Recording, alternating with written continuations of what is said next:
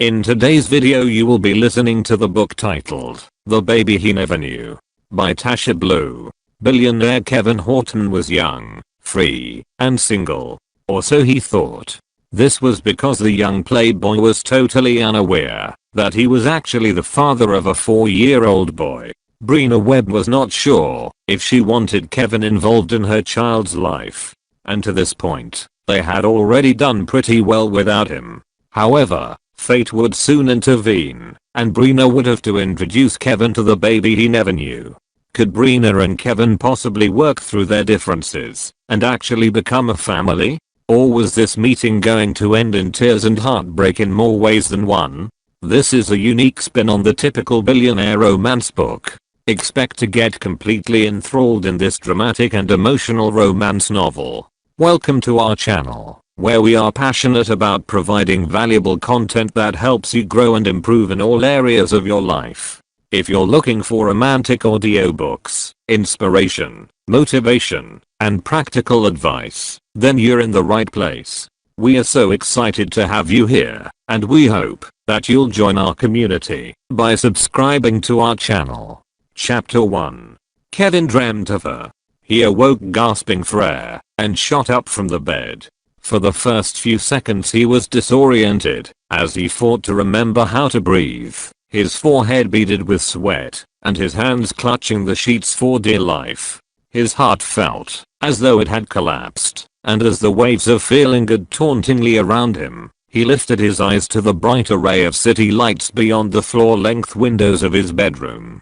The room was dark, and the memories of his nightmare hazy, but underlying it all was the unmistakable throb of ecstasy that coursed through his body. Who was she? What was this? He shut his eyes against the frustration of wanting to drive his fist into anything. He couldn't even make out her face. All he felt was her touch and her breath everywhere, all over his body, all at once. And his heart wanted to burst. But then he would awake and all he could feel was panic. At what? He could not tell. Furious, he jerked the sheets away and strode over to the windows. He was hard, and for the first few seconds he just stared down at his body and listened to his still furiously pounding heart.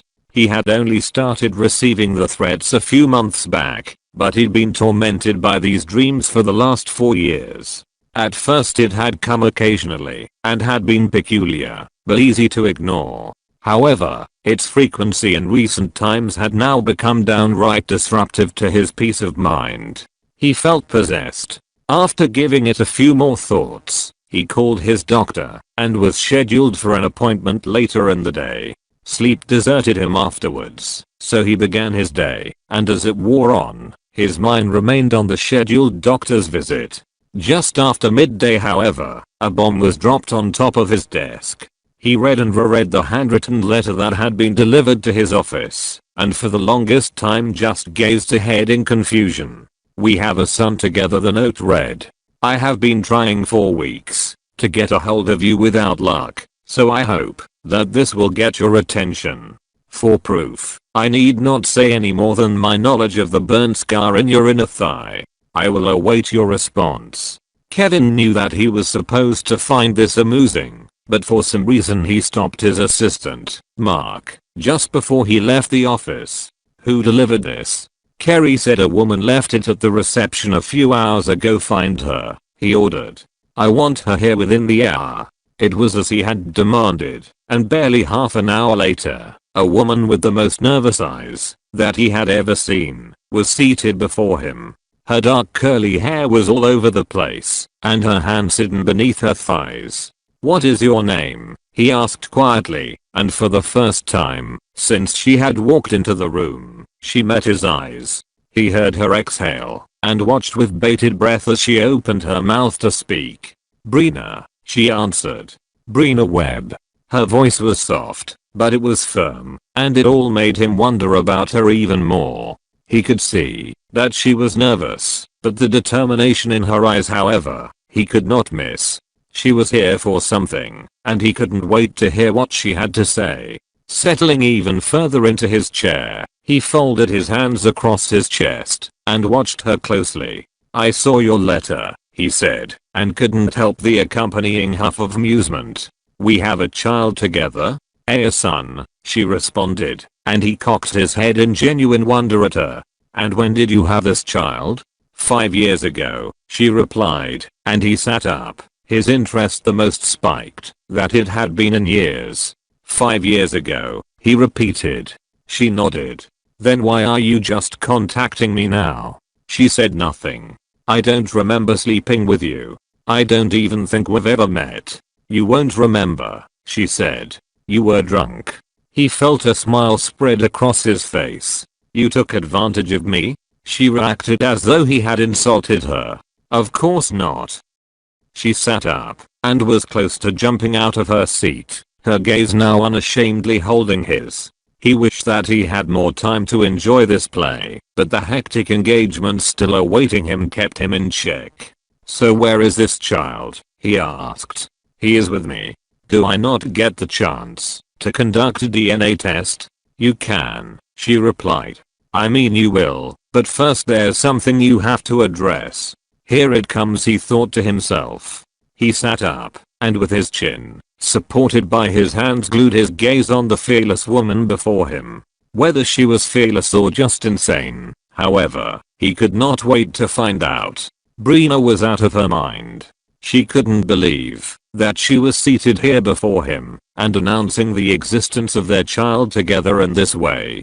The almost immediate response to make her way over to the company's headquarters had shocked her, but then after the bolt had worn off, her heart had threatened to break with sadness. She'd had to make a decision, do what she presently had to save her father, and in exchange, throw away the seed of possibility for the future that she had dared to dream of at the very back of her mind, or ignore the invitation and act as though she had never succumbed to desperation and sought him out. She had chosen the former.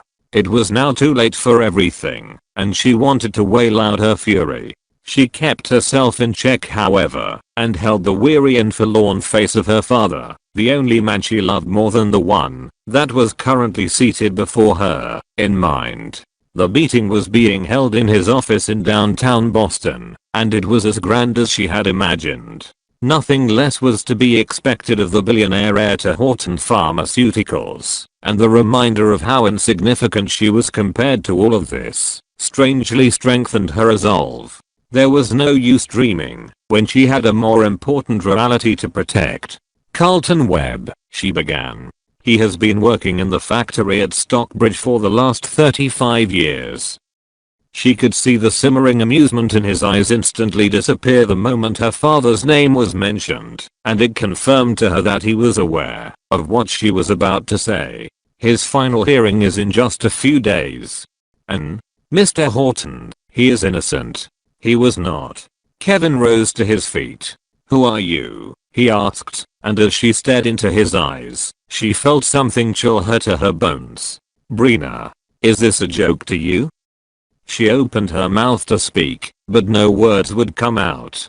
Eventually, she found her voice, and stood up also. "None of this is," she croaked, trying her hardest to hold herself together. She only had one chance at this, and if she failed, her whole world would crumble into nothing, right before her very eyes. "My father has worked for your company almost all of his adult life, and now he is about to go to jail for something he had no hand in. And you came to me?" he asked, his tone filled with incredulity. "No one else would listen," she said. "And you came to me?" He gazed at her with shock in his eyes, and she began to tremble. She couldn't even look away. "Kevin, you need to save him," she said. "He is not responsible for the forged report. He's been there all his life. Why would he do something like that?" "Kevin," he repeated. Brina also could not believe what she was doing. She had come personally to the CEO of one of the biggest companies in the country to ask for her father's salvation. She kept going. "We have tried everything," she said, "but the case is going downhill.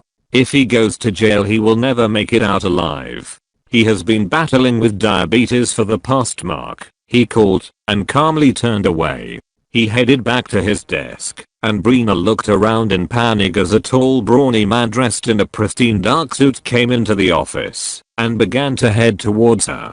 "Mr. Horton, I'll let you meet our son," she blurted out, and the room once again fell into a dead silence. "What son? Are you still trying to be funny? I could throw you in jail this moment." "I'm not joking," she said to him, her voice rising. "I have a son with you, and if you do not help my father to get out of this and clear his name, you will never meet him." He watched her, and the moment she realized that she couldn't read anything on his face, she panicked and started to head towards him. Mr. Hort, however, at the last moment, her arms were caught, and the force made her wince in pain. "Ah," she cried, and lifted her eyes to his as she spoke. "Get her out of here," Kevin ordered. "Yes sir," came the response, and before she could comprehend what was going on, she found herself bundled into the reception area. "I need to speak to him," she insisted as she tried to move past the man before her, her eyes glued on Kevin's door. "I need to." "I'm going to need you to leave this instant," the man said to her, "otherwise the cops will come and get you themselves." "I need to speak to him," she pleaded, her eyes filling with tears. "My dad, he'll die," she yelled. "Kevin. Kevin." She was forced out, and in no time, she found herself standing before the reflective glass high-rise, staring up at the chance that she had just lost to save her father. The tears fell continuously down her face as she tried to breathe. Her legs eventually gave out, and she squatted in place, her face hidden in her hands. A phone call a few minutes later jerked her out of her stupor. "Where are you?" the caller yelled into the receiver, and she instantly recognized the voice. It was the vice principal of her middle school. She immediately stumbled to her feet. "Catherine. Where are you? Lunch is over already." "I'm so sorry," she apologized as she hurried towards the street to hail a cab. "I had to quickly sort out something urgent. Veronica needs your help in her English class. I will be right there." It took her a few minutes to return to her teaching assistant post at the Lakeland Middle School, and on the way, she tried without succeeding to stop the tears that threatened to drown her. The moment she pulled up at the entrance to the gates, however, she wiped away the tears from her cheeks, plastered her smiley face, and began to walk in her usual chirpy manner. But when she began to pass by the playground, however, she felt her heart sink to the bottom of her stomach. Looking up to the sky to stop the tears from falling, she took in deep shaky breaths and tried to force the memory from her heart, but it wouldn't leave. 20 years had passed, but the boy who had found his way into her heart back then had still refused to leave. However, seeing his actions today had hurt her more than she had been prepared for. Asterisk asterisk asterisk. Asterisk asterisk asterisk. She had always been afraid of heights, and on that day 20 years earlier she had joined the kids of the employees of Horton Pharmaceuticals in the designated playground as they'd awaited their parents' new occupation and the opening of its first factory. She'd heard the screams of delight of the other kids and the ease in which they found their way to the ledge and then down the plastic slides with pure unadulterated joy, and she had wanted to be a part of it. A few moments later she had found her way, her entire frame trembling, and her eyes shut as she stood over the slide. "Go on," she heard a shout from behind, and it forced her into even more panic. She recalled that her eyes began to fill with tears, and she started to step back in defeat. However, at the last moment, someone had pushed her, and down she had gone, into impending disaster. She remembered screaming her heart out, expecting to meet with indescribable pain, but then someone had caught her, before she could connect with the ground, and pulled her into his arms. For a few minutes afterwards, all she had done was wail, too terrified to open her eyes, but then when she had calmed down, she had pulled her head away from the jacket she had stained with tears, to meet the quiet grey eyes of a dark-haired boy. For the first few moments, all that passed between them was silence, and then her heart began to pound a bit faster.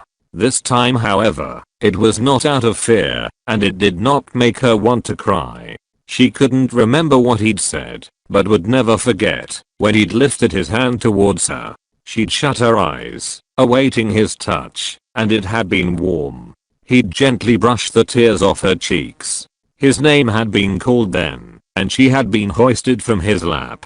"See you around," he'd said, and ran off, and she'd watch him hurry to join a small procession of men in suits.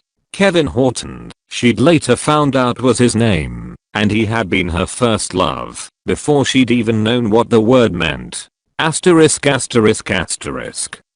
"What do you see?" the doctor asked him. Kevin's eyes were fixated on the golden globe seated atop the shelf behind the man's head, however he could see nothing.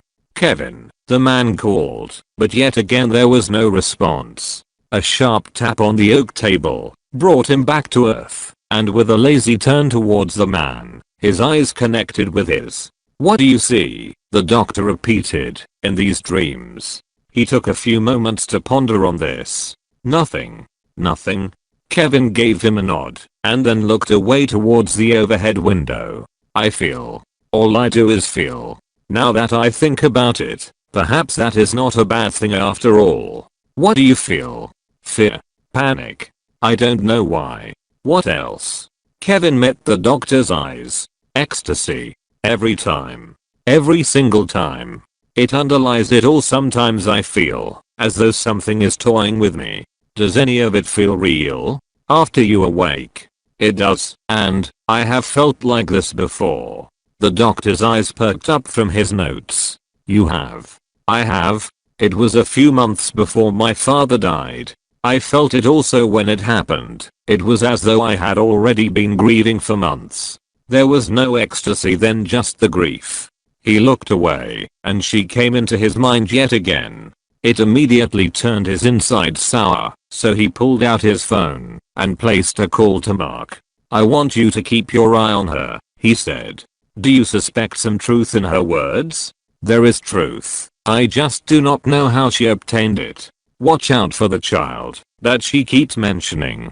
The possibility of any truth to that is impossible, but just keep your eyes open."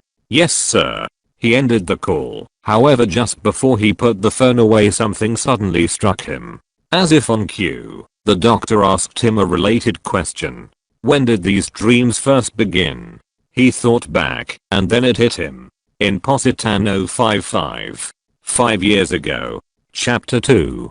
Brina did not want to go home. As she rounded up her work for the day and headed over to the preschool to pick Kevin up, all she could think about was the grossly unstable foundation beneath her feet. Her world felt as though it was fumbling on stilts, and at any moment, everything could come crashing down. She hadn't spoken to her father in 5 years, and it killed her to think that the possibility existed that she might never get to again. She remained buried in her thoughts as she rode home with her friend and neighbor, and the moment she got in, she began to make dinner. A few moments later, a loud banging on the door brought her mind back to the room, and to the smell of burnt food beginning to permeate the air. She had been headed somewhere she could not recall in their apartment, and was gazing at nothing, as her mind had taken over once again. Hurriedly, she turned off the stove, and rushed to the door, a hand over her mouth to keep from choking. "What is going on?" Her friend Joan coughed, the smoke instantly making its way down her throat. Brina left the door, and hurried towards the couch where she picked up her thankfully still napping son, and moved him to their bedroom. Famished, both in mind and spirit, she placed a hand over her chest, and when recollected enough headed back to the kitchen to meet Joan putting the tray of Korean side dishes in the fridge that brought with her. She stood on tiptoe to peek over her friend's shoulder. "Did you bring the anchovies?" "We're out," Joan replied. "The dinner with my mother-in-law last night wiped us out." With a pout, Brina turned away and took in deep breaths to lessen the weight on her heavy heart. "You're so out of it these days," her friend commented, and she couldn't have said it better. "Have you thought of a new plan?" Brina nodded and plopped down on her couch. However, just before she could settle in, her phone began to ring. It was her mother. "Brina, the lawyer just called me," she said. "He says that he has submitted the evidence proving the origin of the lump sums that your father received over the years from Horton Pharmaceuticals. However, he is still concerned because not only does the evidence dent his credibility, but making it disappear is not an impossible feat for Horton." Brina felt her heart sink into the ground. "Then what does he want us to do?" she cried. "All he brings are the problems, and no single solution." "He is doing his best, Bree," her mom replied. "He is just letting us know the facts as they are. It's a good thing he is not sugarcoating anything." The tears fell from her eyes before she could stop them. "Mom, this isn't working. The trial is in a week." The older woman sighed heavily. "All we can do is wait and trust that, Mom," she yelled, unable to hold herself back, and her mother yelled back at her. "Why are you raising your voice? Is your aggravation going to lessen anything?" Brina felt 1,000 times worse at her inability to control her emotions. "I'm sorry," she said. "We'll be fine. Her mom replied, and Brina knew that she was barely holding on, so she kept on talking for the both of them. "Kevin learned to count up to 100 today," she said. "He kept reciting the numbers on his way home. He is so smart." She could feel the smile in her mother's voice as she responded. "He is. I cannot believe that it's been almost 2 months now since I have last seen him. I don't even know how big he has grown. He is still very skinny, Ma," she said. "It bothers me sometimes. Do you want me to come over?" Brina hesitated. She knew that it would do her mother good to have a few hours away from the thought of her imprisoned husband, but something made her hesitate, and she wasn't sure what. "Your father has never even seen him," her mother said, her sighs heavy as Bree's heart. Joan peeked her head through the kitchen window. "I'm leaving," she announced, and Bree dropped her head to hide the tears that had filled her eyes. She nodded and waved her friend away, but Joan came over and sat by her side. A short while later she was done with her mother and had tamed her hair into a ponytail. "You're crying again," Joan said. Brina turned her face away and began to ponder on the next step that she should take. Eventually she spoke. "I'm going to go to the press." Joan froze. Brina rose to her feet. "I'm going to tell them everything." "Tell them what?" "That your father's present predicament was caused by his insistence on exposing Tidoxin's harmfulness." "You don't have any evidence." "I don't need evidence right now. I just need the attention. I need it to be delayed, and from there, until I can begin to search for the evidence that I will need." "You're dealing with Horton," she reminded her. "My father's life is at stake. It doesn't matter who I'm dealing with." Joan looked towards the bedroom at her sleeping child. "What about his father?" she asked. "You once told me that he was powerful." "I was joking." "No, you weren't," Joan said. "Who are you trying to fool? Have you sought him out? This is your father's life. Pride doesn't matter." "I have," she responded, and her friend was stunned. "Does he then know about you?" "And I mentioned that he had a son, but I don't think he believed me." "It doesn't matter anyway. He was a big disappointment." Silence. "I have to go home. Lily needs to be fed. Do you want me to come back when everyone's in bed?" "No need," Brina said, a smile on her face at her friend's care. "I need to rest before I collapse." "Come get dinner around 7 p.m., Joan said. "Soon I'll convince my husband to increase your rent for all the choking you subject us to at your burnt meals." "You wouldn't dare," she responded and clung onto her friend's arm like a younger sister as she escorted her to the door. Asterisk asterisk asterisk. She finished at the middle school and then headed over to a preschool a few blocks down to pick up a little boy. Then she met a woman in a coffee shop. She seems to be the owner and rode with her back to the apartment complex downtown. They haven't come out since then. Kevin responded as his assistant drove through the grand black gate of their compound.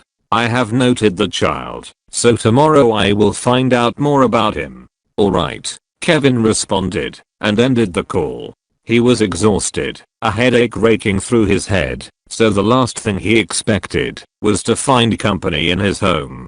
All the ruckus was coming from the kitchen, so he didn't have to guess to know whom had forced their way in. However, when he also met the girl sitting by the counter, he was taken aback. Mom said to let her in, his brother Matthew explained, and the girl shot him a sour look. Matthew gave his sweet boyish smile as he clinked his wine glass against hers, and gave her a wink that immediately wiped away her offense.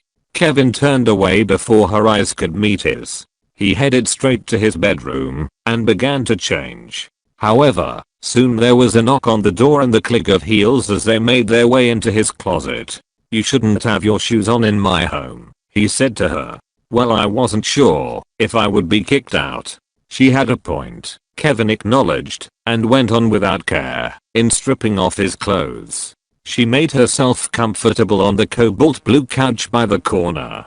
"Wow," he heard her say. "I've wished 1,000 times that you were ugly. Then I'd be able to find at least one reason to stay away." He didn't respond as he put on a pair of sweatpants and a thick white cashmere sweater. So unaware was he of her presence that he didn't even hear her move until he felt her hands encircle his waist. Her touch was feather light and deliberate, and suddenly it catapulted him to his late night haunts. "Her touch is always feather light," he recalled his narration to his doctor. "You've been alone for quite a while," Tamara said to him. "I don't even understand how that is possible."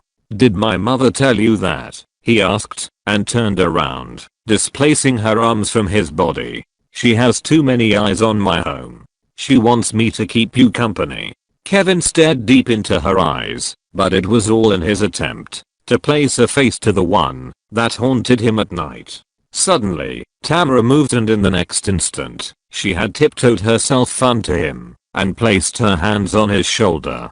Without asking for permission, she tilted her head to give him a deep kiss, and the suddenness of the assault took him aback. He felt a slight pang of desire, but then, and just as it always was, it was gone as quickly as it had struck. She deepened the kiss, and he grew even more bored, until he was forced to pull her away from him. However, she held on. "You're not immune to me," she said, as though trying to convince herself of the fact. "I can feel you." If only was all he could think. "That's not for you," he said, and made his way out of the closet. Matthew had dinner at the counter ready by the time he arrived, so he took a seat and gazed suspiciously at the plate of pasta, infused with what looked like octopus tentacles and breadcrumbs. "The sow went home early?" he asked, referring to his housekeeper. "Of course not. I begged her to stay so she could handle the dishes after I was done. You know how much I detest that chore. Lazy fuck."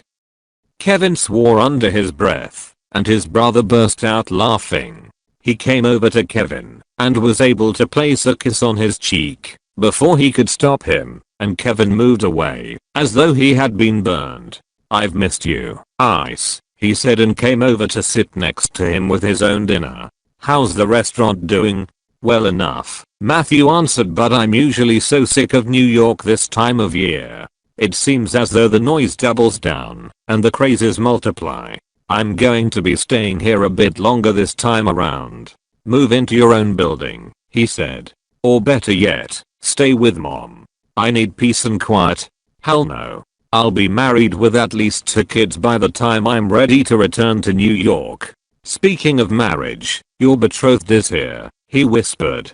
"I left some food for you," he said to her, but she refused it. "Nah, I'm already done with my meals for the day." She turned to Kevin. "Do you want me to keep you company?" Kevin could hear the bitterness in her tone. "No," he responded. "I have a headache. But let's have lunch late this week. Contact Mark to set up a time." He heard the amusement in her tone. "Would be nice if you for once made the arrangements personally, wouldn't it?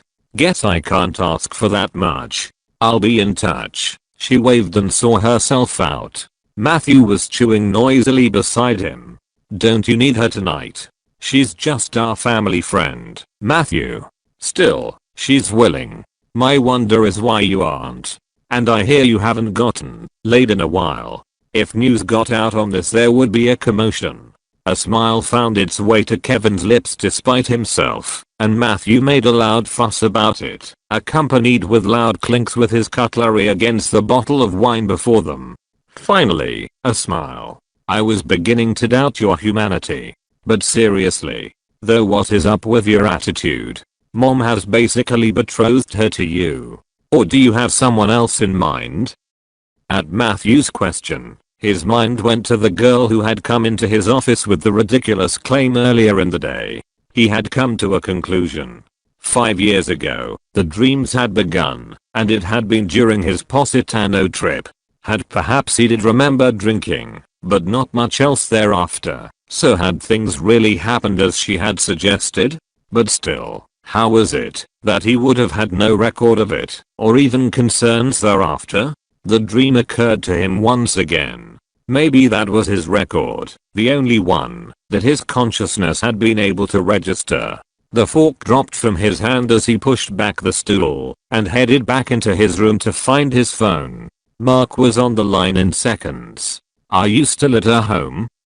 Kevin asked. "I am," he responded. "I was waiting outside, but now I'm contemplating whether I should take a peek inside. She has just left the apartment now, after handing the boy over to her neighbor." "Follow her," he ordered. "We can always check her home some other time." A few minutes later, Kevin was seated in his home office and going through the new drug launch plans when his phone rang again. "She's at a restaurant called Thursday, and she seems to be meeting some man. I cannot make out his face." All of Kevin's attention was grabbed in that moment. "Is it a date?" he asked, something uncomfortable churning in his stomach. "I can't tell. Let me watch it and get back to why. Wait a moment."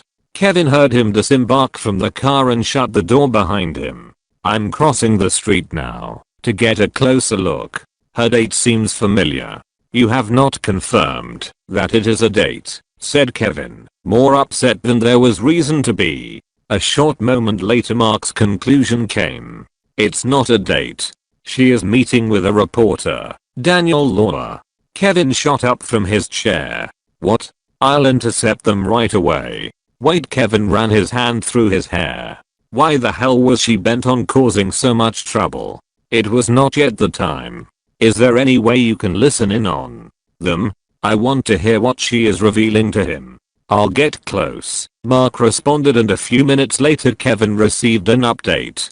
"Their voices are quite low, so while I passed by I caused a small accident. She was in the restroom. Now there's bug attached underneath their table. HM." Kevin responded. "They are speaking about her father's embezzlement case. There is no new information." She's lowered her voice. He's leaning towards her.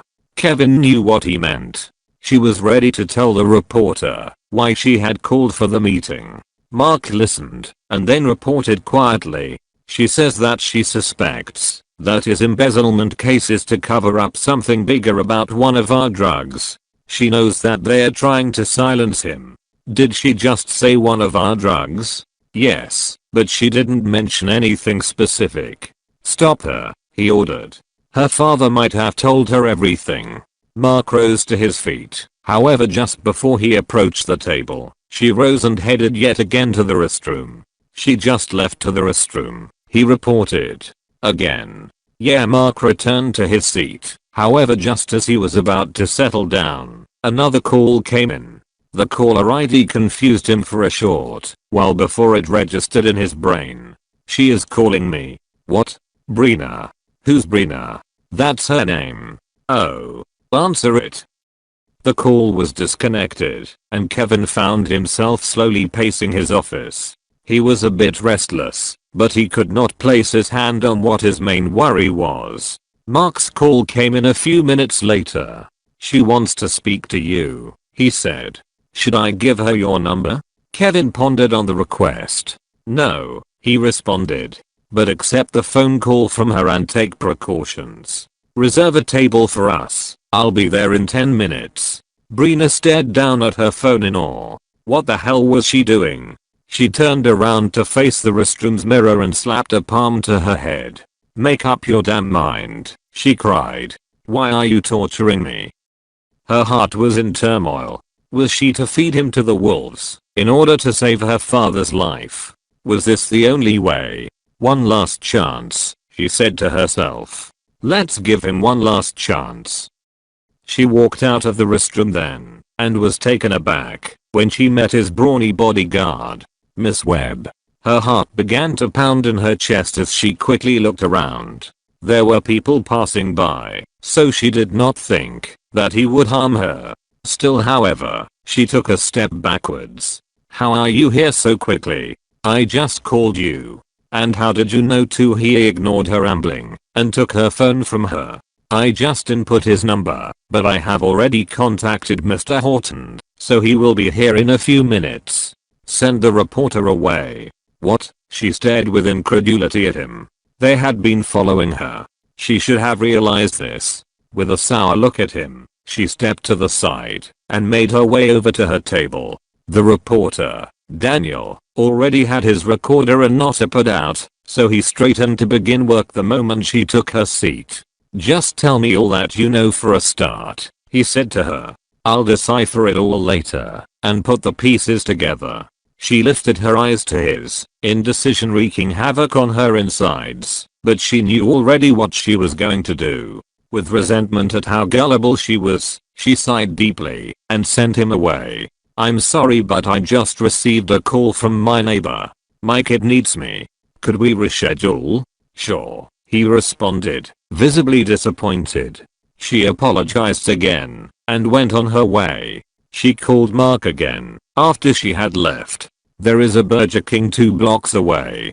Tell your boss to meet me there instead. The message was passed, so she found her way to the fast food joint and settled in. At every swing of the entrance doors her heart did a painful dance, until eventually, she thought that she might pass out. She had a kid with him, but she could count on one hand the number of times that they had actually met. She couldn't understand what kind of life that she had chosen. True to his schedule, he arrived a few minutes later, and his assistant led him to their seat. His regality almost made her rise in greeting, but she sat herself down and allowed her anger to ride the waves. He was out of his formal ensemble, but looked no less problematic for her mind and senses. He had on a white sweater that looked like it could pay her rent for the year. Dark slacks and hair brushed away from his face. A light stubble also covered the lower part of his usually clean-shaven face. His eyes were an enthralling grey, and his scent reminded her of rumpled sheets and bizarre dreams. She cleared her throat as he took his seat opposite her, and got straight to the point. I do not want to bring harm to Horton Pharmaceuticals, but its safety can never be at the risk of my father's life. Is that why you have set out to fabricate whatever story you were about to feed that reporter? She frowned at his ever so cocky demeanor. How did he always seem to be in such control, while the rest of the world was barely managing to make it through? Fabricate stories? How can you remain so bullheaded until now? My father tried to expose Ty Darkson's deadly effects and to silence him. You want to throw a man who has worked his whole life for your company into jail? Is that your conclusion? At his statement, she then realized that he was going to be cautious about every word that left his mouth. It is my understanding that Ty Darkson has been responsible for countless deaths, and yet there is little awareness about this. Thousands of people are being hit with its side effects, and yet it still remains on the market. What the hell are you doing? A crease appeared between his brows as he folded his arms and leaned into the chair, and it unconsciously registered in her brain that she had his attention. What proof do you have for any of these claims? It doesn't matter whether I have the proof or not. What are you doing? How could you let this happen? Are you scolding me? Yes, I am. Do you know how disappointing all of this is, especially under your watch? He was taken aback, and she could see that, but she could not hold herself back. He was better than this, a greedy good-for-nothing executive that had no conscience or value for lives. She couldn't accept that the man she had loved and rooted for so long, and the father of her child, had become like this. I don't want to damage your reputation or that of your father's company, but my father was there from the beginning, and for you to blatantly dismiss that at this moment and throw him like garbage at the end of his life, it's unforgivable." The tears fell from her eyes as she suddenly couldn't breathe, but she didn't turn her face away. "Kevin, fix this," she said, her forefinger tapping the table in conjunction with her words. "Otherwise I'll come after you. I swear to God." She could see that she had surprised him, but she didn't care. She could barely contain her frustration. So, she rose to her feet, and he did too. "The child?" he asked. "There is no child," she yelled. "What is his existence or lack thereof to you? Fix this. I'll give you 2 more days or else I'm going to the press myself." She snatched her bag off the chair and stomped out of the restaurant. Asterisk asterisk asterisk. Kevin didn't even realize that he was standing until Mark took the seat that the woman had just vacated. What had just happened? He wondered as he took his seat. "She's a feisty one," Mark stated quietly, and Kevin turned a still startled gaze to him. "Pictures?" he asked as he shook his head to clear it, and Mark slid an envelope towards him. "She acts like she knows you." Was his response as he pulled the pictures out to see her hand in hand with a little boy, about 4 years in age. "It's not clear," he said. "I couldn't get closer than that, but I will return tomorrow." He stared at the picture a bit harder and felt a tightening in his heart. "He has dark hair," he muttered, and luckily for him, Mark brought him to his senses. "So does she." Silence. Time passed as he continued to stare at the picture, his thoughts swirling about until Mark brought his attention back. "So where do we go from here?" Tonight was a close call. Kevin replaced the pictures in the envelope and pushed it away from him. "I want to confirm the non-existence of the child, and then I want this shut down," he said, and rose to his feet, "before it gets out of hand. I'm already on it." Chapter 3. For the next 2 days that followed, Brina threw herself into her job. It was truly in times like this that she appreciated her choice to work with children. For one, it exhausted her and allowed her little time to think about much else, and secondly, there was more than enough for her to occupy herself with. She had just sent the kids off for recess when her class's teacher came up to her, thoroughly amused. "I cannot believe you let Ryan wrestle you to the floor. He's never going to take off that superhero cape now." "I know, right?" she laughed. "He is convinced now that his strength is superhuman. Hopefully, he doesn't try anything funny with his parents today, or I'll be in deep shit tomorrow. One of the few times that doesn't sound dreadful. Good work." Brina smiled brightly at her and then turned around to begin rearranging the paint that had been used by the children. She had worn an apron to protect her clothes, but she could spot numerous paint blotches everywhere. She forced a smile at it, but instead found tears filling her eyes. "Argh," she groaned and wiped at the tears. Her fingers came away with paint and she collapsed from her squat and onto the floor. A laugh escaped from her lips as she guided her back onto the floor to gaze up at the ceiling, bright with origami. She let out a deep breath and thought of Kevin. She was yet to hear back from Horton, and today was the end of her 2-day time lapse. She was worried and had exhausted herself from praying that he would come through. She did not want to have to choose between her child's father and her own, and the disaster that was sure to unfold if he did nothing was more than she could fathom. "Brina? Brina." She heard her name then and instantly sat up, a huge smile on her face. "I'm here," she bellowed, just as the door swung open and her vice principal walked through. "Hey Catherine," she greeted cheerfully, however the confusion and fear in her eyes startled Brina. What is?" Catherine stepped aside, and behind her were 2 cops. "They're here for you." "Why?" They instantly came into the classroom. One of them went behind her, and before she knew it her hand was locked in a grip, while the other held up a warrant before her. Brina Webb, you're under arrest on charges of blackmail and extortion. What? Her and Catherine both exclaimed at the same time. How is that possible? Who could she possibly be blackmailing? Catherine asked. It didn't take long for Brina to put two and two together, and when she did, an anger that she almost couldn't contain surged through her. Don't take me through the playground, she said to the cop. I beg of you. They shared a look at her earnest plea and the cop behind her unshackled the handcuffs from around her wrist. He read her Miranda rights to her, and in no time, she was being escorted out of the premises and towards a waiting police car. Brina dropped her paint-stained hair and tightened her hands by her side to keep them from trembling into numbness. Once she was at the back seat, however, the cop replaced the handcuffs around her wrist and she stared with incomprehension at the shiny steel. Kevin, she thought to herself. You will regret this.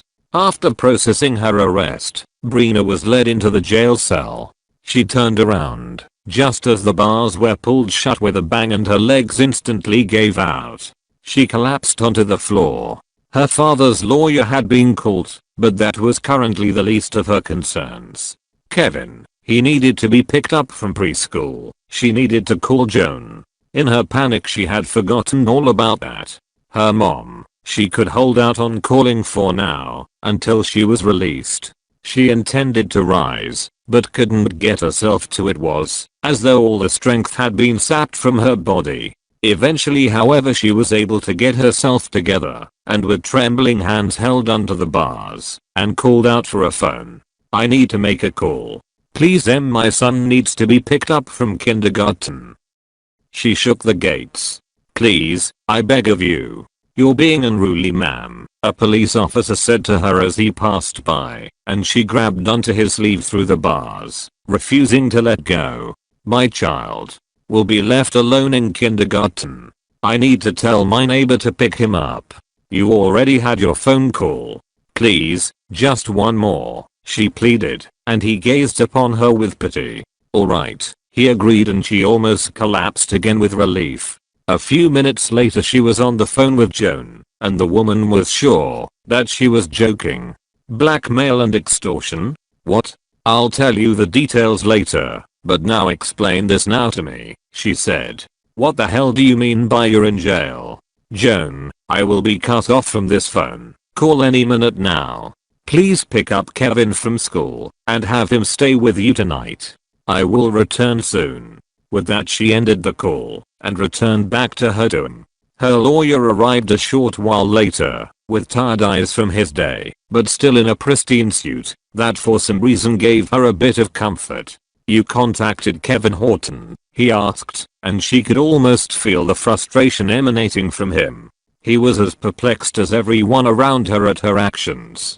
Why would you do that? She sighed, holding on to the bars of the cell for dear life. I needed him to drop the charges against, and why the hell would he do that? The lawyer snapped in a frenzied voice. Do you know how much more complicated your arrest has made everything? I didn't think that he would. Why? He tried but failed to control his temper. I cannot understand why you would think that. I'm told you threatened him on the grounds of your father's release, and that you would otherwise reveal damning evidence against Ty Darkson. I didn't threaten him. The lawyer didn't even hear her. And there are some claims also of an illegitimate child whom you were demanding financial support on behalf of. I did not. What? Financial support? What? The lawyer took a step back to allow her to process what he had just said, but Brina could not believe her ears. Eventually a higher worry overshadowed her current predicament. What of my father? She asked. How will this affect him? He sighed heavily. This is Horton we are dealing with, thus, it can be used every which way. Conspiracy, extortion, questionable testimony, it goes on. Please keep this away from him, she pleaded. As you wish. Also, when can you get me out of here? I need to return to my son. Her voice broke on the thought of her son, so she dropped her head and fought to regain her calm. The prosecutor will interrogate you soon. It was great that you refused to speak to them without my presence. We will just have to get through this. Do not be worried. She could hear his words, but in her heart, she could feel the doubt that he was too polite to express. It felt as though her world was truly standing on stilts with the possibility of falling completely apart much sooner than she could fathom, and it terrified her shitless. As I have said, all I do is feel. There is never a face to her, Kevin stated, and watched as Dr. Mark jotted down. Are the dreams all the same? Not necessarily. What do you mean? They probably are, but I don't know. I don't remember seeing much, or maybe I'm always too to take note of anything else. That is one of the reasons why they are so problematic. It feels so real, he snorted, and bit his lip at the memory. It's beyond that. I woke up trembling this morning. I couldn't even find the will to open my eyes, much less get out of bed. Her skin is warm, but the way she touches me, it makes me cold. Cold? He was as surprised as the doctor at this revelation. Yeah. Today her touch was cold, but it was perfect at the same time. I sounded sane. He sat up. What are your theories? I need more details. What do you want to know? The doctor removed his glasses and settled into his seat. Okay, how do the dreams start? I can't remember that. Then what do you remember? She's kissing me and it is so sweet. He cleared his throat.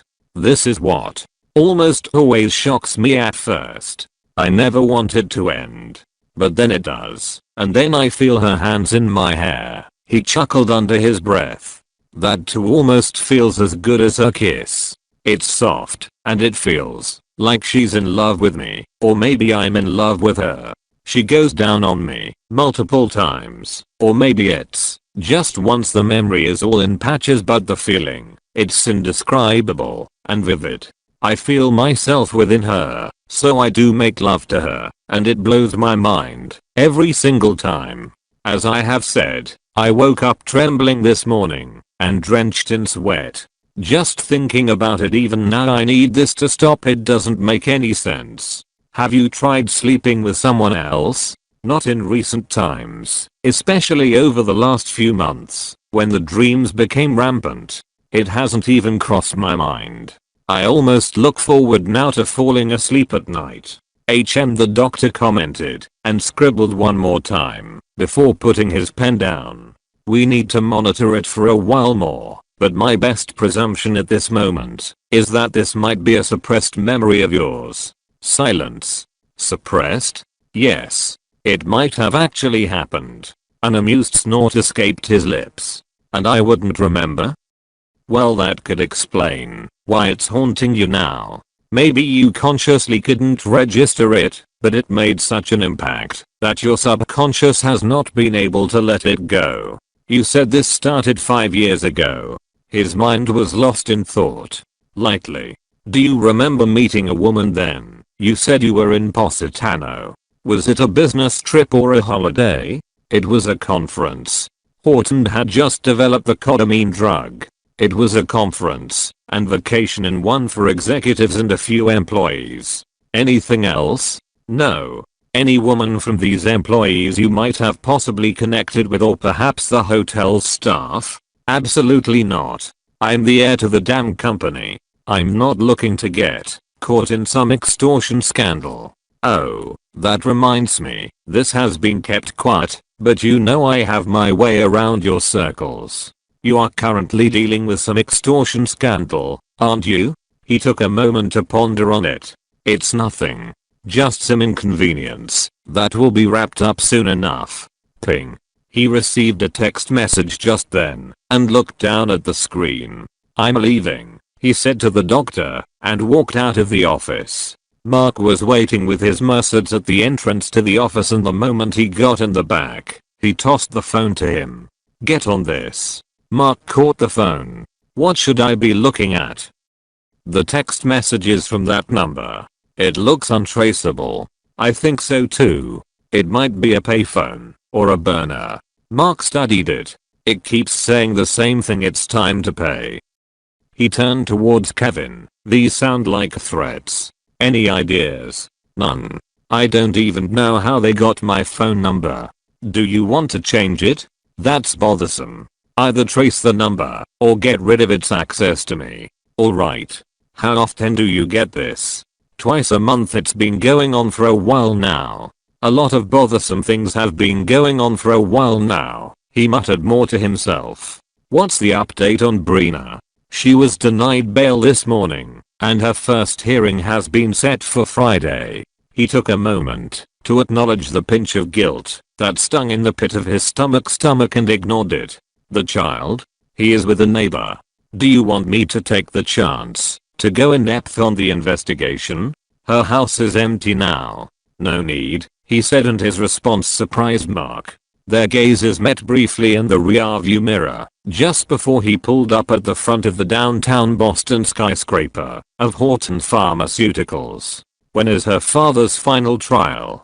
The day before. HM, was all that he said as he pushed the door open and strode out of the car. Chapter 4. Defendant Brina Merriweather approached the CEO of Horton Pharmaceuticals on the 30th of September, first with the claim that they had a child together, and used that as a leeway in gaining a meeting.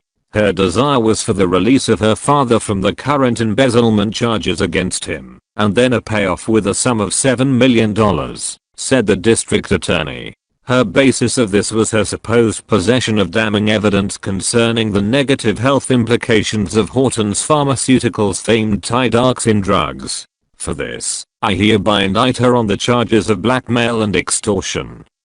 Brina panned her eyes around the courtroom and couldn't believe where she was. More incomprehensible were the charges that had just been read against her. When had she ever blackmailed him for $7 million? She had never been so distraught in her entire life, and for the first time since the entire debacle, she truly began to consider the fact that she might lose and be thrown in jail.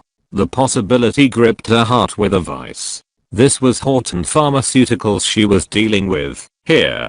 They were one of the few who got to decide what happened in the world and the fate of whomever they willed. She looked towards her lawyer and hoped to God that he would be able to shine the light on the truth before they succeeded in ruining her life. Attorney Murphy, the judge asked, do you agree to the charge made by the prosecutor? Her attorney rose to his feet and refuted their stance. No, I do not, Your Honor.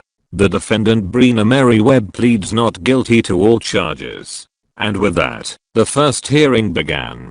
Witnesses were brought in that she had never even laid eyes on before. Members of the company stating that she had been sighted on that day, and then his bodyguard, Mark, came and gave the details as the charge read of her demand, to which he was present for. Then the restaurant staff confirmed their later meeting. She didn't even have the mouth to argue. She just looked on as though she were not the subject of the entire story, and through it all, Kevin was nowhere to be found. Her attorney countered their testimonies with the claim that she had indeed been present at these meetings with Kevin Horton, but then neither of them could prove the true contents of what had transpired between them. Kevin Horton's assistant, Mark, was also not a credible witness, as his loyalty laid with his employer. She was called to the stand after Kevin Horton's unavoidable absence was explained away and allowed to narrate her own side of the story.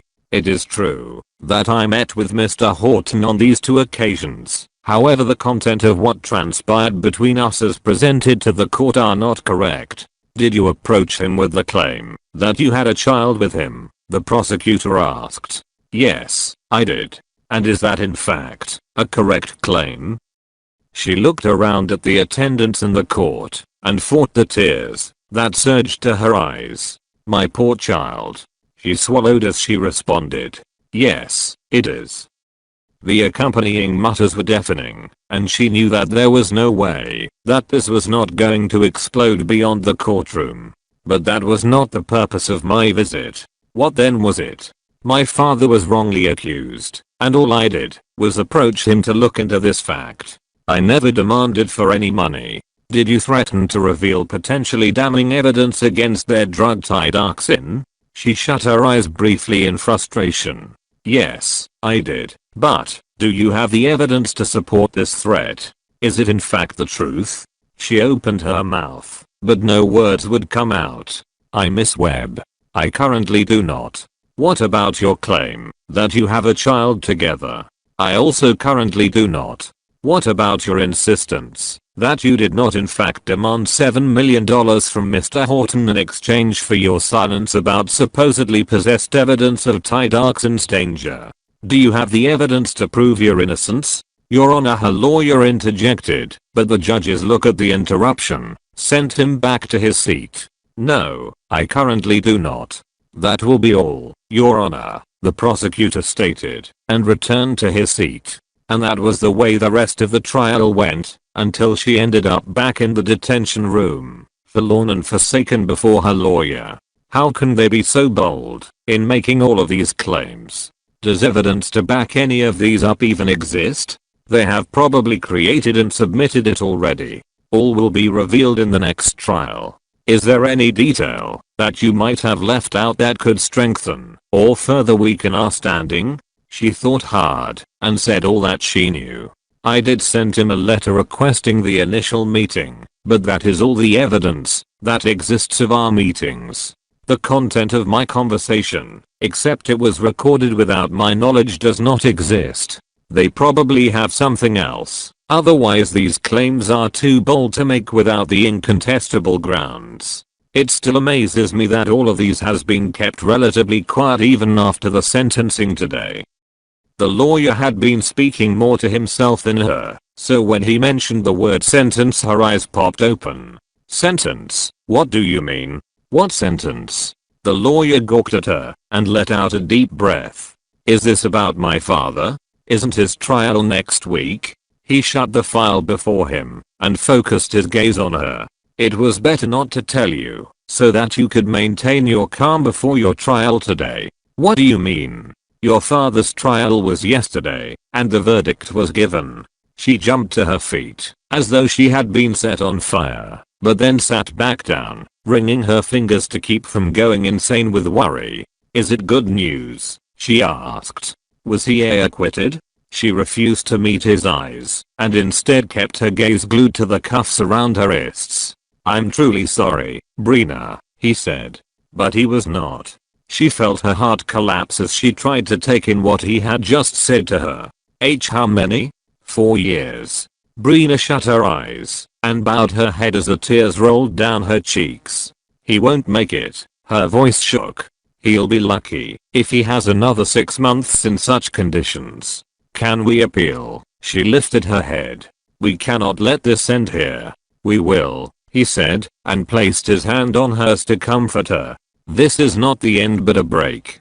We will gather concrete evidence and appeal his sentencing. Kevin, she cried deep in her heart. Why didn't Kevin Horton show up in court today? She asked. Who knows? He won't have much to lose anyway. He probably has deep ties with the judges.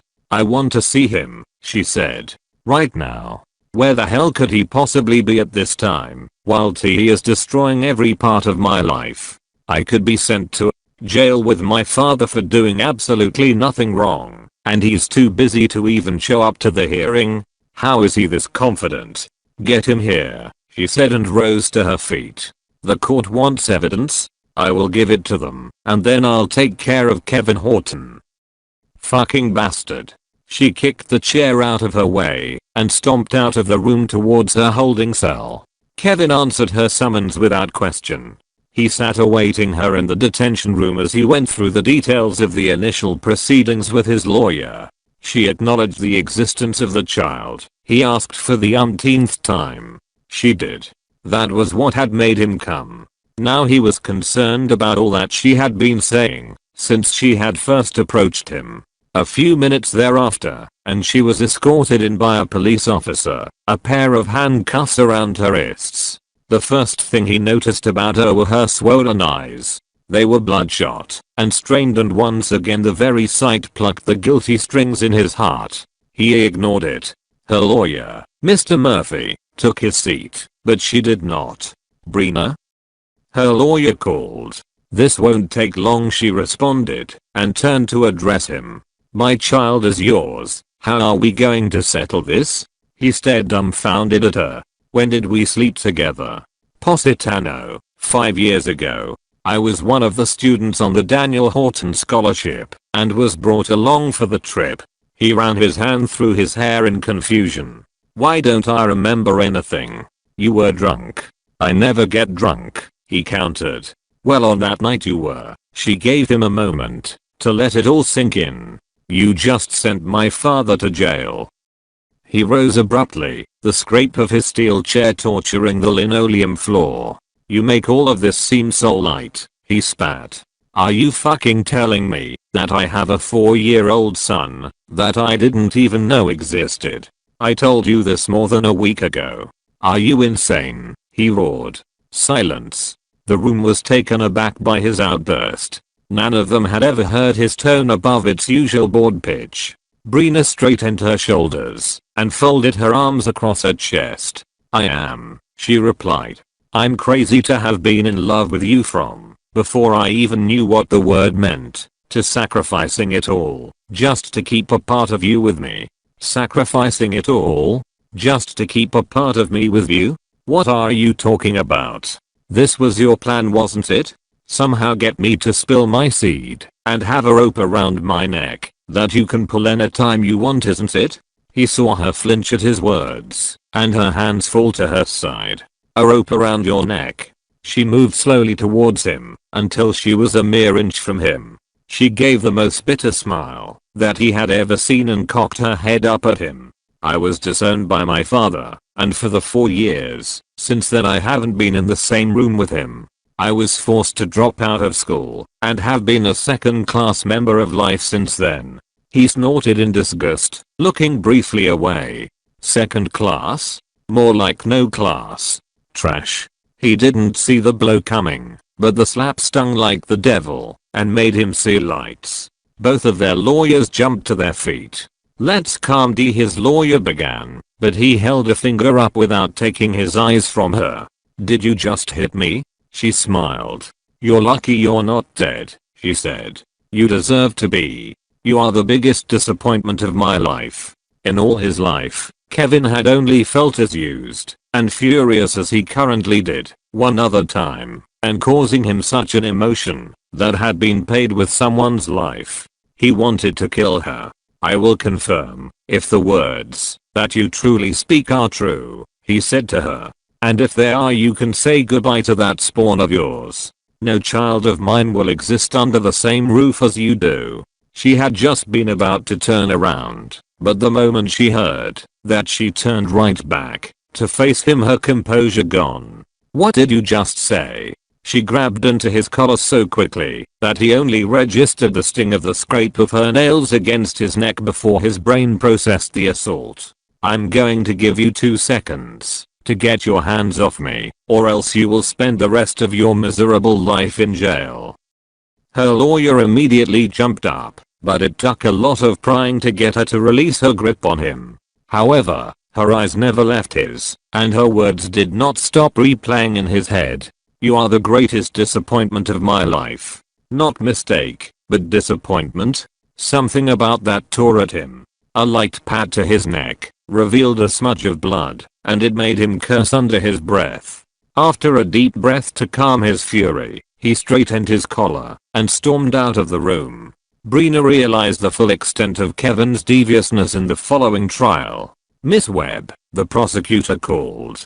I have been asking you a question that you have still been unable to answer. Under what pretext was the hope nursed that Mr. Horton would listen to your pleas to somehow "save your father" as you requested? Did you truly convince yourself that your claim made on the existence of the supposed child would be enough to set things in motion? I did, she responded quietly, her eyes set on Kevin Horton. Why? Because I had faith in him, she said, and that was the first time since they had begun the proceeding that his cold gaze turned to hers. You had faith that he would be able to save your father? She returned her gaze to the prosecutor. No, I had faith that he would do the right thing the moment he heard the truth. But what is this truth, Miss Webb? You attended the meeting without any evidence. That was my mistake, she replied. But never again. Perplexed, the prosecutor turned around and clicked at the projected screen before the courtroom. The first piece of evidence against Miss Webb is this note that she sent up to Mr. Horton's office demanding a meeting. "We have a son together. I hope that this will get your attention. I will await your response." Your Honor, the note doesn't prove anything other than her claim that they have a child together. Her lawyer objected. "Perhaps," the prosecutor replied. "But what about the next piece of evidence?" He clicked on the button once more, and it revealed the text message in a phone. "Since you have refused to respond to me, I will now put all of my cards on the table. I demand $7 million from you, or else I will go to the press with all I know of the faults of Ty Darkson." Bree's eyes popped open at the screen as the stirrings in the formerly quiet court rose. "That is my first time seeing that," she said to the prosecutor. "Are you saying that you are not the one who sent this text?" "I'm not," she said. "But this above is your phone number, is it not?" he asked. Silence. "Is this your phone number, Miss Webb?" he repeated. "It is." He turned back to the screen. "If you also look closely, you will see that this was sent just before their second meeting, and out of curiosity and irritation at her disturbance, Mr. Horton obliged her and attended the meeting. There are recordings of their phone calls proving this available. I never sent that text message." Bree gritted her teeth painfully. "It is not on my phone." "Well, deleting a text message is not that difficult. It is not on yours, but it is on his. Or do you want to put forward the claim that at some moment in time your phone was away from you, leaving the avenue for the text to have been sent without your knowledge?" She couldn't think of any. She opened her mouth to speak, but no words would come out. "I thought so as well. Well, Your Honor, I advise that Miss Brina Webb be sentenced to 3 years in prison." "That will be all, Your Honor," he concluded, and returned to his seat. Brina turned towards Kevin to see that his eyes were impatiently on his watch, as though he had more important places to be. She shut her eyes from the heart-wrenching scene and turned away. "Your Honor," her lawyer stood for his concluding statement. "There was no reason for my client to blackmail and extort," said some from Mr. Horton, "under false grounds. If she needed to obtain financial support from him, all she needed to do was to file a claim for parental support."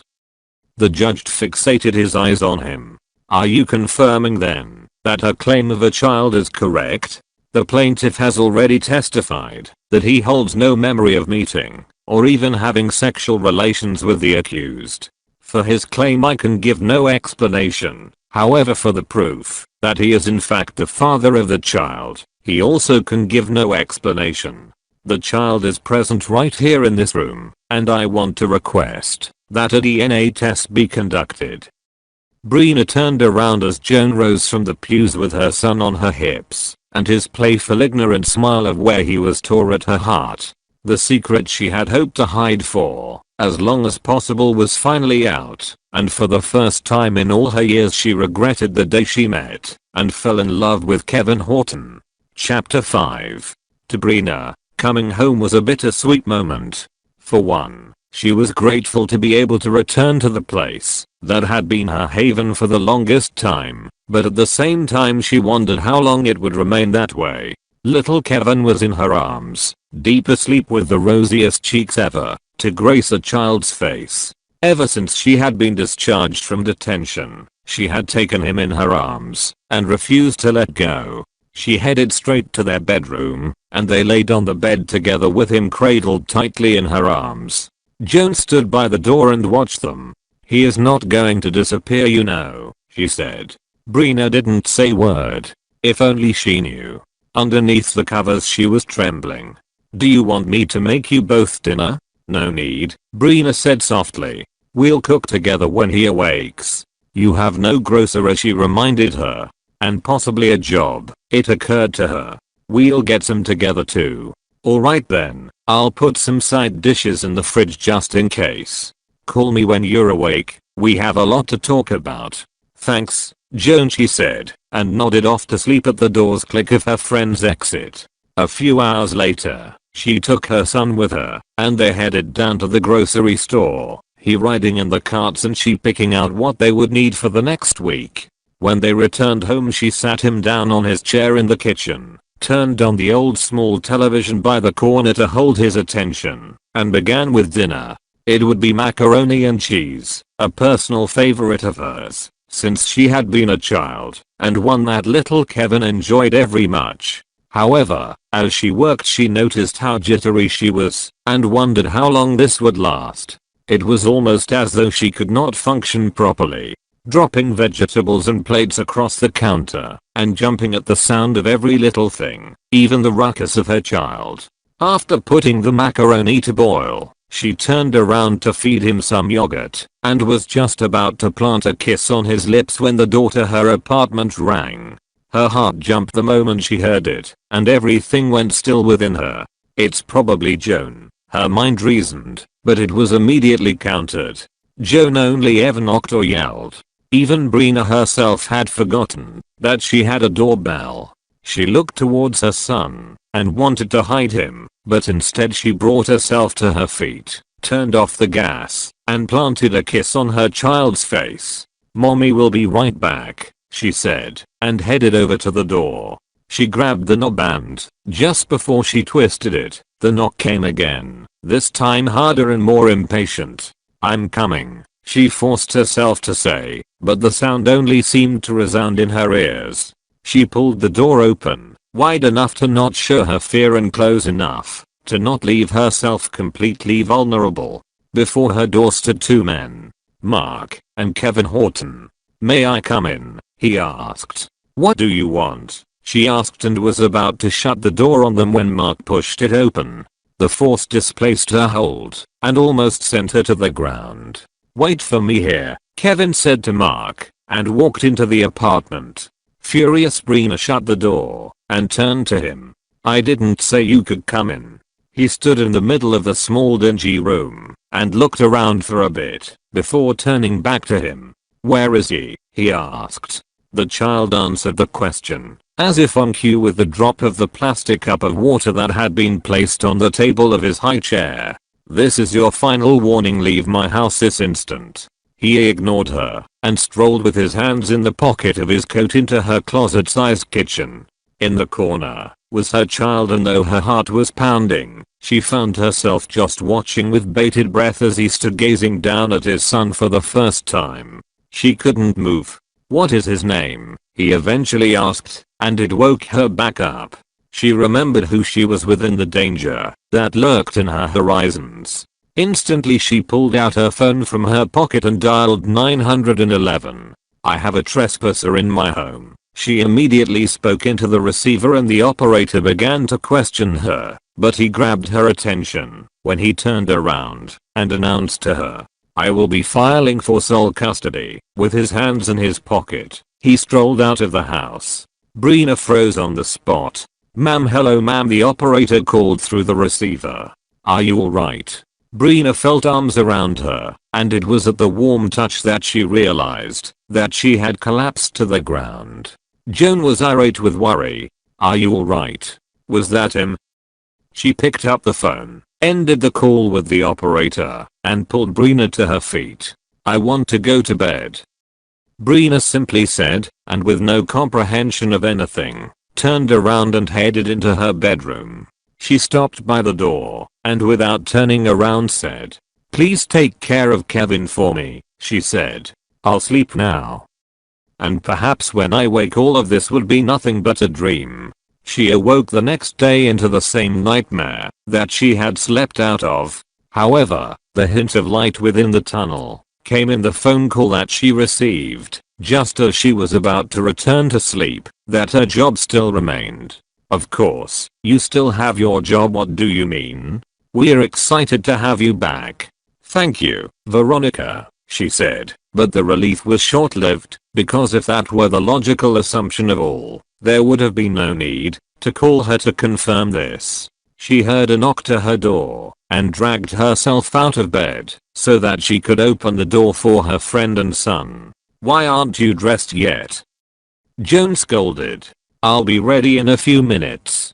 I need to go back to help the kids. I'll be ready to leave in 20 minutes. She said as she pulled herself away from little Kevin's kiss and rushed into the bathroom. It was silent for a few minutes before she heard the question. Are you thinking of bringing your mom here with you? Brina rinsed her mouth as she stared into the mirror at her sunken eyes. I would like to, she said.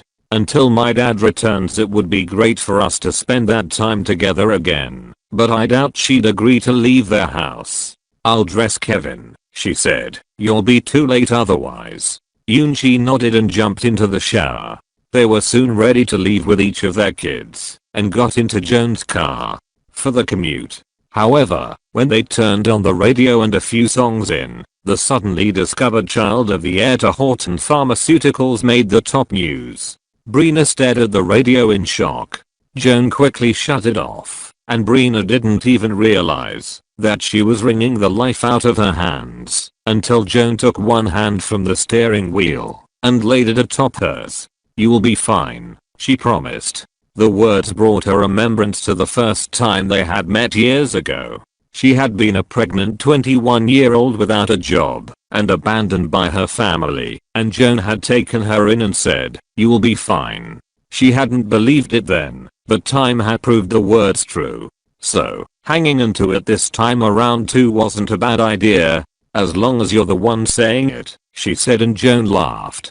They arrived at the kids' preschool and met a barrage of reporters and cameras waiting outside of the gates. Brina began to shake her head in despair, wishing it all away. Joan, however, was offended. How dare they do this in front of a preschool, she yelled, unbuckling her seatbelt. Why is the school accommodating this? It's free publicity, Brina answered and was about to get out when Joan stopped her. I'll go in with Kevin. You might get ambushed if you come along. She glanced at her sleeping son with worry, but her friend reassured her. Don't worry, they do not know what he looks like. In the eyes of all, I should just be taking my 2 children to school. Thanks, Joan, Brina said and got out of the car to find a taxi. In no time she was at her own middle school and met a scene there double the size. She did not want to get out, however a back door to sneak in through did not exist. She called her vice principal. Just brave it and come in, she said. They will be gone from here the moment you do. Just keep your head low, and I'll guide you. And that was what she did, and never had she been shoved as much, or had to keep her head as bent in her entire life. The questions and barks roared, but she could hear none of it. Eventually she was in the safety of the teacher's room, and surrounded by people she had only ever exchanged a few words with. Are you alright? Damn, it must be tough out there. You got a good one though, she smiled where she could, and then quickly sauntered off to the normalcy of her classroom. Kevin Horton waited in the car as he sent Mark along, until he realized that he would have to do this himself. So he stepped out of the back seat, and for the first time since he was a student himself, walked into a preschool. The kids were out in the playground, running around in high pitches, while the parents were beginning to arrive slowly. Mark was already in talks with one of the teachers, so he headed over to him and took over. Finally realized that he did not know his name. He shares your name, Mark replied and turned around to search for him. The teacher addressed him. It is a pleasure to meet you, Mr. Horton, she greeted with a bright smile, and he nodded in response. Can I pick him up? Is his mother aware? She is not, but I'll give her a call. Alright then, she said, and a few moments later his son was walking hand in hand with Mark and towards him. They stopped before each other, and for a moment it was as though they were both sizing themselves up. His son stared him in the eye, and so did he. It almost made him smile. But at the corner of his mind was the nudging and incomprehension that this was his actual child. Up until a few days earlier he hadn't even known that the boy existed. Who are you? He asked, and Kevin slipped his hands into his pocket. You can call me Kevin, he said. My name is Kevin, the little man said. And so is mine. Where's my mom? He looked towards Mark. I'll be picking you up today. We will see her soon. The boy's smile at the promise almost blinded him. and for a moment he felt a pang of jealousy in a corner of his heart. She had kept this from him for years, without ever having given him the option of even accepting or rejecting the child. Her selfishness bothered him to no end. "Let's go," he said and took the boy's second hand. Brina had a lot to answer to, starting with the fact that she somehow had not taught this boy not to ever leave with strangers. They went to his office at first, because he had a meeting, and when placed in the corner with the toys already pre-arranged for him, Kevin found him easy to ignore. He was a quiet child and, just like he had been, knew how to keep himself busy. Mark came in from time to time to join him at play, but when Kevin looked up a while later to find the boy staring directly and quietly at him, he felt guilty once again. This feeling had haunted him quite a lot already in the space of a few hours and he did not like it. However, he put away his files, rose from his chair and headed over to his son. He sat on the adjacent couch at first, but when he saw that the boy had to raise his neck too high, he moved to the floor and sat down with him.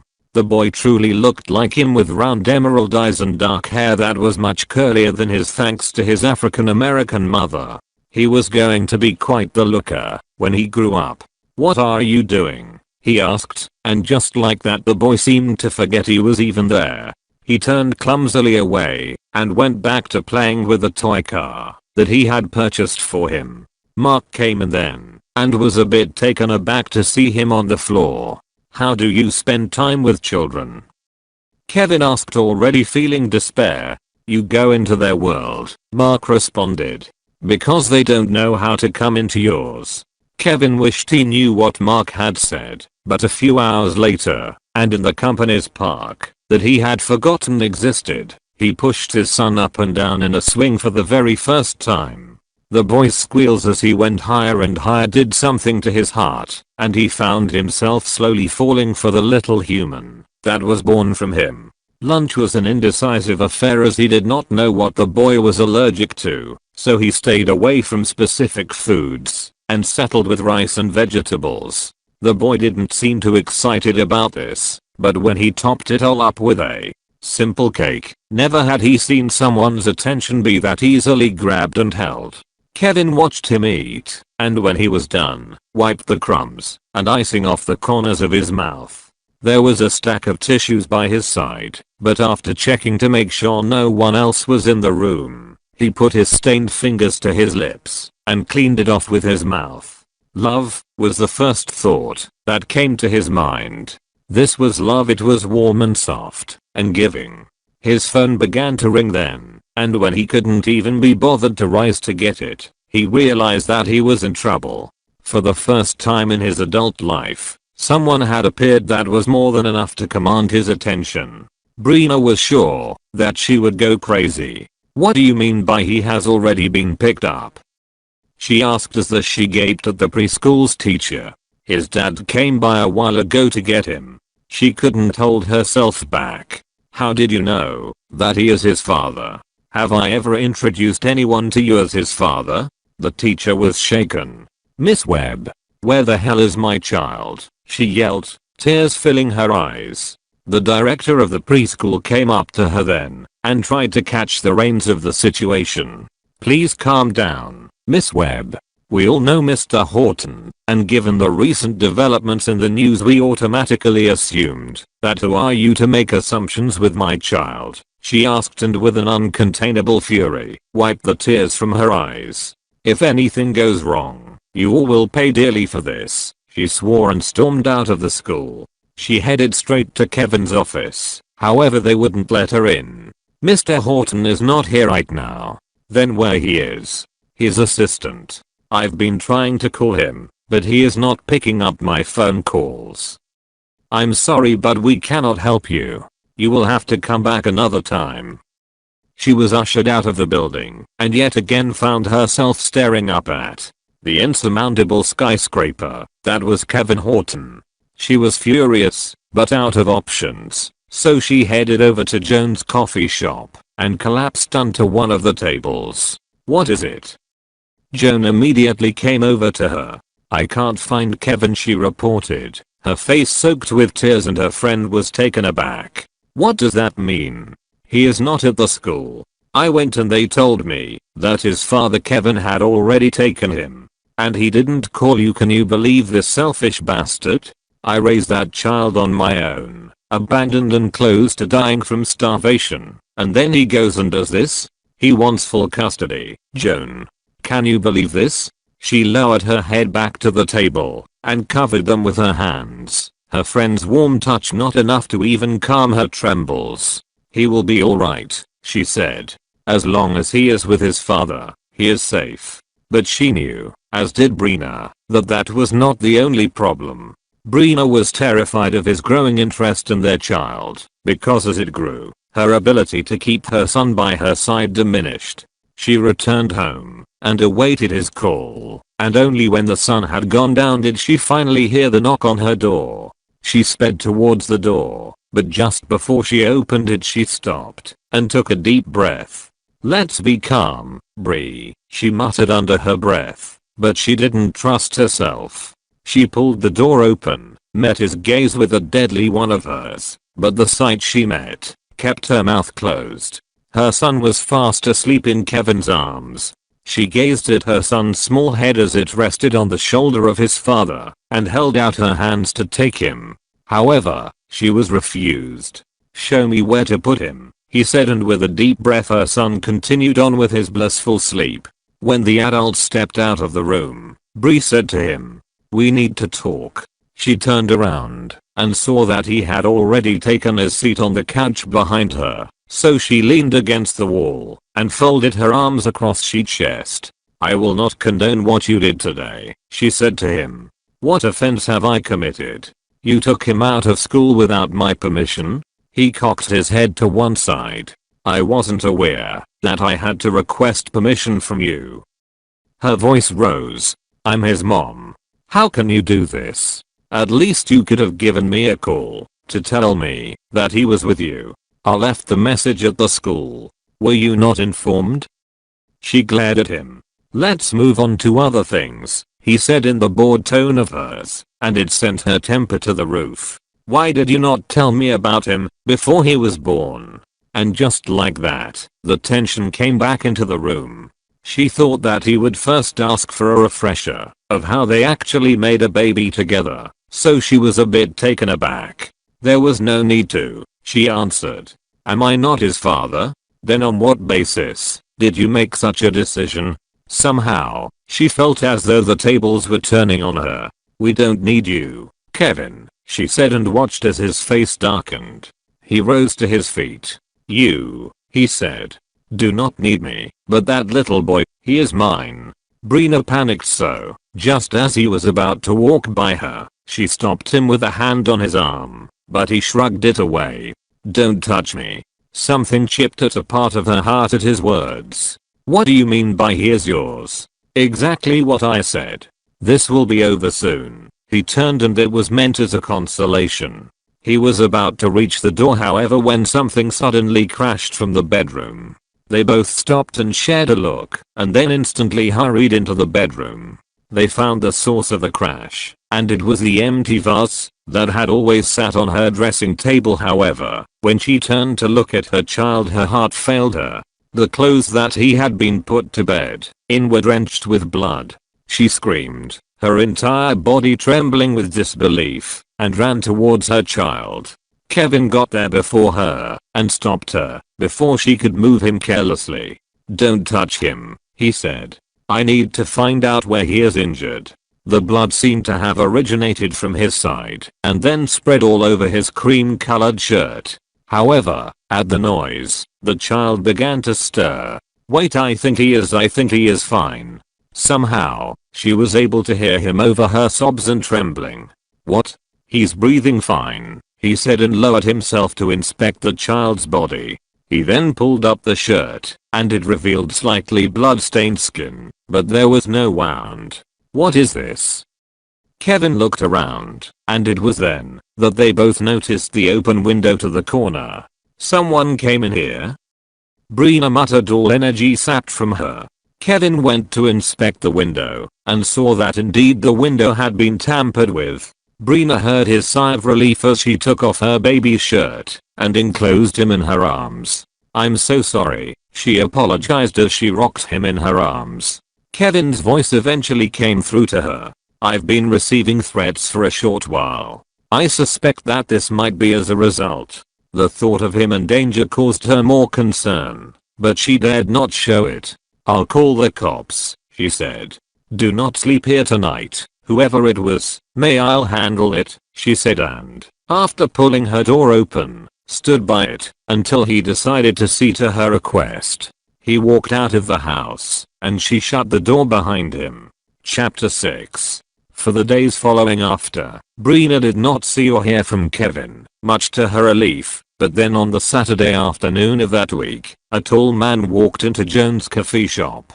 She had been seated, having tea with her friend, when he arrived, so they both turned around to ogle the handsome stranger. He was tall with a slim figure and an innocent face, but eyes that hinted at the lack of innocence underneath. His hair was styled into a full ash-colored fringe and he wore a thick camel coat, with a stark white dress shirt and blue jeans. Joan's nails dug into her fingers as they ogled the man, and she had to pry them away from hers, before they dug a hole into her skin. "You have a husband," Brina reminded her, and was about to turn away when her eyes connected with that of the stranger. He smiled as though he knew her. "You're welcome," Brina greeted, but was surprised when instead of continuing to the counter he began to walk towards them both. "You're Brina, right?" he asked after giving Joan a warm smile. She immediately excused herself. "Yes, I am," Brina replied and watched as his smile almost tripled in size. "I'm Matthew," he said and seated himself before her. Brina was wary. The smile began to leave her face as she suspected that perhaps he was from the press, so she began to rise, but then he said something that took her back in time. He called her mophead. "Excuse me? You can't remember? Didn't you go to Dawson High with us? You always sent my brother a card and a pen every holiday we got from school." Brina was confused, but then she took a closer look at him and it all came back to her. "Hey." He frowned.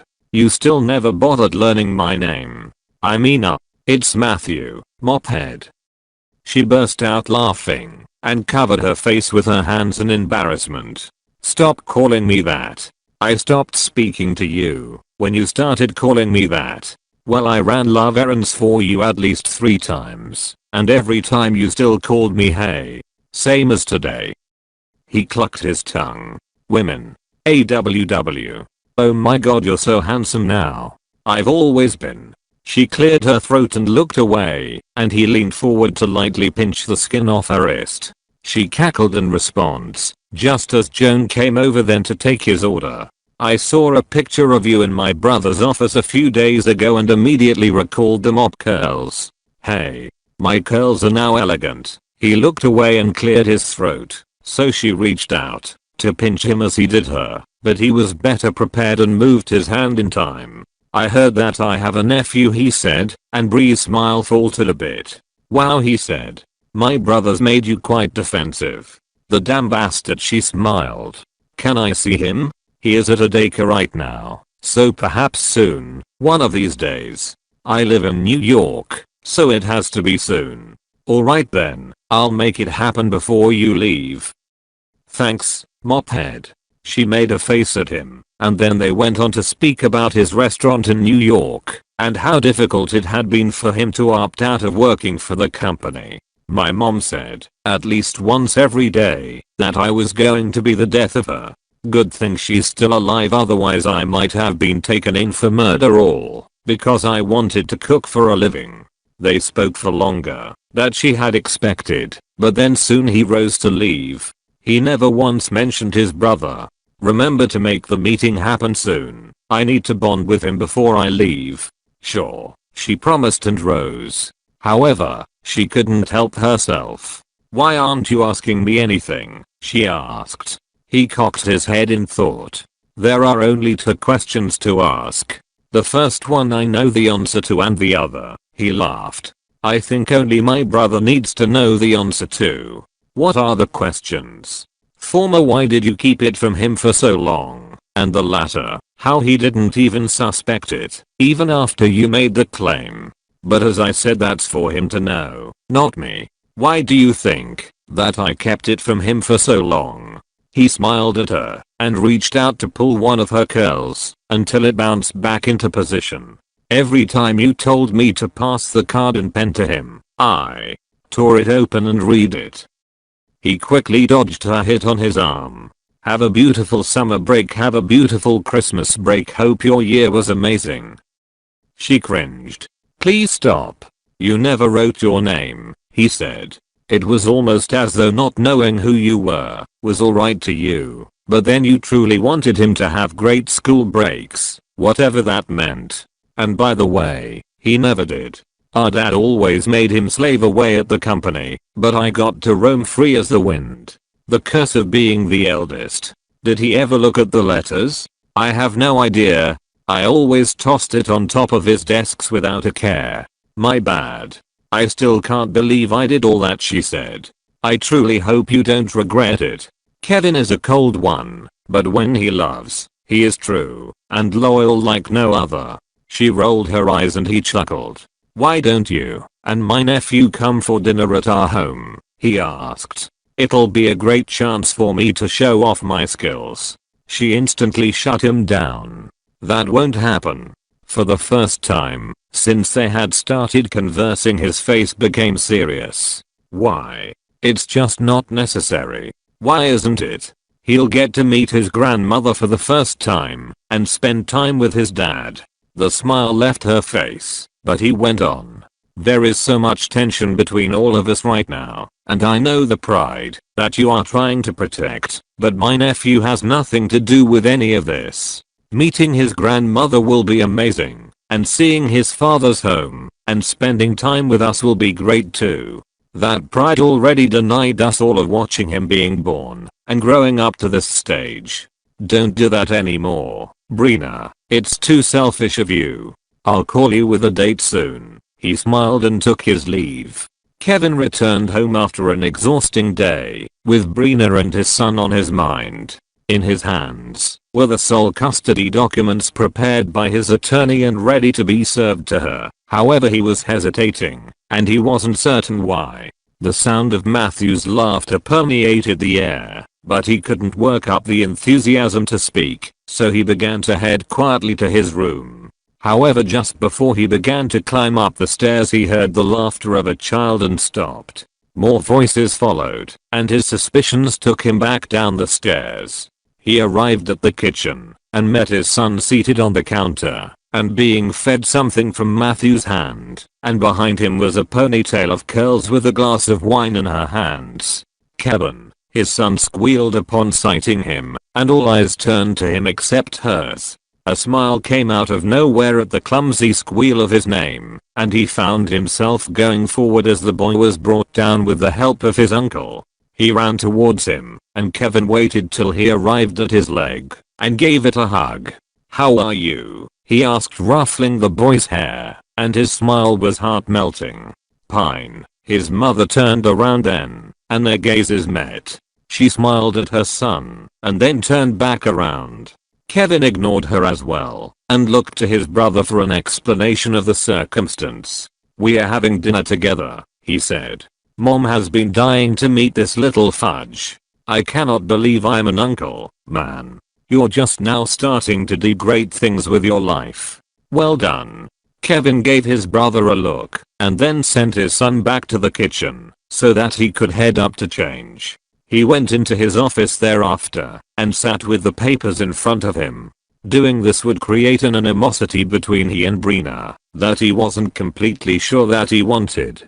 He was incredibly offended at her for a lot of reasons, but then, what of his son? She was all that he had known for the last few years. Raking his fingers through his hair, he leaned into his chair, but was called down only a few minutes later for dinner. He was going to decline, but then when he heard his mother was on her way, he shot up from the seat. He met Brina, his son and Matthew on one side of the table, so he took his seat at the head of it. The doorbell rang then, and a few minutes later, his mother sauntered in along with, and to his annoyance, Tiffany. With their arrival, He waved away any pleasantries that could have occurred during the evening and immediately began with his meal of rice and curry. "Kevin, you couldn't even wait to be done with dinner," his mom commented. "I don't blame you, my dear." Her tone was especially high-pitched this evening, and the laughter that accompanied it was the most ungenuine one he was yet to hear from her. He shook his head and continued with his meal. "Oh, is this our little man?" She went over to where his son sat, and Kevin lifted his head to see that Brina had stood up in greeting. However, much to his expectation, his mother completely ignored her and focused her attention solely on the little boy. His son was wary of her, but the moment she pinched his cheeks all of his smile came out. "I brought so many presents for you," she said. "Come sit by me." She took the boy's hand and settled him on the seat between herself and Tiffany. Tiffany came over to place a kiss on his temple, and all he did was shoot her a glance at the play of ownership. Another glance at Brina showed that she preferred the sight of her meal to whatever else was going on, and he hoped that she also felt that way. Dinner continued on, and all the attention was on his son. However, he had almost finished his meal when his mom began to cross lines. "This is Tiffany," she introduced. "She is going to be your mom." His head shot up at the statement, and so did his brothers and Brina. "Mom, that is rude." His brother immediately stepped in. "His mother is right here." She acted as though Brina didn't even exist. "Tiffany, you need to start bonding with him," his mother said, and Tiffany couldn't contain her smile. She played with his hair and fed him clumsily from his plate. "Your son is adorable, Kevin," she commented, but he just kept on with his dinner. "Our son," his mom corrected much too loudly for the dinner table, and Tiffany almost blushed her head away. Out of the corner of his eyes, he saw Matthew place his hand atop Brina's in consolation, and a pang of jealousy hit his heart. She had a bright smile for Matthew, and for some reason it made him feel cheated. Perplexed, he turned his gaze from them and focused on rounding up his meal. However, the axle fell when his mother turned to his son and said, "Her name is Mommy. Say Mommy." Everyone watched as the boy turned to Tiffany and said Mommy. Tiffany placed her hand on her chest in surprise, and Brina let her fork clang noisily under the plate. "Excuse me," she began, and Kevin calmly lifted his head to watch her. His mother, for the first time since the dinner began, turned to even acknowledge her presence. She was not pleased. "Is it that easy to become a mother?" Her mother laughed and turned to Tiffany. "Apparently it is. All you need is to drug the right man and have your way with him, isn't it?" Matthew dropped his cutlery on the plate. "Mom, Brina is our guest and your grandson's mother." "Unfortunately," she said, and returned with a smile to patting the child's cheeks. Brina pushed back her chair and said to her son, "Kevin, we are leaving. Say goodbye." He turned to his mom at the order, but then his grandmother placed an arm on his. "What do you think you're doing? How dare you?" Brina stared at her, and Kevin could see her struggle between not wanting to be rude and not wanting to tolerate the insult. His mother kept going. "How dare you even open your mouth here? Who invited this trash into my house?" Kevin pushed his chair backwards and rose to his feet, and all the eyes on the table turned to him. He glared at his mother. "This is my house," he said. "I wanted her here. We need to talk," he said to Brina, and began to walk away. However, she didn't follow him. "Kevin, get up right now," she said, and started to head over to the boy when Matthew rested his hand on hers. Again, that pang of jealousy that he could not understand. They shared a look, and then he said something to her that Kevin could not decipher. He stood up with her, and then taking his hand in hers led her up the stairs and after him. Kevin headed over to his office and shut the door behind him. A few moments later, Matthew came in to speak to him. "Brina doesn't deserve any of this," he said. "Please be kinder to her. You don't know this, but 4 years in school she sent you cards and pens before every single break wishing you an awesome time. She actually does care about you and has known you for she sent me what? I regret this now, but I didn't think it was a big deal then. She was a few grades lower than us, and I think she had a crush on you for a while then. I never gave these to you, and I don't think I even have them anymore. She's known me for that long?" Matthew sighed and shook his head at him. "You're usually so good at reading people, but then sometimes you get in your own way. There's more to this incident than either of us know, and I'm not telling you to get married to her, but she is a great girl. So at least for the sake of your child together, do not completely alienate her. You will regret it. You've already put her father in jail, and I know she doesn't know that you're doing your best to fix that, but that's already an insurmountable strike against you. I'll tell her to come in now. Play nice. Also, one more thing. She is proud, but she's also uninhibitedly honest. Remember that." Kevin found it hard to process all that his brother had just said to him, but then it suddenly allowed a lot of things to make sense to him, like while she felt so familiar with him at first and kept calling him by his first name, she had not approached him as though he were the CEO of Horton. He glanced at the envelope of sole custody papers that he was about to serve her with, and just before she arrived, he felt a wave of panic wash over him. He eventually dragged his eyes away from the envelope and watched her come in. He rose to his feet and the first words out of his mouth he did not expect. "How did we meet?" She was a bit taken aback by the question and folded her arms across her chest. Her beauty, he noted, was very elegant. "Which of the times?" she asked, but then, just before he could respond, she unfolded her arms and shut him down. "I don't have time for this. You said you wanted to see me." He glanced at the papers on his desk and then turned to her. "I'm going to need you to move in," he said, and watched her eyes pop open. "What?" He took a deep breath and continued despite every alarm bell in his head going off. "As you saw, I'm being threatened, and now that Kevin's existence is known, he also has become a target. So until things are sorted out soon, I'm going to need you both to be as safe as possible." For a moment, it seemed as though she were battling with herself in the inside, but then she gave her response. "No." She turned around and began to leave. "I'll take Kevin from you if you refuse," he said, and she turned back to him. "I have already filed for sole custody, but with time that can be reviewed. However, my major concern right now is his safety, so either you move in with him, or I make quick work of the suit and gain full custody of him." She seemed appalled. "And what makes you think that you will win?" "I think we both know the answer to that," he said. "Think this over and get back to me tomorrow at the latest, or else I'll take the needed actions. I've heard you're proud, but for once put away your concocted reservations and place Kevin's safety above all else. Asterisk asterisk asterisk." "Of course you have to move," Joan said as she chewed carelessly on an apple in her living room. "I still haven't recovered from what you told me. His shirt was soaked in blood. I don't know how you're able to sleep here. I've reported this to the police. And is that enough? Don't do this to me." "Also," Brina said, "I cannot move in with Kevin." "Why not?" Brina blinked at the question. "I mean, apart from the fact that it would hurt your pride." Brina started to get defensive, but then she changed her mind. "And what is wrong with that?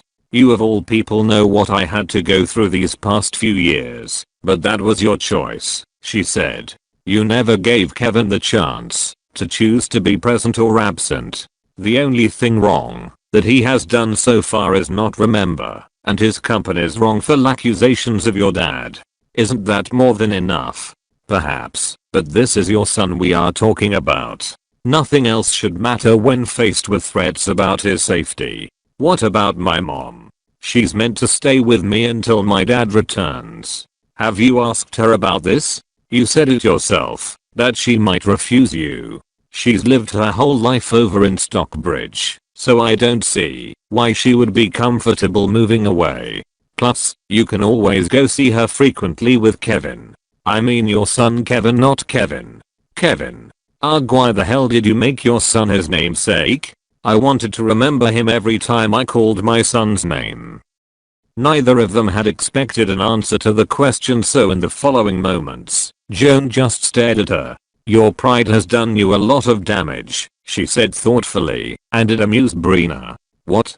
Did you ever approach him during all the years you were in love with him in school?" "Not really, except once when I worked in the swimming club." Joan sighed deeply.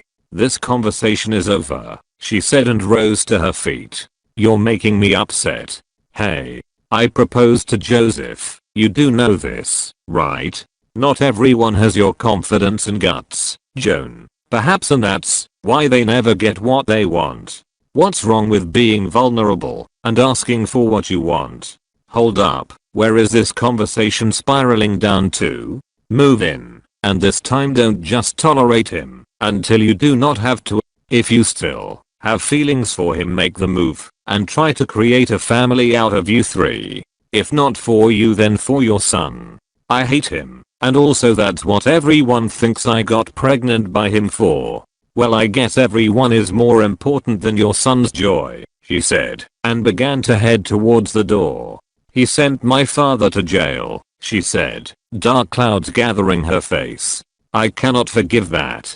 Well, on that note, I truly do not know what to say, but I will leave you with this. Put your pride down and go after what you want, whatever that is. You know you best." Chapter 7. The lawsuits keep piling up. Kevin addressed the only 4 members of the board that shared his sentiments via the speakerphone in his office. His voice was strained with barely contained frustration and fury as he spoke. "In the last month alone, 2,500 people have come up with claims of heart-related side effects and bone fracture. The settlements we have dished out so far is running up to $3 billion towards almost 50,000 people. For how long is this going to continue? The gains that Tide Arxin has brought the company is almost 10 times that. That is why the rest of the board see no problem with this continuing," one of the shareholders said. "And moreover, no one has, or might ever have, the guts to fight this, especially with Newman still around. He's been getting rid of every evidence and puppeteering the entire organization to his deviousness for decades. We're all as frustrated as you feel, Mr. Horton." Their conversation continued, and at the end of it, Kevin ended the call and flung the stack of papers in his hands away from him. "Bastards," he cursed under his breath and furiously pushed back his chair to rise. He began to head towards his desk, and before he sat down, Mark came into the office. "You can leave," he said. "I'll be here a while more, so I'll drive myself home." "I'll wait," he said, but Kevin pulled out a folder from his drawers and began to flip through the files. "Go home," he ordered, and Mark got the message. Kevin was left to himself to think about all the countless cases that his executives kept manipulating and burying. He had allowed a pretty broad speculation, but the sheer numbers and brutality towards the victims stunned him. He couldn't even go home because he was certain that sleep would desert him tonight. Over the last few days he had been so stressed with the cases that sleep had been more of an unavoidable nuisance. It was also as if she could sense his stress, because the dreams these days were light and sometimes he didn't even have them at all. He hated to admit it, but whether real or imagined, he missed the escape that they gave to him. His very thoughts questioned his normalcy, so he pushed them all away and returned to his files. However, a few minutes later, and he could hear some light banging noises beyond the office, and it made him wonder how anyone could be present at that hour. It was already past midnight. There was a knock to his door then, but he didn't respond. However, an entrance was made, and for the first few moments he waited for whoever it was to speak, and did not bother looking up. Eventually he turned the page of his report, and raised his head, and was surprised to see a male janitor staring directly at him. For a brief moment his sudden presence alarmed him. "What's going on? Why are you here?" "I apologize, sir," he laughed. "I did not realize that you were still here." There was something peculiar about him, but he continued with his work and only realized a few moments later that the janitor had not left. He raised his head then, and watched as the janitor took off the hat from his head. His cell phone on the table buzzed then, and he glanced at it to see a text message from the number that had been threatening him. "I'm here," was all it said.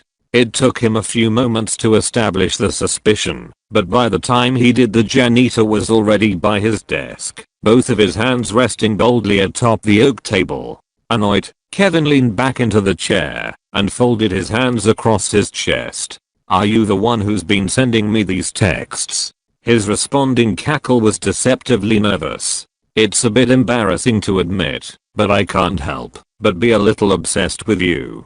The man raised his head then, and only when Kevin could see his full face did he realize that he looked familiar. He would be no older than his age of 30, but the air of frustration around him made him appear much older and dangerous. "What do you want?" Kevin asked. "You don't remember me?" Silence. "Wow." He laughed cynically. "You're apparently more important to me than I'm to you, but that shouldn't be the case. You owe me a lot." "And what exactly do I owe you?" He made a show of nodding his head as he pondered. "My life, that of my fathers and siblings. My mom has been having a hard time also." Kevin had had enough, so he began to rise. However, out of nowhere the man pulled out a gun, and in a roar of unconfined anger, he yelled, "Sit the fuck down." His voice broke. "Or else, I will end your life right now." Kevin did as he was told, and the man pulled out the chair to sit before him. "I heard you have a son," he said cheerfully. "It's the perfect timing, isn't it? For once it seems as though the powers that be are helping me. You now have more of what matters to lose. I couldn't be happier for you, man." He looked around the office, nodding his head in approval. "I always knew you'd be this big actually. I couldn't really fathom how big you'd get, because it would be proportional to how big your dad's company was. You could be living it up way more than this. Glad to know you still have that streak of humility left." "Who are you?" Kevin asked. "We used to go to school together." "What school?" "High school." Kevin searched through his memory, and then the resemblance struck him. "I see you recognize me now." He exposed yellow, nicotine-stained teeth. "That was quick enough. I'm touched. I would have been easier to recognize if you didn't mess me up. Back then I was the lackey to the rich kid. Except you weren't the typical rich bastard, so I guess I was some sort of friend." "You were a friend," Kevin said. "A close one." "That's what I thought too.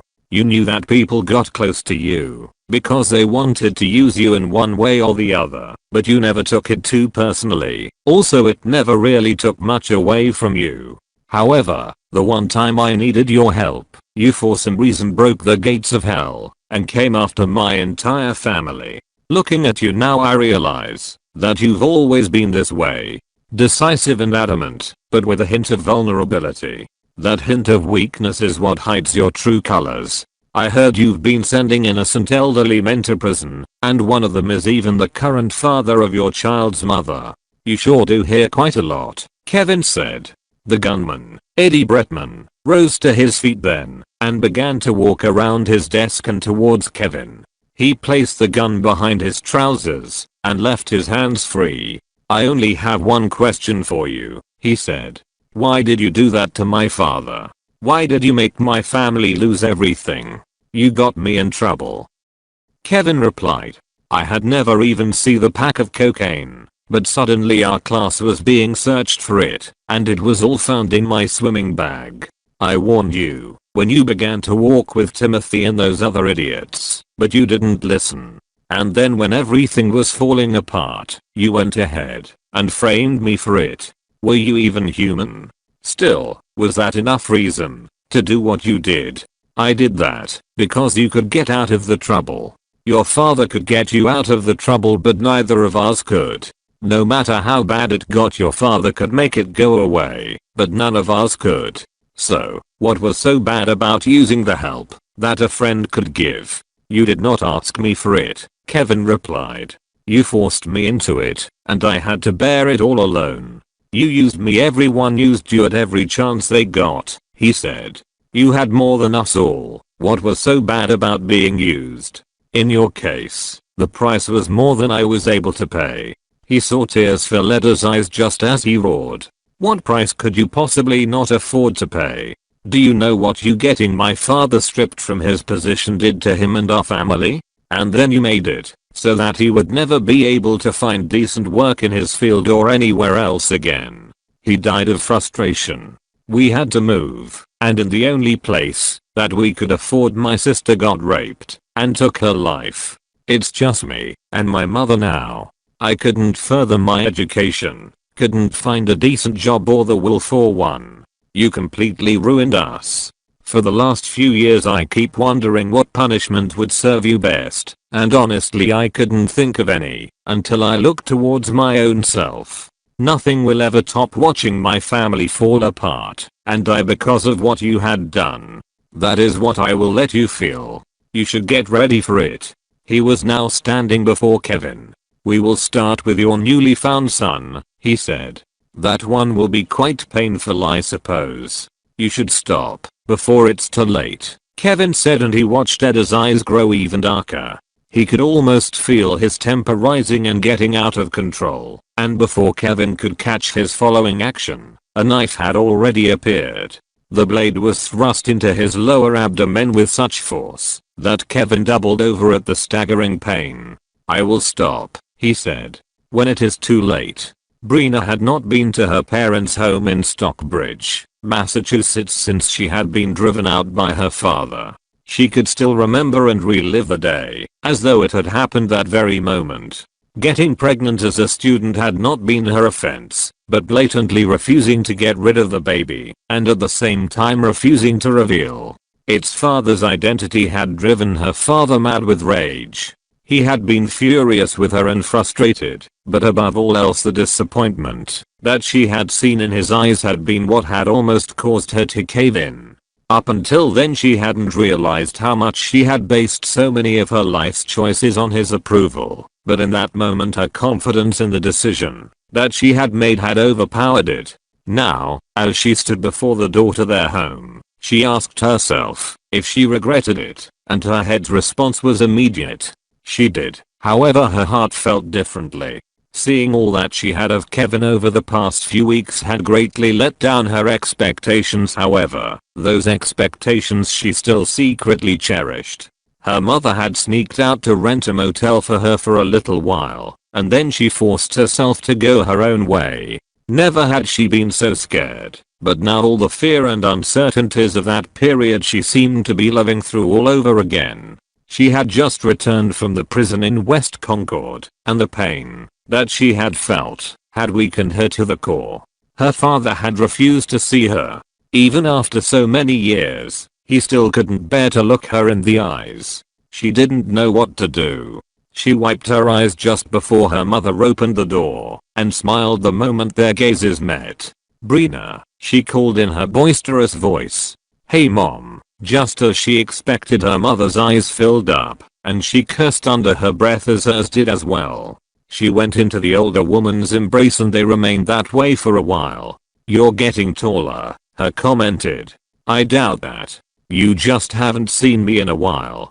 It's not been that long. I'm making lunch. Come join me, she said and hurried off to the kitchen, but Brina took her time in getting there. Her mother wasn't surprised, because when she was younger the words "come help me cook" were probably one of her most hated phrases. When it came to baking she didn't need to be asked but any other, and it seemed as though her world would collapse. She inspected the home that she had spent the first 21 years of her life in. The rustic furniture and her mother's trinkets still maintained their place. However, the one big and hard to ignore change was the flat screen television before her. Dad finally changed his TV, she said, and her mother smiled. The other one was getting too small and troublesome to maintain. You know, he practically lives in front of the thing. Her mother tasted the sauce she was making, and then turned to offer her a taste which she accepted. It felt like home. Your cooking never changes, Ma. I've missed it. I've missed you, she said. Why didn't you come with Kevin? I'm not coming directly from home, Mom, she said. I stopped by to see Dad. Her mother stopped her stirring and turned to glance at her with worried eyes. Brina answered her silent question. He refused to see me. He loves you, her mom said. I doubt that. I wouldn't blame him if he was even more furious with me now, especially now that things have come out. I still can't believe Kevin's dad is Mr. Horton's son. How did it happen? The question was unexpected and mighty uncomfortable, so she answered quickly and moved on. We met at a conference. I want to use the bathroom. Is that all you're going to say? Come back here. Just a second, Mom, she said and scampered away. She was headed to the guest bathroom when she changed her mind and sauntered up the stairs towards what used to be her old room. Everything was still, just as she had left it, except the mattress. The mattress had no covering on it as it hadn't been used in a long time.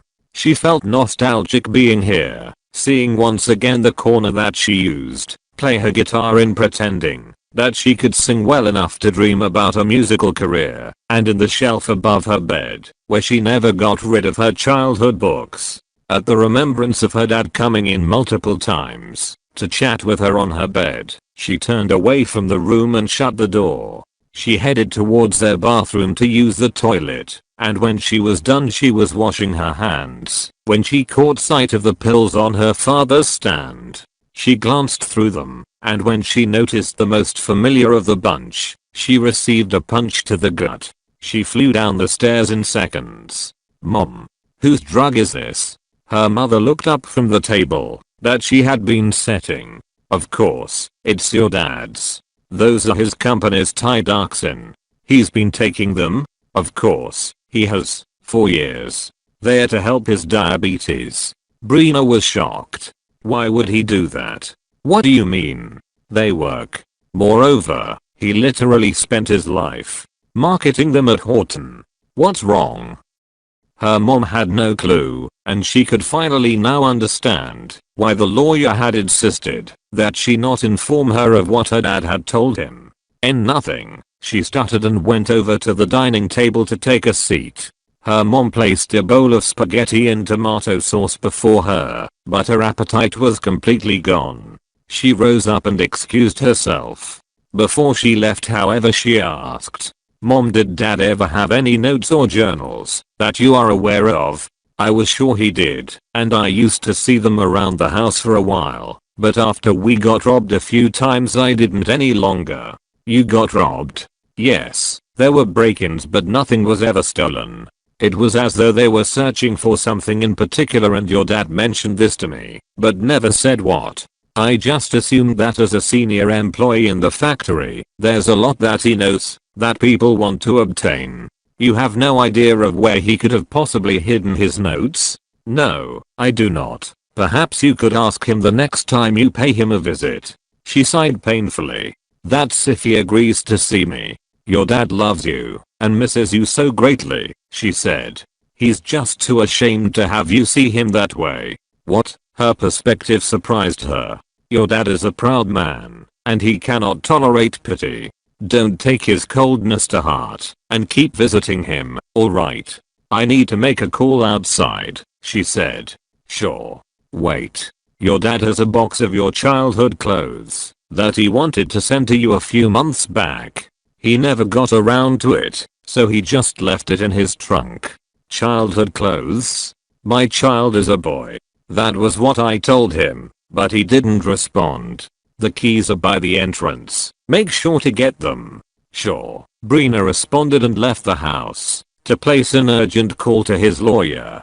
She told him about the pills that she found in his cabinet. What could this mean? She asked. Your father could not have been taking the drugs. He knows how harmful they are. Exactly, but my mom says that he has been taking them for his diabetes. I'll find out more about this and get back to you. Alright, but wait, does this then mean that there's nothing wrong with though it can't be? He spoke to me himself about why the powers that be were trying to frame him. You will have to pay him a visit immediately. I will. They ended the call, and in her father's trunk she saw the plain box labeled Brina's She carried it with her, and when she entered the house placed it by the doorway. "Mom," she called, but there was no response. "Mom, where are you?" She headed into the kitchen and found her mom glued to the television, fright in her eyes and her hand upon her chest. "What is it?" she asked, and she turned to Brina with trembling hands. "He got attacked," she said, and Brina hurried over. "Who?" She saw Kevin Horton's name written across the screen and froze in place. "He has been rushed in for an emergency surgery, but there is no word yet on if his life is in danger," the news reported. The chatter went on, but she could hear nothing anymore as countless frightening and tragic possibilities scrolled through her mind. She immediately pulled out her phone from her jeans and placed a call to Matthew. He didn't pick up. In desperation, she continued dialing his line without a response until another call was able to come through. It was Mark's. "Miss Webb, where are you? How's Kevin?" she asked. "He is alright. I have just picked him up from daycare and taken him over to the house. I mean his dad." The assistant was a bit taken aback.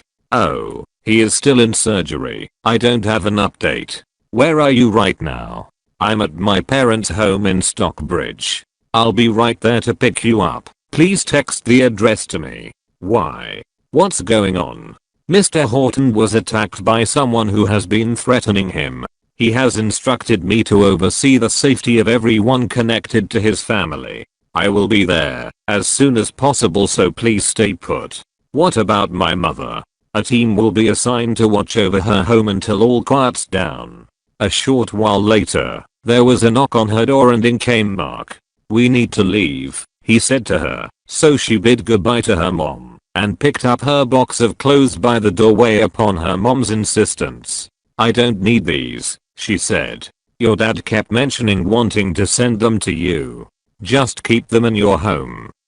On her way she wondered if it was because he wanted to completely get rid of any memory pertaining to her, but then if that were the case he would have packed up her entire room, which was still very much intact.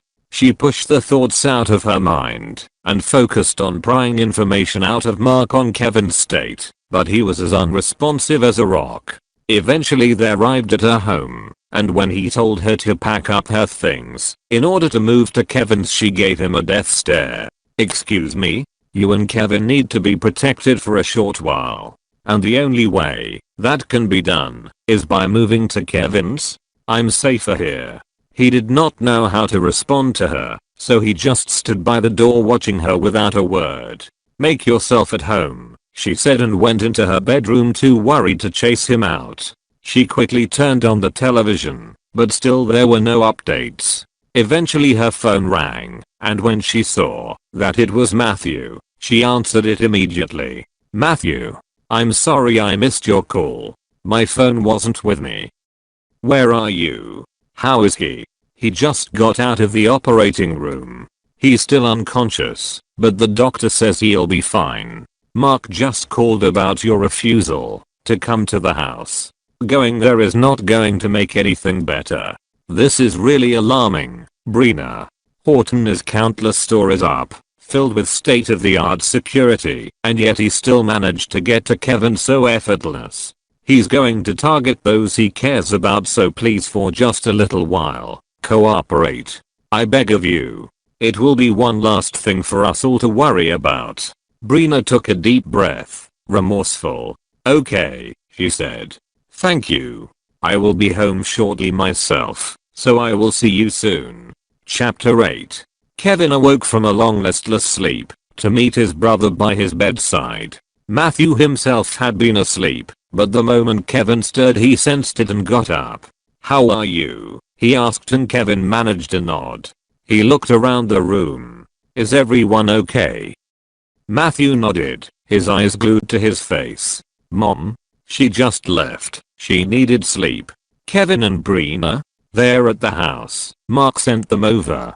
He nodded again, his appreciation, and shut his eyes. "You seem so mighty most of the times that seeing you this way is making me revere reality more. Do you know who attacked you? And it was a stab wound. How weren't you able to defend yourself against this?" "I was distracted," he said. Do you know who it was? Matthew repeated. Kevin nodded in response. Do you remember when I got busted for the sack of cocaine in high school? You mean when you allowed that pool part-timer to frame you for the sack of cocaine? Matthew looked away from him, clearly still disgusted from the incident. She wasn't responsible for it. Eddie Bretman was. Then why did you take the blame for it for years? Our relationship almost didn't recover from that. I'm sorry for bringing it up again. He apologized half-heartedly. There was no proof to get him then, and dragging it all out was just going to make everything messy and hurt a lot more people. I couldn't not take that on at the time, but I won't let this go this time around. Matthew spun back to him. What do you mean? Is he the one who did this? Kevin nodded and Matthew stared at him in shock. Wow, and you let him do this to you? He also had a gun. What? Has he finally run mad? What is his problem with you? By ruining his father's financial status, I seem to have ruined his life. He claims that the poverty eventually made his father pass miserably away, and thus he lost the will to live. Is he joking? Does he know what that little prank that he pulled did to our entire family? If it weren't for your resiliency and Dad's preparation, we would have been kicked out, and on the streets also. At least they had the option of joining together to dig themselves out of whatever mess they were in. Did you tell him that we lost our father because of it? Furious, he pushed himself out of the seat and the chair fell out of the way. I should have been there, Matthew said, grabbing his hair. I would have killed him myself. He turned around, and Kevin saw the tears in his eyes. Did you tell him how Mom still cannot sleep at night? And how much you suffered? How much everyone blamed you for this, and the guilt that you still haven't been able to get rid of in your heart? Did you tell him any of this? What a selfish bastard. Kevin sighed heavily. You have to be extra careful from now on. He threatened all of us. He didn't respond, and Kevin realized how sore the wound deep within still was. Do not waste your fury on him. I will deal with him accordingly when the time comes. I want to go home immediately, he said. They can monitor me from there. Mark settled Brina into one of the bedrooms on the ground floor of Kevin's home within their private compound. She and her son had both fallen asleep shortly after, so when a little past midnight he awoke and was too restless to fall asleep again. She knew what was wrong. He was normally a quiet child, but today all he was doing was walking around the suite, finding whatever seemed interesting enough to either put in his mouth or throw to the ground. When the remote somehow ended up being stomped on, she took his hand and they both began to saunter quietly across the house. It was not difficult to find the kitchen, because although the house was huge, it was filled with high ceilings and open spaces, thereby giving off the feel of an oversized condo. She pulled the refrigerator open to find what she needed for a quick sandwich, and then the pantry to reveal some jelly and peanut butter. She had expected Kevin's food supply to be non-existent, but given that Matthew was in town, she was not surprised at its decency. She found the bread and started to put together a peanut butter and jelly sandwich, offering a spoon of the spreads to little Kevin to keep him busy by her side. Eventually, however, she sensed someone behind her. Jittery from the account of the day's events, she instantly jumped, her heart threatening to fly out of its chest. However, when she saw who it was, her heart calmed to where it didn't threaten her life. It was Kevin's father. For the first few moments, words were lost to her as she gazed at him in his pajamas and the bandages on the back of his hand. Mr. Horse. His son called, and Brina could not help but smiling back at her son. She lowered herself to his ears and whispered to him. Exactly, Mr. Horse. Go ask Mr. Horse if he is doing alright. The little boy ran up to him and without heeding instructions just hugged under the parts of Kevin's leg that he could reach, just above his knees. The only indication of the attack was the bandaged needle on his hand, but still Brina was a bit concerned at his ability to withstand the little boy's hold. No, she mouthed with animated and kind disapproval. Ask him if he is alright. The little boy looked away from her and back up at his father. But instead of saying anything, he let go of his captured legs and almost ran into Matthew as he attempted to hurry away. Matthew immediately picked him up, and the squeals that accompanied his excitement brought much needed light to the room. "I'll take him back," Matthew said, able to discern the current charge between the both of them in the room, and Brina smiled gratefully at him. Kevin pulled the refrigerator open and retrieved a bottle of water. She saw his face contort into a slight wince in pain, and she found herself almost moving immediately to help him, but stopped herself in time. She reluctantly returned her gaze to her meal, and then it occurred to her to ask if he was hungry. She turned and watched him as he leaned against the counter. "Do you want me to make you a plate?" Kevin couldn't sleep, so I had to get him something. "No, I'm not hungry," he said to her, and she returned back to her sandwich. For the first time she truly wished that their relationship wasn't destined to be so sour, otherwise now was one of those moments when she would have given anything to speak to him, to hear from him about the attack and the pain that he felt. It greatly saddened her. "Why did you name him Kevin?" he suddenly asked, and she was so surprised by the direct question that she stared at him for a few moments before her brain kicked in enough to answer. I don't know," was all that came to mind. Turning around, she hid her face and shut her eyes at the regretful answer. What a missed opportunity to converse with him. She was about to leave, however, when he spoke again. "There are some things that I need to say. Come have a seat for a moment." She did as he asked and settled on one of the dining table chairs, while he pulled the overhead hanging lights and sat down opposite her. She pushed the sandwich a bit to the center so that he could still take from it if he wanted. His hair was quite damp, and as he lifted his gaze to her, she made sure to look him straight in the eyes with confidence. Despite such a weakened state, her perception of his dominance seemed to have intensified with the quiet home and dimmed surroundings. "What led to us sleeping together?" he asked, and the question surprised her. She had concluded earlier that perhaps he was never going to ask for the details, because he had either remembered or was truly not interested in anything that had to do with her. The assumptions were stirring up a headache, so she decided to grant herself peace and just come out with it. "Before I respond, I want to know why you haven't asked me about this earlier." "I have asked you before," he said. "You were just too upset to respond properly." She couldn't recall what time he was referring to, but she accepted the answer and hid her wringing hands underneath the table. "It was in Positano, 5 years ago. Do you recall the pharmaceutical competition that was hosted by Horton and comprised of a trip and a scholarship for the completion of studies of our present university?" "I do," he said. "I had just taken over the company." She nodded. "We met on the hotel's elevator and you stumbled in.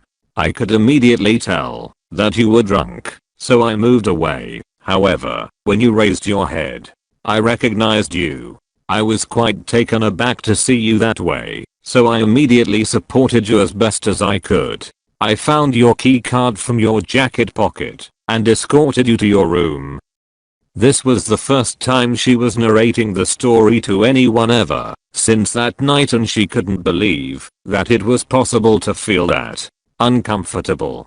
"After letting you lay down, I turned around to leave, but then you had risen once more, stumbled and crashed down into the coffee table. The huge flower vase atop it crashed to the ground, and it seemed as though you had frozen in place on the ground, staring down at the shattered pieces. I was terrified, so I went to you, and when I turned you over I saw that tears were rolling down your face." "Me?" he asked, his voice thick with skepticism. She nodded, resisting the urge to roll her eyes. "You sobbed quietly as you called out to your father. You kept apologizing, saying that you were not worthy of being born to him, and that you were trying your best to fix it all, but that it was beyond you. I wanted to leave, but I was scared that you would harm yourself, so I waited until you dragged yourself from the ground and were trying to head over to the bed again. I hurried over to support you, but your weight was too heavy for me. So we fell onto the bed together. You began to tremble, as though something had made you very afraid, and she had been about to explain the fright she had felt at that sight, but she decided at that moment to leave anything personal out of it. I embraced you, and we stayed that way. I didn't know when I fell asleep with you that way, but then when I woke up, you were kissing me. She lost eye contact then, her eyes now lowered. I wanted to leave, but you wouldn't let me, and to be honest I couldn't bring myself to either. You kept your eyes closed, and said that you needed this, that you needed to take your mind away, that your head was too heavy. So, I agreed, and when I was sure you had fallen properly asleep thereafter, I left you to yourself. She rose to her feet then, ready to leave, but his words stopped her. Why? He asked. Who in this world would let a stranger do that to them if they weren't after something else? What exactly did you want to use me for? You weren't a stranger to me, and yes, I wanted to use you. I wanted to use you for the things that only you could give to me, your touch and your love. All the things that I could only dream about all through my younger years. He narrowed his eyes at her. In my heart I knew you almost as I knew myself, or at least I had stupidly managed to convince myself that I did. That I knew your heart, and that it was kind, and so I never wanted you to feel pain like that. That was not the first time we met. You might not remember this, but when I was about 5 years old you saved me from a bunch of bullies at a playground, and since then I never took my eyes off you. I remember, he said, and in surprise, her eyes widened. I remember the little girl I carried away from the playground. It was the opening ceremony of the factory, and I had accompanied my father and a group of executives. That's right. She narrowed her gaze at him. Do you then remember that I stalked you basically through all of high school? He frowned in confusion and the look on his face made her laugh. I've never been normal when it came to you. You're a problem to me. And do you remember that drug possession incident just before you left for good? His expression turned properly sour then, and she wondered if she should have mentioned it. She pushed away her hesitation and went ahead. Anyway, what about it? I was the pool part-timer that placed the towel in your locker. I didn't even realize how much trouble it caused thereafter. I think the school tried to keep the whole thing as quiet as possible so as not to damage its reputation. I only got questioned a few times, and it was only a while after you left that the explanations started to fly around. I found out then that I should have either been expelled or thrown in jail as an accomplice, but you took the blame for everything and told them to drop it. Why you did that confuses me to this day. When she raised her head to meet his gaze he seemed speechless. You were the pool attendant? He asked, unable to believe his ears. Brina's mouth fell open. Why you didn't know?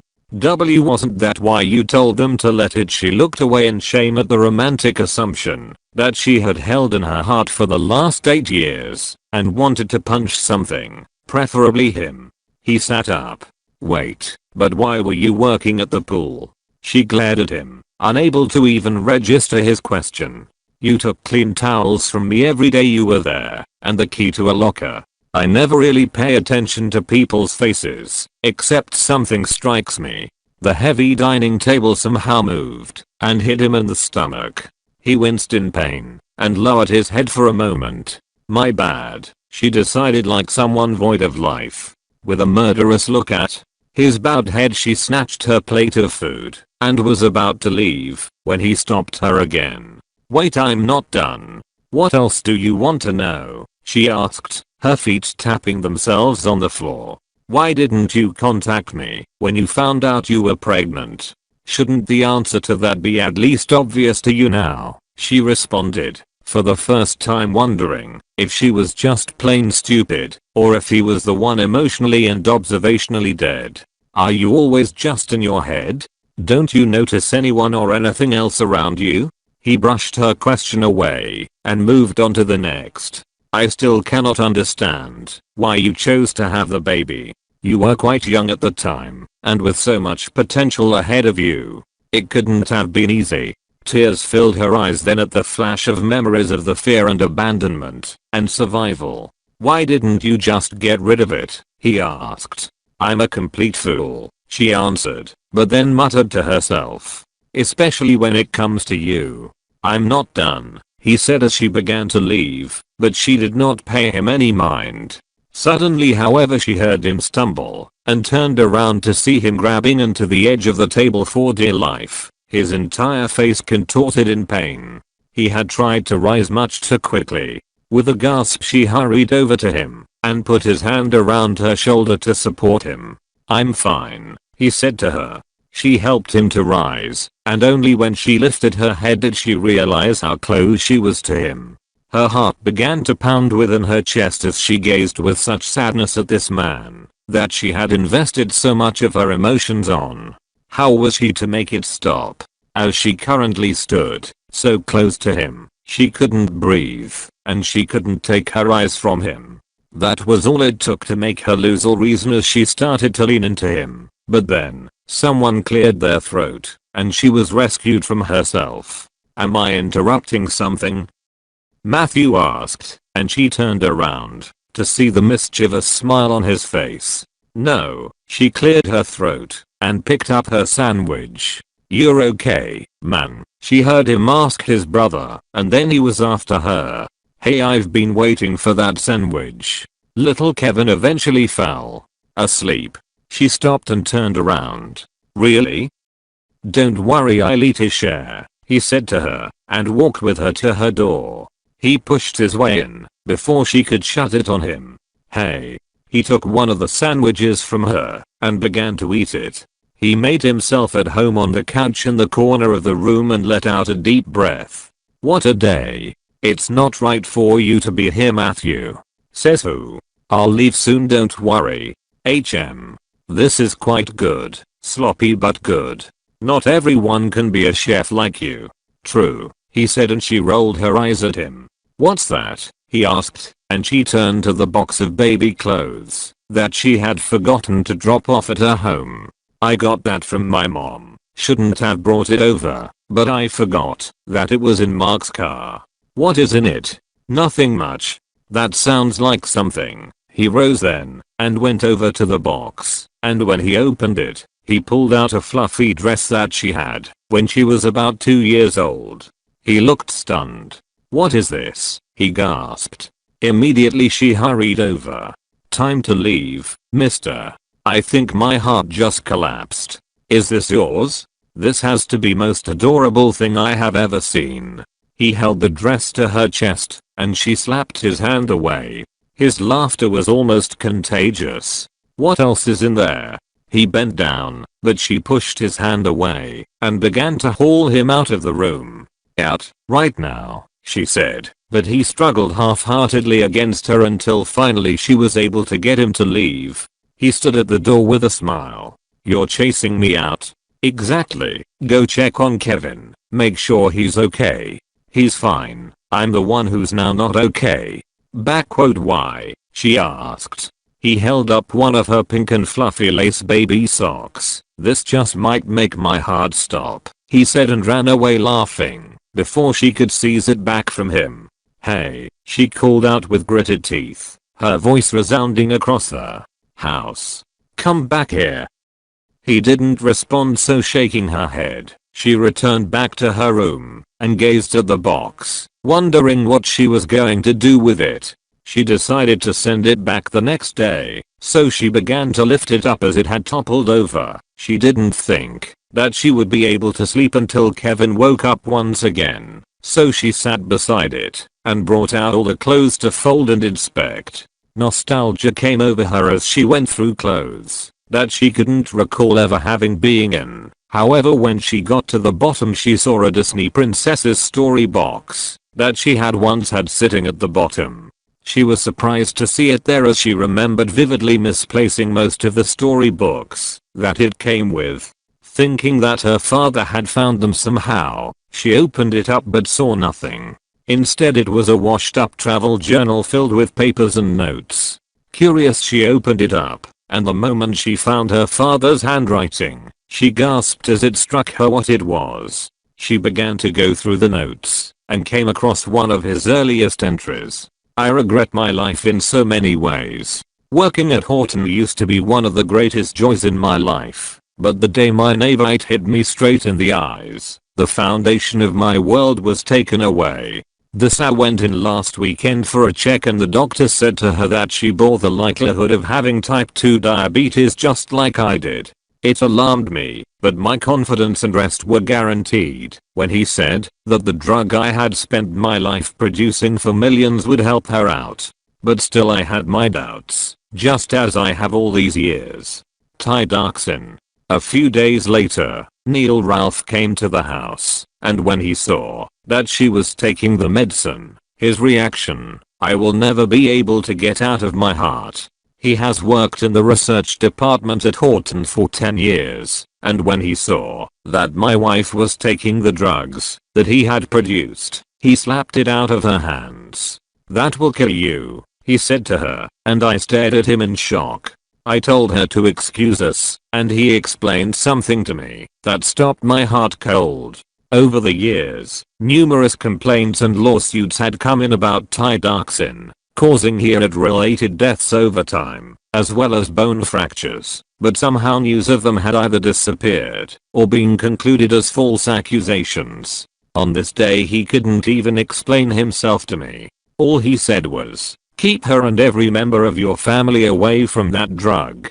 My quest in finding out what was wrong with one of the drugs I had spent the last 10 years of my life producing began from then. So many things that had not made sense in the past began to make sense to me. How the janitor on the last floor, Frida May, along with the 7-month-old baby in her stomach, had managed to die of a sudden heart attack, and how it had been so easy to dismiss and not pay attention to the continuous stream of suits from long-term users of the drug.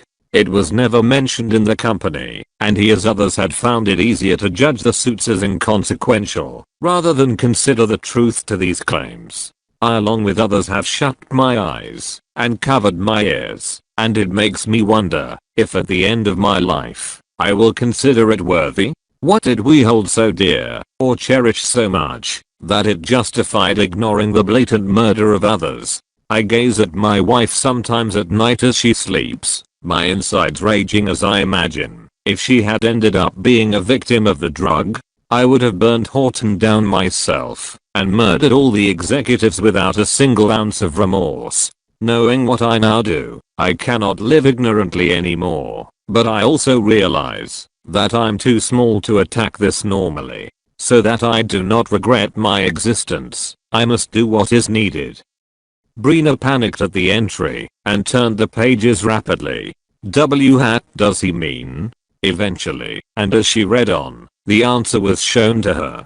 Her suspicion had been confirmed, and as she flipped through pages of him recording his intake of tiodoxin to combat his diabetes, she could not contain the sadness that overwhelmed her. She rose from the ground when she could read no further and know of what she could do. It was obvious to her then what was truly going on.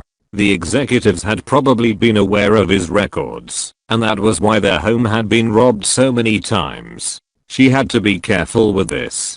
It held the key that she needed to expose Horton. However, never had she felt so conflicted. Was Kevin truly in on these, and had chosen to ignore it all? Everything told her that was the case, but yet again she remained as conflicted as her heart. You need to give him a chance, it kept urging her, and she raked her hand through her hair in frustration. She had forgotten earlier, but as she had recalled the night they had slept together, his words had rung bells in her head. Then they hadn't made much sense, and thus had been easy to forget. But now that it seemed as though she were in the midst of the problems with his company, it all came together. However, that had been almost 4 years earlier. Was he still in the same frame of mind? Matthew had implied to her that he still was, but did she dare believe it? She did dare once again put her entire world at risk because of her stupid insistence on believing in him? The very next day she could go to the press with all the information that her father had left behind and begin the destruction of Horton. She didn't even realize when she left the room and started heading up the stairs. She didn't even know where his bedroom was. She had not even thought to bring her phone, so after staying at the door to the office that she had been led to the last time, she turned around and was about to leave when the door down the hallway clicked open. She turned and watched as Kevin pulled the door open and stopped in his tracks, surprised to see her. Chapter 9. Kevin had been unable to sleep. The painkillers that had been pumped in him had to a tolerable extent taken care of his sutured wound, but as he lay in bed a lot of realizations now made clear to him. His body refused to quiet down. He was now certain that the memory that had haunted him for so long had perhaps actually happened, just as his doctor had suggested. Otherwise, how was it possible that as she had spoken to him tonight, he would have at that moment done anything to have his lips on hers? Her revelation in detail of what had happened on that night was out of character for him, but looking back now he didn't find it that hard to believe. However, his further realization of just how much they had been acquainted without him even knowing was also another surprise to him. He wasn't sure what to make of it yet. At this moment, the memories of the dreams he had been haunted by over the last year seemed to come in waves now as a face had finally been put to his tormentor. Bothered, he rose from his bed and picked up the phone to call his doctor. The moment the line connected, he went straight to the point. "Are you certain that these dreams might be arising from actual but suppressed events?" The doctor had been obviously asleep and thus took a few moments to get himself on track before responding. "I'm not," he responded. "But as of now it appears to be the only feasible answer." Would getting close to her be enough to obtain some answers? Getting close to whom? Do you remember anything? Perhaps. I'm not certain yet. Alright. How close are we talking about? I'll get back to you, he said and ended the call. That was the same exact question that he also wanted to ask himself. Exactly how close was he willing to get to her, and what would be the consequences of it? They were now tied together with their son, and would be for quite a while, thus he had to be careful not to make unforgettable mistakes. However, just the thought of her in the same house with him, and the shocking realization that his dreams might have actually happened, brought chaos to his mind. Finally accepting the impossibility of sleep, he rose from his bed, and brought his mind back to the encounter with Eddie that he had had. He still couldn't believe that he had been stabbed just a day earlier, but just as the doctor had confirmed, it had not been with the intention to kill him, but to severely harm him. Eddie's excuses amazed him. He would never be able to understand people who were so weak of heart and of mind that blaming others for their shortcomings was easier than making something of themselves. But he had always been this way, so Kevin wasn't surprised. From blaming him for the incident to now, still being unable to take responsibility for his own life. Even thinking about it all again made him furious.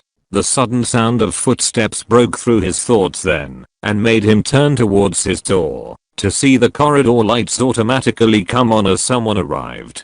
His first thought was that it was Matthew, but he had long bid him goodnight. "Brina," he thought, and immediately headed over to the door to pull it open. True to his suspicion, she was standing there. However, for the first few seconds it was as though she was staring through him. She looked so disturbed that his gaze immediately looked down the stairs to seek out any problems. He headed towards her and held her gaze. Her eyes were swollen, as though she had been crying. "What is the matter?" he asked, trying his hardest not to sound overly concerned.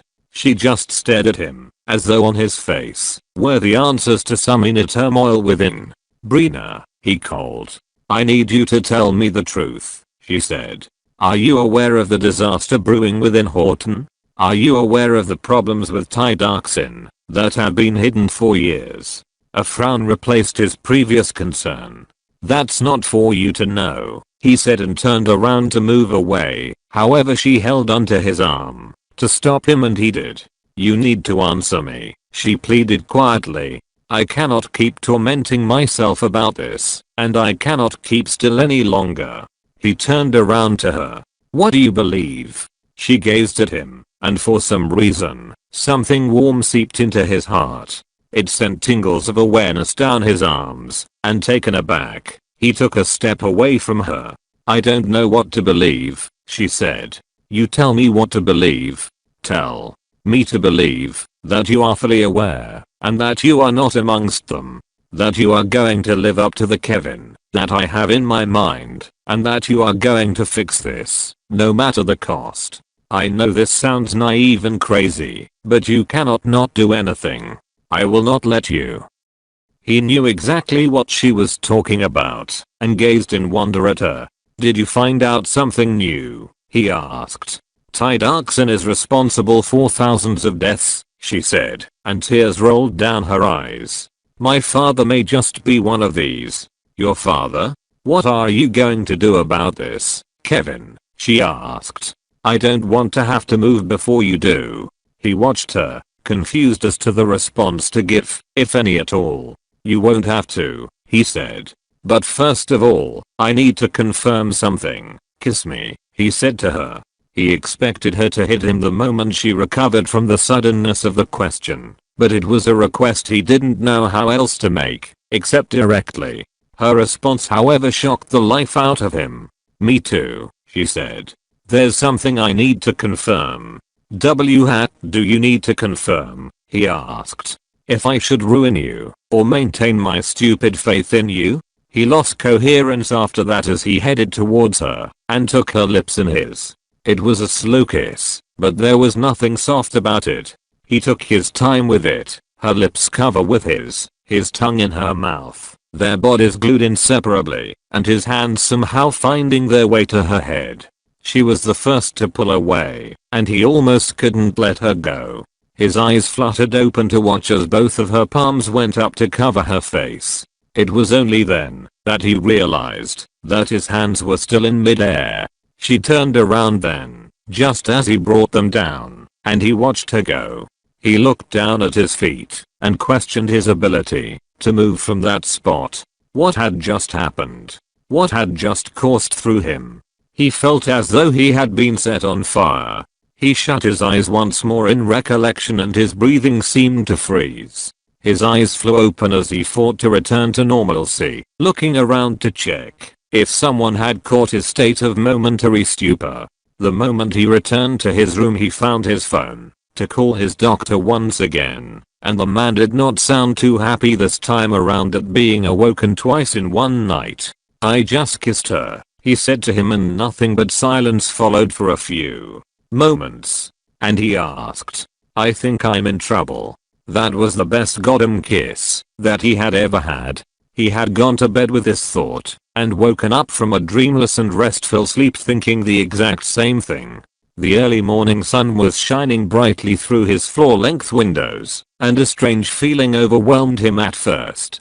He realized what it was when he glanced at the electronic clock by his side, and realized that he could not remember the last time that he had slept so late. The painkillers had truly done a number on him. Lifting himself off his bed, he brought his hand to his forehead, and noticed then that his body was warm.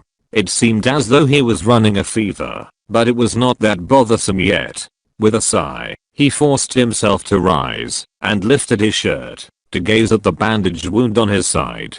He gazed at himself in the mirror, a bit disoriented at many things. He didn't feel like himself. Eager to clear his head and get back on track, he took a long shower, and just as he got out there was a knock on his door. Thinking that Matthew would have just come in, so he quickly put on a pair of dark slacks and a sweater and headed over to open it.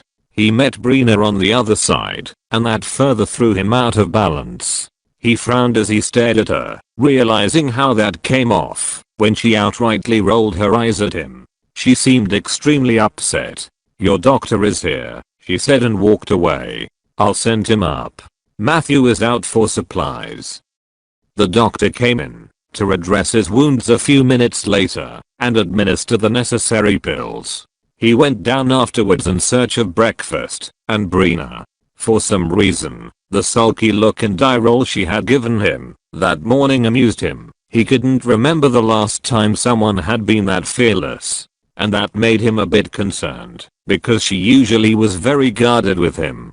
He headed over to the kitchen and found her seated on one of the stools by the counter, drawing invisible circles on the marble.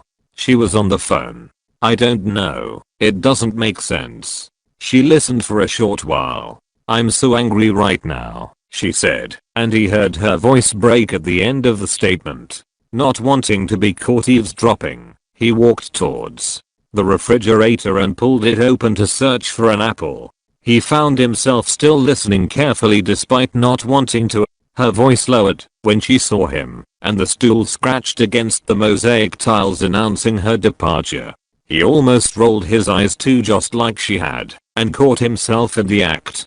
He turned around with a frown on his face, wondering when expressing his displeasure was best done with a roll of the eyes. There was no doubt that she was going to give him annoying mannerisms. He turned around with a frown on his face and met her watching him, her cell phone by her side. "Why do you always frown when you see me?" she asked. She wasn't even trying to bother him, he noted. She genuinely seemed upset. "What's wrong?" he asked, and she seemed taken aback by his perception for a moment. "When can I leave? I have matters to handle." "You can leave whenever you want. Just inform Mark before you do, so that he can assign someone to keep watch over you." "I don't mean just going out, I mean returning back to my apartment." "I'm not sure about that," he said, "but it shouldn't be long. Just till we have a handle on everything.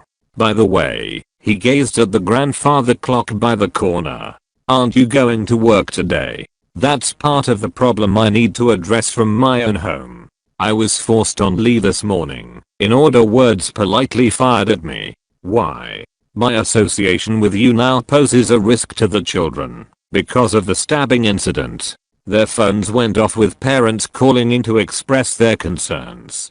"Well, you don't need to work for the time being," he said, and began to walk away. "I don't see why that is a problem. Is working just all about making money to you?" she asked, and he stopped in his tracks. "What else is it about then?" He turned to glance at her.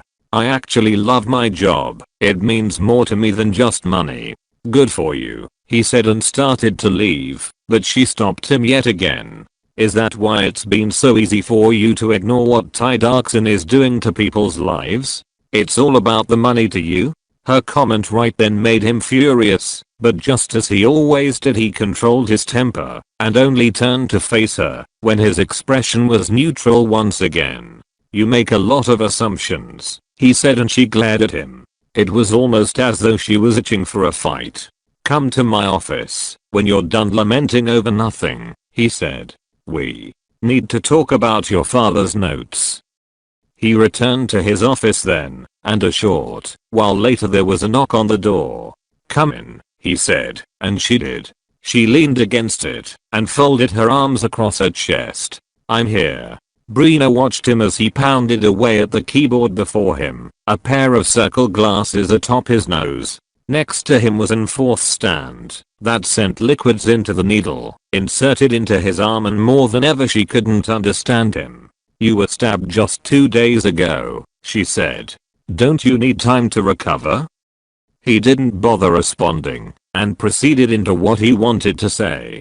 "What exactly did your father's journal reveal?" he asked. If she had held any hope that last night would change anything between them even the slightest bit, it was crushed in that instance. His tone and gaze were as cold as his office felt. "Enough. What are you going to do?" she asked. "I need to know so that I can decide to trust you or not." "Why do you need to trust me? I'm not doing this for you." "Then why haven't you moved yet?" "Who says I haven't? You obviously have not. Otherwise Ty Darkson would have been called out of the market by now. Have you even fathomed the loss that would bring if done carelessly? Why is gain always so important?" He sighed and narrowed his gaze. "Do you know what a company is? Do you know how many mouths and lives that we are responsible for? Ty Darkson is not our only drug. My goal is to fish out those that were involved all these years in falsifying clinical data and trials and arranging bribes to administrators and purchasing committees. My job is to fix the hole and pail out the water, not sink the entire ship and murder everyone. All I hear are excuses, Kevin, and this is why Tidoxin has remained on the market killing thousands of people. You have been aware of this for so long and now I know why nothing has been done.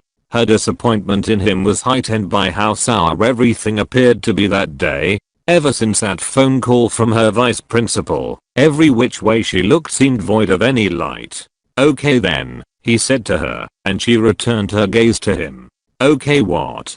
Let's immediately call for a withdrawal of every capsule of Tidoxin in the market, and publicly apologize. Let's shut the company down, and be stupid enough to allow those who had the guts to orchestrate the whole thing in the first place, go on to push it onto innocent members of the company. Let's create more victims like your father. He had caught her attention. This is not a game of emotions, he said. If we move stupidly, both of us will be thrown out of the company and charged with it all before we realize what's going on. Do you know the importance of meal tickets to people, both the employers and the shareholders? You think that they are going to so easily allow us destroy their livelihood? Am I the only one who has suspected Tidoxin side effects over the years? You think that even the government is unaware? We are sued by thousands of people every single year and somehow, we've always managed to get away with all of it. Do you know what Horton Pharmaceuticals is? It's bigger than any one man, even my father, and he founded the company. For the last time, I will ask you, what do you have? She sighed deeply, unwilling to but unable to ignore the truth and fact in all that he had just spewed out at her. What do you need? She asked him instead. What's been holding you back? I need a victim who can win over Horton Pharmaceuticals. I'm yet to. I know a victim who can win, she interrupted him. Who is it? My father, she responded. I found that he has been taking Tidoxin over the last year and has logged its effects on his body. I also believe that he has gathered and been able to hide incriminating evidence against Tidoxin and those responsible for this over the years. Where does he have this log recorded? She automatically hesitated, but then she eventually allowed the words to come through. In a journal he left me. Anything else? Is that not already more than enough? That could all turn to dust under the objection of a good lawyer. Nevertheless, I will need to see the journal that you have, he said to her, and once again her guard went up. I will make a copy for you, she replied. He gave her a sharp look before he continued his conversation. One more thing, we will need to get you a better lawyer. Why do I need a different lawyer? She asked, her mind racing at the thought of the still unspoken about child custody battle. It disappointed her so, because of how easy it was for her to sometimes forget the ruthlessness of the man that she was dealing with. Because you are going to be suing one of the biggest pharmaceutical companies in the US, and you must win at all cost. Alright then, she said. Where do we go from here? This is what you need to know. There are a number of executives who have been behind the clinical. He stopped and stared, and she wondered why. What is it? He shook his head to clear it, and looked briefly away for a moment. Is this conversation between us being recorded? Brina was taken aback. What do you mean? This was out of character for me. I'm usually much more careful. Does your father's journal truly exist? She couldn't believe him, but at the same time she felt as though she was starting to understand him a bit more. What are you so afraid of? She asked him, and to her surprise he responded. People, he said. People only consumed with their well-being. If you're not going to trust me then I'm not going to trust you either. Why should I always be the one dancing to your tune? My father is currently terminally ill, but locked behind the bars of a prison cell. Your company might mean everything to you, but my father means even much more to me. He rose from his seat, took the fourth out, and began to walk towards her. The company on its own doesn't mean much to me, but the dream and person who T was behind it means everything to me. So yes, I'm very afraid that I might lose it and disappoint the one person that it will break my heart to fail. My time is limited right now, So it's either I search you, or you hand the original journal over, otherwise we won't be able to work together. If you're not comfortable with me doing it, I can wait for Mark's return with Kevin from preschool. Brina wanted to turn around, but instead, she found herself spreading out her arms and looking him defiantly in the eyes. He began from her fingers and much too slowly ran his hands across her arms and down her sides. She shut her eyes then, so that she could focus on remembering how to breathe, because between her current anger with him and the burn of his hand through her coat, she didn't put it past herself to pass out from the proximity of contact. Suddenly his hand grabbed her waist, and she was being pushed back against the wall until her back connected with it. Her eyes flew open, but she saw that he had no other intentions. To her surprise, however, he slipped his hands inside of her blouse and began to run them up her sides. "Hey," she protested and started to move away, but his gaze stopped her. "If we have truly slept together before, then this shouldn't be that big of a deal. I'll be done in a moment." Her brain ordered her to leave in that instant, but then he moved his hands around her back, feeling for the straps of her bra, and then just slightly under her breasts, and down the middle, and onto her stomach, until she found her legs unable to move. He crouched down then, and she watched the laptop on his desk, as though in a trance. With the fingers on both sides of each leg, he moved his hands up until they got to her core, and she jumped at the slight hint of contact. Then he slipped his finger slightly into the waistband of her jeans, and she held onto his arms for dear life, her head lowered at the ground. She was trembling from his touch as the memories from their night together came flooding back to her. The words slipped out of her mouth before she could stop them. "This is improper. The line between what's proper and improper for us has long been blurred. Why did you kiss me yesterday?" she asked him. "I told you my reason, but I never heard yours." "Quite frequently I have dreams of sleeping with someone," he said. "It's been a mystery to me for quite a while, and since I didn't know of our night in Positano, I couldn't even fathom the possibility. However, I'm beginning to suspect that perhaps they are just restrained memories in my subconscious, since I was too drunk that day to think clearly. I kissed you to confirm if you felt familiar." "And did I?" she asked. He shrugged and began to turn away, but then she held onto his arm and pulled him back to her for a kiss. It was the deepest and most passionate kiss she had ever given in her life, and that was because a kiss was all that she could get from him, and she needed it to cool down all that he had just stirred up within her. "This will be the last time," she told herself as she stood on tiptoe and pulled him as tightly as she could onto her. She was in complete control of the kiss. However, when she started to let him go, he acted so quickly that for a moment she was confused. In one moment her feet had been on the floor, and in the next they were around his waist, his hardened core pressed against hers. His wound, she thought, but he did not seem to care. Her hold tightened around his shoulders as she threw her head slightly backwards, in revelation at the fire that was coursing through her body. He took over then with a kiss, and her hands went limp by her sides. She actively remembered his hand on her waist, but then the moment they found their way to her breasts, some sense began to come back to her. However, the moment she felt his mouth on her nipples, she held onto him for dear life, trying but failing desperately to hush the whimpers of torture that escaped from her lips. Suddenly there was a knock on the door, and as it flew open, it brought reality back to her like a pail of cold water dumped on her head. "Get out!" she heard him roar, but it was too late. She caught Mark's bowed head as he quickly exited the room, and immediately fought to be allowed back on her 2 feet. She pushed her hair out of her face, momentarily confused and unable to meet his eyes. "I'll bring you my dad's journal," she said, and half ran out of the room. However, just before she pulled the door open, she remembered his wound again. "Are you alright?" He nodded and turned away from her, his fingers raking through his hair, and somehow that made her relieved. Perhaps he was as affected as she was. She hurried from the room and returned to her bedroom to ponder on what the hell had just happened. She wasn't allowed the time, however, as the moment she got in there, her phone began to ring. She picked it up and sat on her bed to listen to her mom. "Are you still at Horton's home?"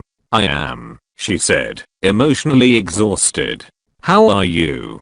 "There's nothing wrong with me. You're the one I'm worried about.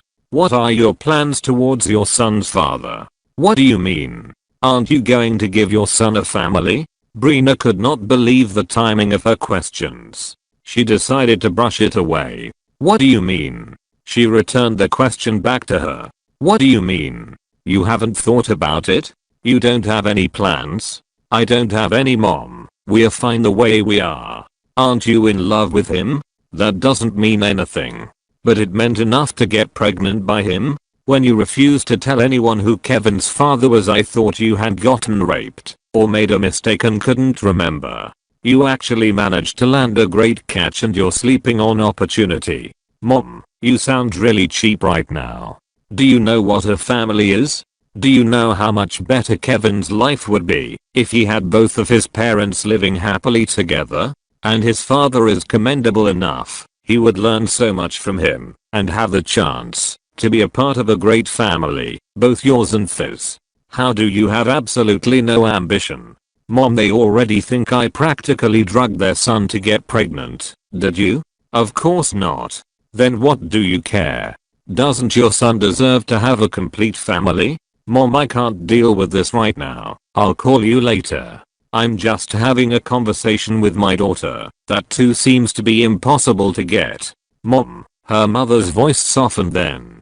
"Try, Brina. You've had a crush on Kevin since forever. If there is even a tiny part of you that wants to have a life with him, then I don't want you to dismiss it. Why do you think he's too good for you?" "I don't think that." "Well, you could have fooled me. You act like you wouldn't dare even suggest what I have just said, and I wonder why. Aren't your wishes important? Also, I'll help you. I'll come by your school, and we'll hash out a plan together." "Mom, not today. I'm not in a good mood." "Why, what happened? Are you not with your kids? That always puts you in a good mood. Did something happen overnight over there?" "I got fired this morning, Mom." "What? Why?" "The attack on Horton makes me a threat to the kids, since I'm now attached to them." "So where are you now?" "At Kevin's home." "Send me the address and I'll be there." "Mom," she began to protest, but the older woman had already hung up the phone. After sending her the address, she went to retrieve her father's journal from the box where she had returned it to for safety, and got ready to leave the house. As she was heading out, however, she ran into Kevin coming down the stairs. She ignored him and hurried past, but he stopped her. "Where are you headed?"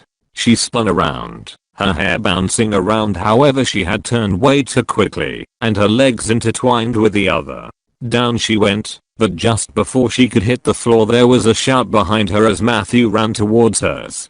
They both went down together, and for a few seconds after neither of them could move. Beyond embarrassed, she started to pull herself up. "I'm so sorry, are you alright?" Matthew, however, was all smiles as he rose. "I am." However, he sucked in his breath when she saw that the bag of groceries that he had flung to the side so that he could catch her had let out the bag of clementines that it had held. "I'll get them," she said, and hurried to retrieve them while he joined her and picked up the paper bag. "Can't you help us?" She heard him snap at Kevin and turned to glance at him. With his hands in his pocket, he gave them both a disinterested look and completed his descent down the stairs. However, Matthew made a mistake. He took a clementine and threw it at him, and it hit the side of his injury spot on. Brina gasped as he doubled over at the pain, holding his side as though he would pass out. She wanted to head towards him, but stopped herself when Matthew hurried over. "Damn it, I didn't mean that. Are you alright?" Kevin held out his forefinger to warn him, and she watched, eyes widened as Matthew stopped himself just before he touched him. He wrung his hands behind his back, full of remorse, but Brina could see that it wasn't just because he had hit his wound. It seemed as though this kind of playfulness had occurred between them 100 times. Matthew bowed to Kevin as he rose to his feet and stepped away immediately the moment he began to move. Brina was so worried, so she went to stand by Matthew, and they both watched as he headed over to the refrigerator to get an apple. "He eats a couple of those every day," Matthew whispered to her, and she couldn't have cared less. She was watching him carefully for any signs of bleeding or pain, so when he briefly shut his eyes, she almost took a step forward. He didn't bother cutting the apple, and after washing it just began to munch on it. "Where did you say you were headed?" he asked her. "Just out for a bit. I want to make a copy of the journal." She tapped the bag strapped across her shoulder. He stopped eating. "You intend to use a public service to do that?" "Well, I don't have a photocopier here with me." "Do you know what that is? It could cost you your life if it's found on you. You truly don't what we're dealing with, do you? What's going on?" Matthew asked her. "I'll explain later," she said, and he headed into the kitchen to arrange the groceries. "So, what do I do then?" she asked. "You can use the photocopier in my office." She said, and turned away to hurry back up the stairs. It was better to do it now that he was not in the office. "Mum is on her way over," she heard Matthew say, and Brina felt her heart sink into her stomach. Chapter 10. Kevin counted till 20 after she left, and then rose up from his chair to return to the office. Mark, however, appeared out of nowhere and bowed his head slightly in apology. "I apologize for barging in earlier, Mr. Horton. I'll knock from now on." Kevin waved his apology away, however Matthew did not miss it. Mark barged in. "What's the big deal? Did he see something he shouldn't have?" Kevin frowned at him, his side still aching from the Clementine blow that he had received earlier. "Lawyer Horton sent this over for you. He says that all she needs do is to accept the offer for representation and the suit against Horton Pharmaceuticals." Kevin took the envelope from him and started to head up the stairs, but Matthew called out to him, "Send Brina back down so she can help me out with dinner." Kevin ignored him and headed to his office, his steps faster than they had even been. As expected, he met her, confused as she stared at the countless buttons atop his copier. She pressed something, and at the jerky sound the copier made, she slightly jumped, and he almost couldn't contain his amusement. After putting the letter down, he went over and stood behind her before she could move away. Their bodies were just shy of touching, but he pretended that the scent of her and the warmth from her body didn't tease him senseless. He pointed to the appropriate buttons, and when she didn't follow, he took her hand in his and began to guide it through the quite simple copier. For some reason her hand went limp, so he pressed the buttons with his own finger. He didn't let go until they were done. "Come, sit down," he said to her. "You have some documents to sign." He walked away, and he noticed her seeming inability to move a few seconds thereafter. She eventually cleared her throat, and he settled down to read the documents his lawyer had drafted. Reviewing the contents took his complete attention, and only when she was dragging out the chair before his desk did he look up once again to acknowledge her presence. He passed the document over to her and waited for her to review it carefully. When she was done, she lifted her gaze to his. "Is it clear? You've already drafted it? There's no time to waste. That lawyer will represent you, and we'll work together to ensure that Ty Darkson is exposed. However, we also have to ensure that it is dismissed from the civil court and moved into the criminal court to get the executive director. He is second in command after me and has been there since my father founded the company, so his authority is incontestable. He has been the one behind all the manipulation and the one person with the power to turn this all against us and send us both to prison, so caution is needed. He is as slick as a snake." She gazed at the contract again. "This will cost the company billions in compensation and insurance, won't it? It's high time we paid for our crimes. No matter how bad it gets, it won't destroy us. I will ensure that with every ounce of strength I have." "Is there a deeper reason why you want to save the company so badly? It has been making you calculate your steps for years, I presume." Another reason as compared to what? Well, the obvious. It does bring you wealth. Do you love running a pharmaceutical company? I only love it because my father built it himself. And that's why I have to protect it, because he put his life into it. Do you have a dream? I do, and I'm already sort of living it. I was in pharmacy school because my dad had hopes of me joining Horton after I graduated. However, I had to drop out when I got pregnant with Kevin. Truth be told, I wasn't as sad as I thought that I would be. At first it was scary, but after a while I secretly felt relieved. What did you want to be, then? It's not very impressive, but I love being a teacher. Being with and playing with kids makes me so happy and fulfilled, and I guess most people wouldn't be that surprised.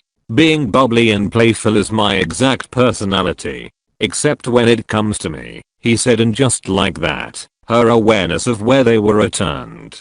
You're extremely guarded around me. With good reason, and moreover so are you around me. That is my personality.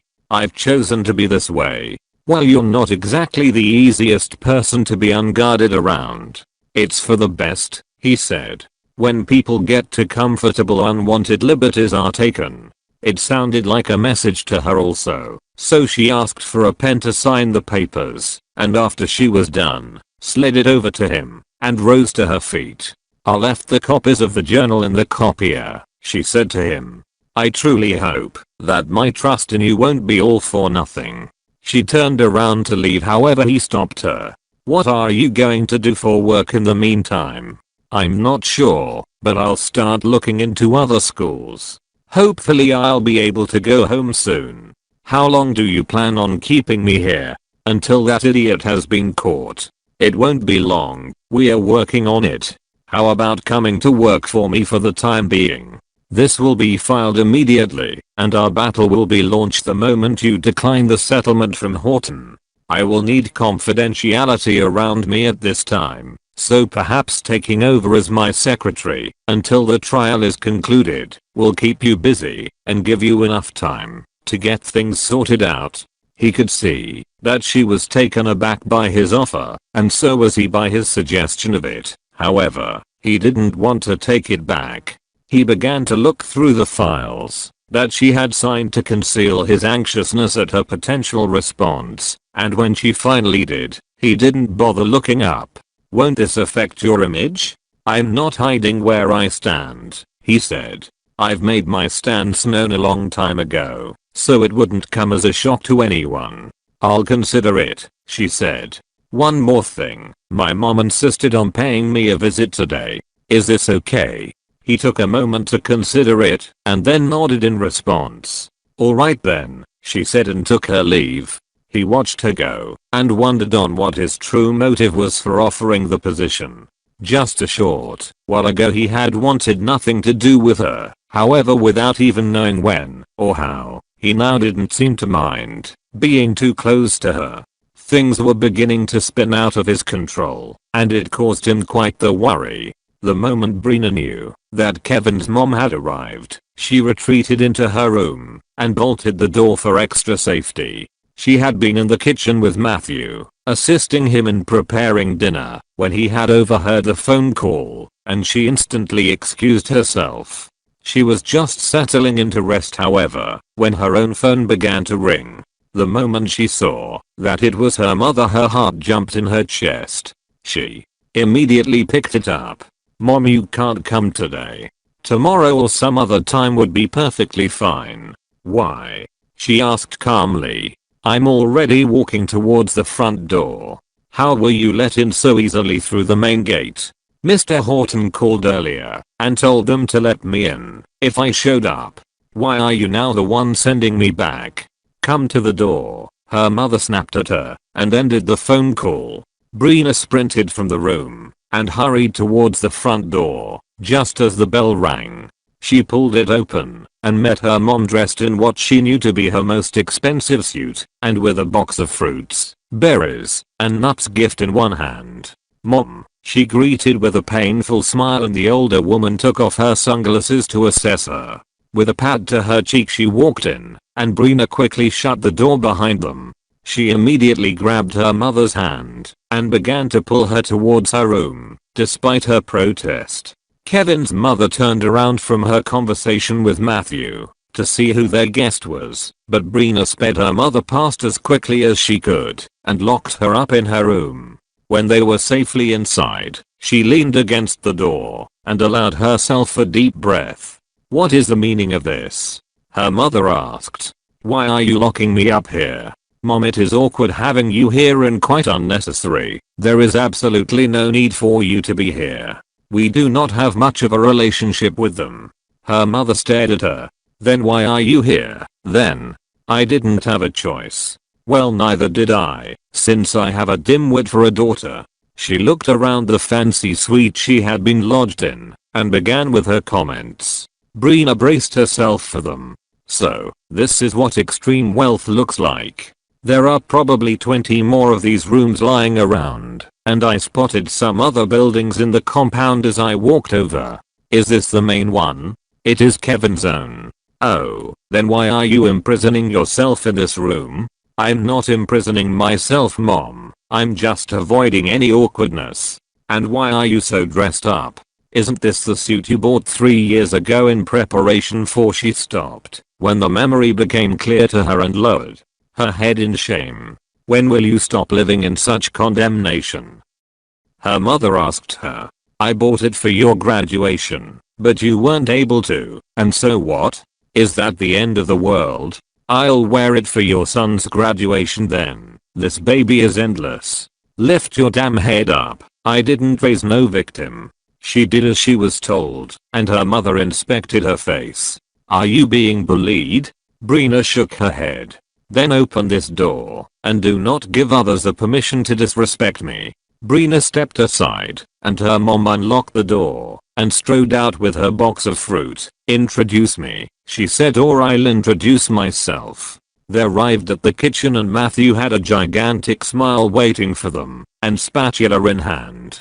"Mrs. Webb," he greeted brightly, and hurried towards her, and her mom had an equally bright smile for him. "Is this Mr. Horton?" she asked Brina, unsure. "No, this is Matthew.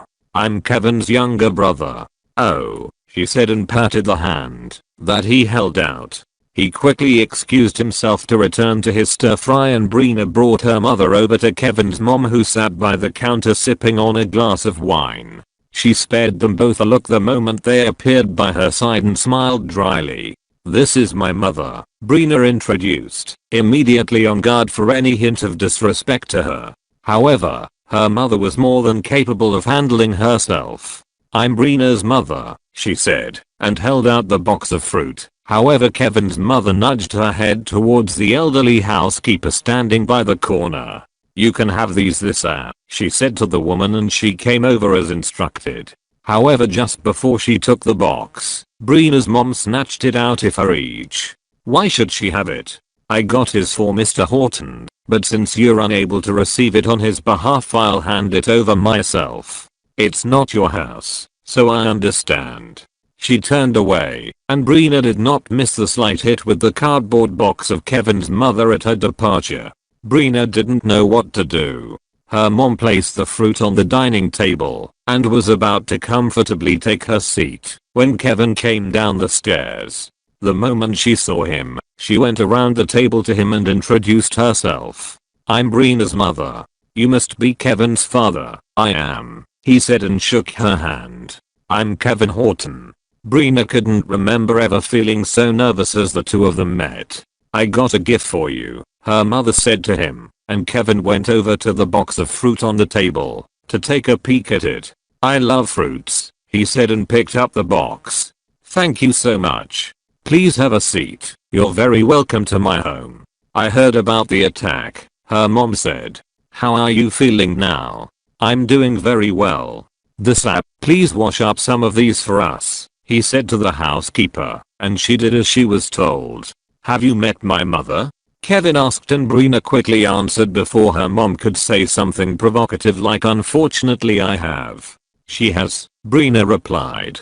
"Mom, do you want to join us?" he asked, and she swirled the wine in her glass. "No, I'm fine where I am." "Alright." Kevin said without even bothering to plead with her, and Brina's mom widened her eyes at him in approval.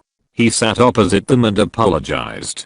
I'm not very talkative, so please pardon any long silences as we go on. I hope you will stay with us for dinner. Of course, I will, she said, and that is perfectly alright.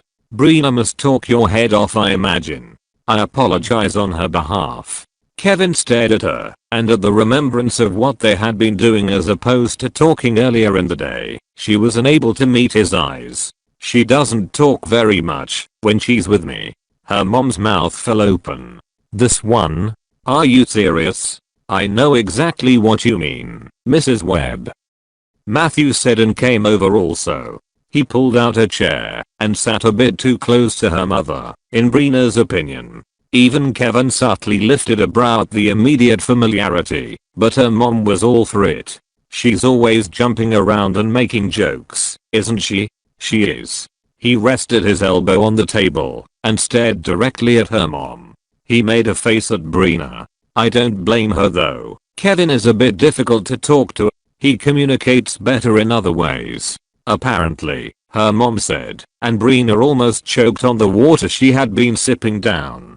Matthew chuckled in comprehension and lifted his hand up for a high five, and her mom accepted it. Brina wanted to bury herself into the ground. Well, proper people are raised to communicate verbally, Kevin's mom said, and came over to stand by them, probably tired of being left out. Brina's mom ignored her and touched Matthew's hand. What do you do, young man? Do you work at the company also? No, I do not, ma'am, he said. I own a few restaurants in New York City. She gasped. Then why are you here? You always have to have your eyes on the restaurant business. My sister used to run a diner, and if she left for even a few hours things were a mess. I know, he sulked. But I truly needed the break. Are things hard? She asked, and Brina was surprised at her mom's question. However, when Matthew looked her in the eye for a moment, before he laughed it off and shook his head, she began to suspect that perhaps he had some problems that he was letting no one know about. Of course, things are not hard, Matthew's mom commented. I raised my children to be winners. Brina watched her mom give Matthew her famous but comfortable knowing look, and then patted him on the cheek. She sensed his discomfort, as though she had touched an unexpected spot in the depthless laughter that followed, before he excused himself to check on his meals. Kevin's mother eventually took her seat and soon dinner was being served. Kevin, could you check if your son is awake, so he can join us for dinner? Brina's mother asked. Everyone was taken aback by the seemingly ordinary request, and for a few moments only silence followed. Brina immediately rose. I'll do it. I wasn't speaking to you. She glared at her, and Brina sat herself back down. Sure, he said to her, and excused himself from the room. Your daughter should at least be useful for something, Kevin's mother commented. Brina's mother turned to her, and Brina immediately placed a hand on her arm to hold her back, but Matthew interjected. That is an extremely rude comment, Mom, he said. Brina and her mother are both our guests and you should know better than to speak that way. His mother looked at him in shock. Did you just scold me? You're better than this, he said, and rose from the table to head over to the kitchen. A very uncomfortable silence followed as Matthew returned, and they began to eat. A few moments later Kevin returned with his son walking clumsily by his side. He had his hand in his father's, and was trying the best to scrub the sleep out of his eyes. This was one of the few times that Brina had truly seen them like this together, and she could not look away as something melted within her heart. Our angel is here, her mother exclaimed, and rose to take over from Kevin. He was just waking up when I got to the bedroom, Kevin informed her. Her mother lowered herself to the little boy's height, and after landing a kiss on his puffy cheeks, picked him up and carried him over to the table. She sat him on her lap and the little boy looked around at all the faces surrounding him.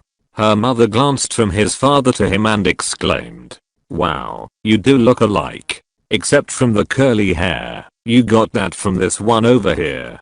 Their personalities are similar too. Brina responded without thinking. Really? How so? She stopped to chew her food and gave her mother a look. Mrs. Webb remained unfazed. I've noticed that too, Matthew said, and Brina breathed a sigh of relief. That's good, then you can explain. She picked up her fork, but Matthew threw her back into the wild. Nope, I don't know little Kevin that well yet. The ball is in your court. The entire table stared at her, even Kevin's mom, and she swallowed painfully. This pasta is too soggy, she spat quietly, and Matthew snorted in amusement. Thank you. Well, little Kevin is quite reserved. He has always been that way. He barely ever cried as a child. Kevin cried a lot as a child, his mother commented, and the entire table turned to her. No one had any comment to that, so Brina just went on. He observes people a lot, rarely speaks unless spoken to, and he's really smart. She patted his head and went back to her meal. Kevin is not that smart, Matthew said, and Brina smiled at the quiet look that Kevin gave him before returning to his meal. What else do you know about Kevin? His mother asked, and Brina's eyes widened. More so because she didn't ask in a salty tone, but with genuine interest. I don't know much about him, she automatically replied, and her mother interjected. That's not true. You've known him since you were a child. His mother turned to Kevin with widened eyes. Is that true? Her heart pounded at what he would say, but when he just gave a nod without any further explanation, she relaxed. I thought you only just met on that night. What's going on? I'll explain, Matthew said, and clinked a fork against his glass to get the attention that he already had from everyone. Brina wished that he wouldn't speak. She had a crush on Kevin in high school, and then Brina didn't know whether to be annoyed or amused that he didn't know much else. She just lowered her head and stabbed at the meal he made. That's all I know, he concluded, and she rolled her eyes. To her surprise, however, Kevin stepped in. We met when she was about 5 years old. I saved her from some bullies. We also met several times in high school. So, you knew her before she slept with you? His mother asked, and Brina wanted to bury herself under the table. Sleeping together is done by 2 people, last time I checked, her mother said. Oh please, my son was not conscious. He couldn't even remember it. Brina, her mom turned to her to offer an explanation, and she felt tears swell in her eyes. Kevin stepped in. I was fully aware of it, Mom. His mother grew furious at no one defending her. Then why are you just finding out that you had a son after 4 years? That's because she didn't tell me about it. His mother's gaze moved to everyone's in the room, and then she rose up and let her fork clang noisily to her plate. I'm not hungry anymore, she said, and walked away from the table. The entire dinner was plunged into silence at her absence, the only sounds from little Kevin's amused giggle as her mom fed and planted kisses on him. No one spoke after that, and the moment she was done, Brina started to get her everyone's plates. The housekeeper took over from her, and she returned to the table. I need to use the bathroom, she said, and disappeared from sight. Her mom's silence ever since Kevin's mother had left the table was currently bringing her down. Her mother was usually one to say how she felt, but when she resorted to silence that way, it meant that she had been hit too close to home. She laid on her bed and dragged the covers over her head, fighting the urge not to cry. This was something that she would never recover from, disappointing her parents. Her mom deserved all the respect in the world, but yet she was being subjected to such blatant insults by a complete stranger, and all because of her foolishness. At this moment, this was one of the rare times where she full regretted that night. At that moment she wished that she could turn back time, because causing her mother this much pain and embarrassment before her friends and the entire world was something that she knew she would never be able to forgive herself for. A short while later someone opened the door, but she continued her pretense of sleep. She felt her mom sit on her bed and then tapped her softly to get her attention. Sit up, she says. We need to talk. Brina dreaded this with all of her heart, but she knew that this was one of her mom's rare but serious moments. "This is what I was afraid of," she said. "You getting disrespected. Me being disrespected means nothing at all to me, but when it is directed at you, it tears my heart apart. I cannot allow this to be your reality for the rest of your life. And it is because of this reason that if, and only if you truly have Kevin in your heart, then I want you to try setting up a family with him. Both for yourself and your child. Put your pride aside, and love yourself enough to give yourself what you deserve. I know the daughter I raised. Up till then you were a virgin, were you not?" Brina lowered her head and nodded in response as the tears flowed down her face. "I know this, but the world doesn't care as much, and neither should you. Kevin seems like a kind person. He is a little difficult to reach, but I think I can understand why you're so in love with him. He is not bad looking at all, even I'm attracted to him, I think." "Mom," Brina complained, and moved away from the older woman. Her mom pulled her back into a long bear hug. "Fight for what you deserve," she said to her. "And if it does not work, then at least you would have known that you tried your very best." She responded, too choked up to speak, and Brina shut her eyes as she allowed herself to fully rest in the arms of the one person that loved her above everything and anyone else in the entire world. Chapter 11. A few days later, Kevin was dressed and ready to return to the office, despite the protest of both Matthew and his doctor. He was working as much as he could at home, but the newly filed lawsuit and the battle he was about to go into with Horton disrupted his peace of mind. The other night, he had watched Brina excuse herself from the table, and for the first time, truly considered the condemnation that she had probably received both from others and herself, from not only having a child out of wedlock, but for refusing to identify the father.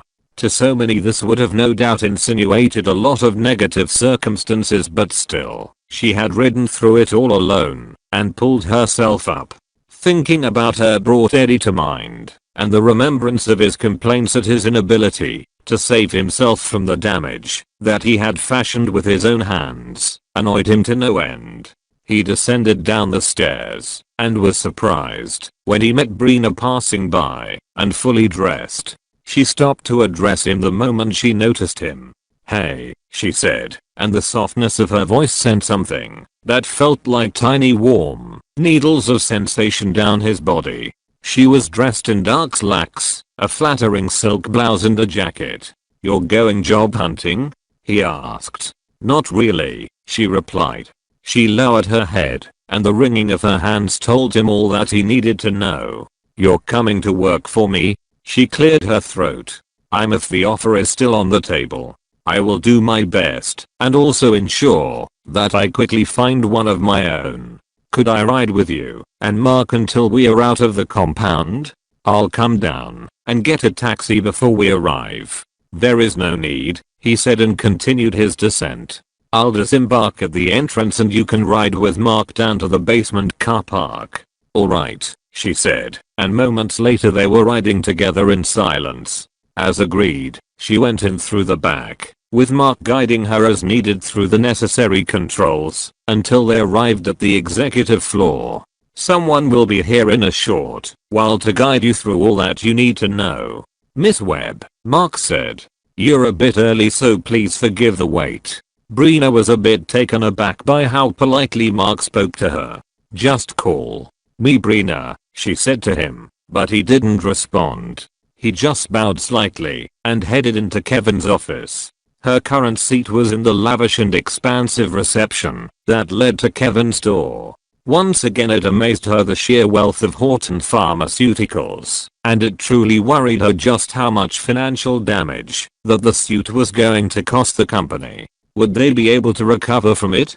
Kevin had assured her that they would, but the more she considered the amount of insurance and settlements and fines that they would be subject to, her heart grew heavy for him. It was not long thereafter that a woman came into the office. After introducing herself as belonging to human resources, she began to run her through all that she needed to do as Kevin's secretary to ensure that his affairs were all in order. As the day progressed, she sat and prepared memos, responded to inquiries, and prepared his schedule. However, he never once called for her. Needing a break a few hours later, she rose to go to the break room when the executive director of Horton Pharmaceuticals, Branson Foreman, arrived. Finally laying eyes on him after her awareness of all the disaster and chaos that he was masterminding caused a bitter rage to rise up within her. She found herself holding his gaze in contempt until he stopped right before her desk. He was taken aback by her bold stare, but behind it all she could also see the intrigue.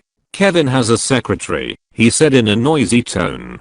"That's a first. What are you called by, young lady?" "Brina," she replied, and dialed Kevin to announce his presence. "Let him in, and please get me something to drink," he said, and she led the way to the door. He gave her a wink just before he went in, and she fought the urge to gag in disgust.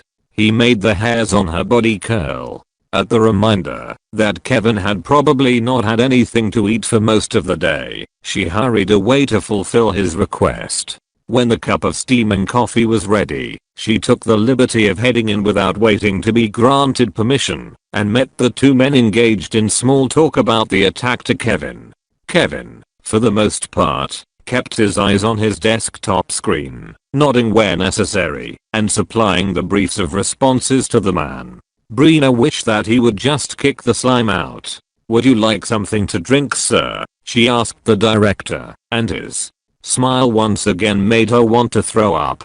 "I'm here for serious business right now," he puffed. "Perhaps on my way out I'll make a request. I hope you will be willing to meet it then." "Sure sir," she replied, and stepped out of the room. "I like your new secretary," Branson Foreman said to Kevin, and for a moment, Kevin pretended as though he had not heard him. He however kept making sultry comments, so Kevin eventually looked up from his documents and said to him, "Why exactly are you here? Did you need something?" The distaste on the man's face at Kevin's rudeness was clear, but he had long come to accept it as the arrogance of the boy. "I just received news that Mr. Webb's family has filed a lawsuit against Horton. Are you aware of this? Why is this news worthy of your visit?" Kevin asked. "We are sued all the time."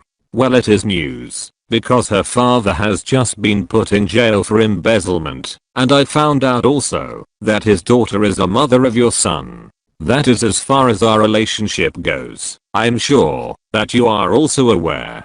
"Well, I just had to confirm your knowledge of this. What will you be doing about it?" "Absolutely nothing," Kevin replied. "I believe I have expressed to you many times my displeasure at Tide Arxon and my awareness of its true nature. You have time and again managed to prevent any drastic actions from being taken against it, so I have left you to your influence. However, if you're asking if I intend to use mine as a result of our relationship to stop her, then you should already know my response to that."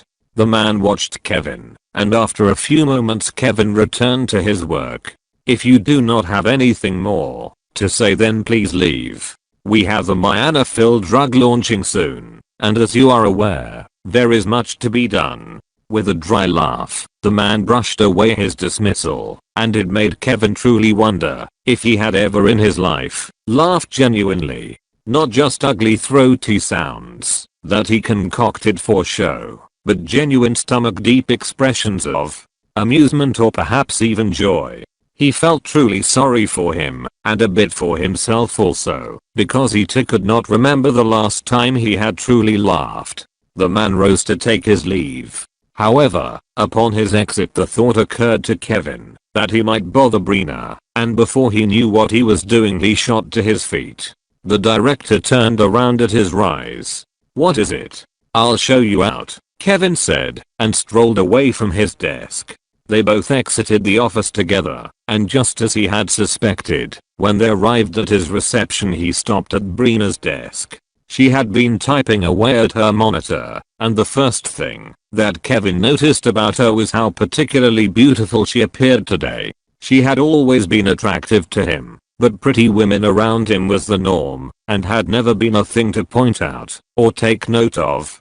Today, she had swept her curly hair into a half ponytail, while the rest cascaded softly around her shoulders. He couldn't take his eyes off her, and wondered why he hadn't bothered to notice her earlier in the day. They had literally ridden in the same car together. Shaking his head, he returned his gaze to the director, and listened to his conversation with her. "I would like to make my request now," he said with sickly excitement. "I would like you to bring me the drink you just served, Mr. Horton."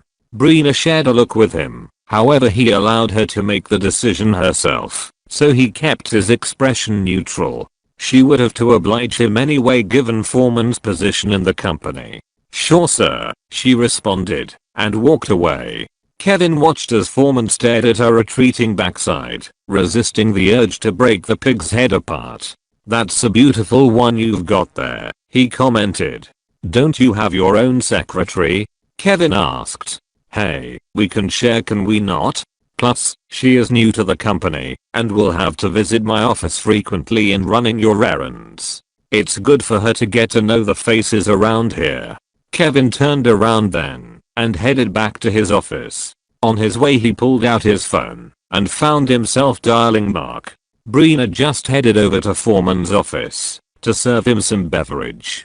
"Keep your distance, but also keep your eye on her. If she stays there past 10 minutes, then immediately give me a call." "Yes sir," he replied, and Kevin hung up the phone. He started to get back to work, however when he saw that he continued to read the same line as the minutes passed by, he gave up on concentrating, and awaited Mark's call. Brina walked towards the director's office with the tray of coffee in hand, and met his secretary, a bone-thin middle-aged woman filing her nails. She perused Brina up and down as she approached, and through the frames of her red-rimmed glasses. "Mr. Foreman requested this," she said, and was about to lay it on the table when the woman shook her finger at her. "If he requested this, then he requested both you and the drink. You need to take it in yourself." "Are you new?" Brina picked the tray back up. "Yes I am." "Who are you working for?" she asked. "Mr. Horton." Her eyes widened as she sat up from her reclined position, and placed both hands on the table. "Are you joking?" "No, why? He hasn't had a secretary in years, ever since that Mark guy came along. You must be special. Why did he hire you?" "I didn't even know he was looking for a secretary. I would have pushed my niece to apply." Brina just smiled politely at the woman, and turned away to knock on the director's door. When there was no response, she pulled the door open, and walked in to see the man facing the floor-to-ceiling windows that framed the skyline of the city, and speaking into the cell phone against his ears. He turned around when she came in, and his face instantly lit up. He directed her to place the drink atop his huge mahogany desk, and disappeared into a corner for a moment. "I'll be right back," he said, when he had ended the call. "Wait for me." She placed it hurriedly, and headed towards the door to wait for him, and true enough, he exited from the room she assumed was his restroom, only dressed in his dress shirt and a pair of barely there shorts for underwear, revealing hairy, sagging and freckled skin. She was appalled, but just stared at him with as much lack of surprise as she could muster. "Why are you all the way over there?" he exclaimed. "Come over here, let's have a talk. Oh, and don't mind my lack of pants. We older guys have a lot less propriety. Something spilled on it back there, so I will have to get it changed. I have to return quickly, sir," she said, and started to take her leave when he barked. "You better stop right there. Do you know who I am? I'm being courtly to you, and you're blatantly being rude, just like your boss. Or do you think that, because he hired you himself, that I can't get you thrown out of this company?" "I apologize, sir. I didn't mean to be rude," she said, and placed her hands inside of her pocket to feel for her phone. With a slide to the right, she activated her camera, and praying that she didn't miss the record button, pressed the center of it, and went a bit closer to him as he had requested. "I had wanted to have a conversation with you, but now I'm not even interested anymore. You've made me very angry. I'm sorry, sir, she said. I was just taken aback to see you in your underwear. What's so surprising about that? Haven't you seen lots of men without their underwear? Brina didn't even know how to respond to that. Take off your blouse, he said, and for a few seconds she was speechless. What? If I have to repeat myself, you will be out of this company before the hour ends. I'm sorry, sir, but I cannot do that, she said, and he glared at her in shock. Is it because you work for that entitled bastard? You think he's more powerful than me? All he has is the title. My dear girl, I own this damn company. He rose then and started to head towards her, and she could see that he was getting a bit excited. Perhaps your defiance is not that distasteful, he said. It's always best with the ones unwilling at first. I will take you places, he said to her, and it will cost you nothing more than just showing me a little love. Now take off your blouse, I won't ask you again. Suddenly he slipped his hand into his underwear to stroke himself, and Brina almost threw up right there. Unable to withstand anymore, she whipped her camera out of her pocket, confirmed to see that it had been recording and captured all of his frame in his current state. What the hell is that? He immediately stopped in his tracks. Sir, please don't come any closer to me. Put that away right this moment or I will completely destroy you, he swore, his face turning red from anger. She kept it on and focused on his face until out of fury he sprinted for her. With a yelp, she turned around to pull the door of the office open before he could reach it and burst out into the reception area. There she met two men awaiting her and instantly stopped in her tracks. Mark and Kevin. Mark had his hands folded across his chest in a military stance, while Kevin leaned casually against the frame to the reception's door, both hands in his pocket. He assessed her the moment he saw her, and then his eyes moved towards the director as he too came out of the office in his underwear. Just then, Kevin's phone began to ring, so he straightened and pulled it out of his pocket. Are you alright? He asked Brina, just as he calmly placed the phone to his ear. She nodded in response. Go ahead then, he said, and she hurried past him.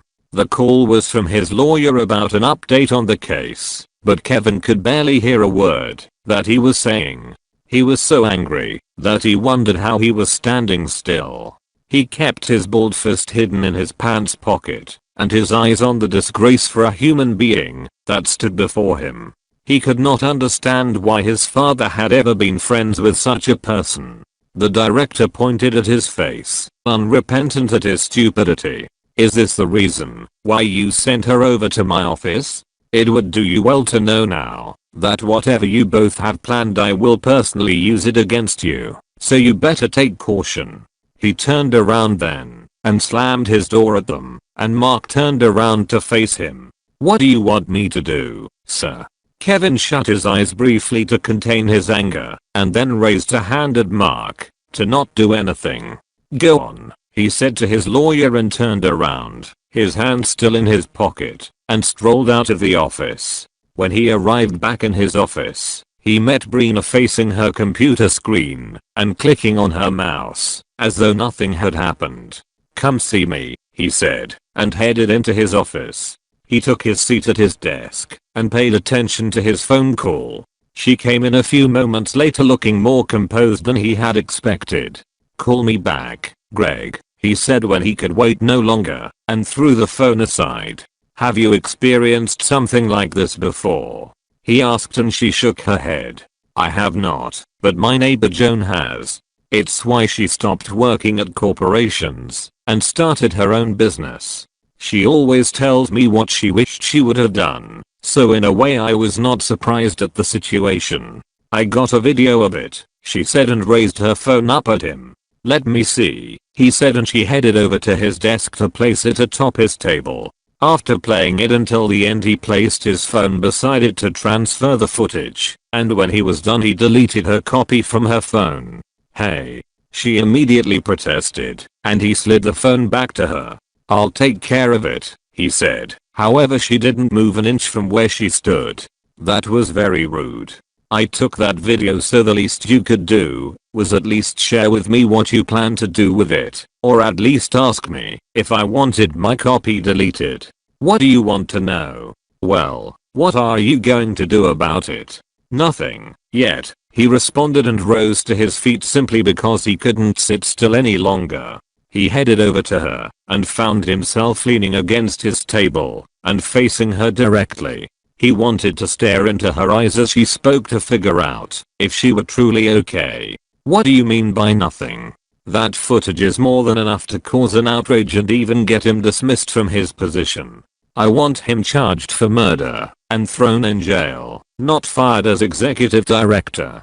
For that to happen, he needs to remain where I can have my eyes on him. She fumed at him, and for some reason it almost made him smile. She was truly beautiful. Got him. Without even realizing what he was doing, he reached out to grab her hand and pulled her towards him, and she melted.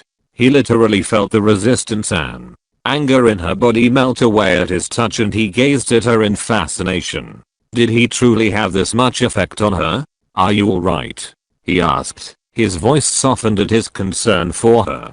He truly wanted her to share how she was feeling. I am, she said, and took a deep breath. I was scared at first, but then I was more angry than scared. Don't let him get away with this, Kevin, she pleaded, her gaze directly on his. I won't, he promised, and for a few seconds they just remained that way, her hands in his. There was a knock on the door then, and instantly they broke apart. Mark came in, and although he hesitated at seeing them both so close to each other, she turned around and immediately exited her office. I apologize for barging in, Mark said, and Kevin ignored his apology. He returned back to his seat and accepted the document from him. What do you have? We've been keeping track of him for the last few days, and he doesn't seem to be based in Boston. He spends the nights in his car, and during the days he just wanders around, eats cheaply where he can, and gets into quite a lot of unnecessary fights. He is quite bitter. Has he sought Brina out? He has. Yesterday he drove by her apartment and waited there a while, but then realized that she was not home and drove away. He hasn't been back since. I'm yet to receive intel on his movements this morning, if he went to her school or not, but so far he hasn't made any more drastic moves. Do you have eyes on my son at all times? Every waking second. We'll protect him with our life. Alright, he said. At a few minutes past 1 later that day, Brina looked up from the memos that she had been organizing to see her son clumsily walking hand in hand with Mark. The comparison in size between the two males was a sight to behold, and it got her laughing quietly to herself. As a result, she didn't see the moment Kevin walked out of the office with the 4 men that he had been in a meeting with, but the moment she did and then saw her son's eyes fluttering towards her at the same time, she lowered her head and hid it away from view. The last thing she wanted was a scream from the innocent child saying mommy, and Kevin having to explain that the mother of his son was now working as his secretary. Little Kevin was introduced to the executives, and after several compliments, was led into his father's office. Brina watched him go, and felt her heart warm up at the sight, her mom's words filtering through her head. She picked up the phone then, and called her mother. I've been thinking about what you said, Brina began. Any ideas? Well, you need to find situations where you both are alone, especially with your son, so that he can begin to taste what life can be like with you both around. I have one now, Brina said. Little Kevin just returned from preschool, and they're together in the office. And, where are you? At my desk. What desk? I told you I decided to take his secretary offer. It's only temporary though, but it's needed for the time being. Her mother sighed heavily into the phone. Have any of you had lunch? No, we haven't. Start from there, and don't leave the office. Order something in, and have it together in the office. Oh, why not go out? Because it is more intimate, you child, her mom said. That's his personal space. He needs to get used to you both being there enough to never want you to leave. Wow, mom, was this how you got dad? I didn't have to think this hard. Thanks, Mom. Brina said dryly. Just be yourself, she told her. Kevin is quite smart, and he will sense it otherwise. And don't try too hard. Creating the situation is more than enough, but then trying to control every single thing will land you in trouble. Sure, Mom, she said and hung up. After encouraging herself, she rose and then knocked on the door to Kevin's office. It was too big for her to receive a response, so she just went in and met Kevin in his father's arms. He was being showed the different buildings lining the skies of downtown Boston, his chubby hands trying to imitate those of his father. She quietly kept the stack of memos on his desk and then took the time to watch the both of them.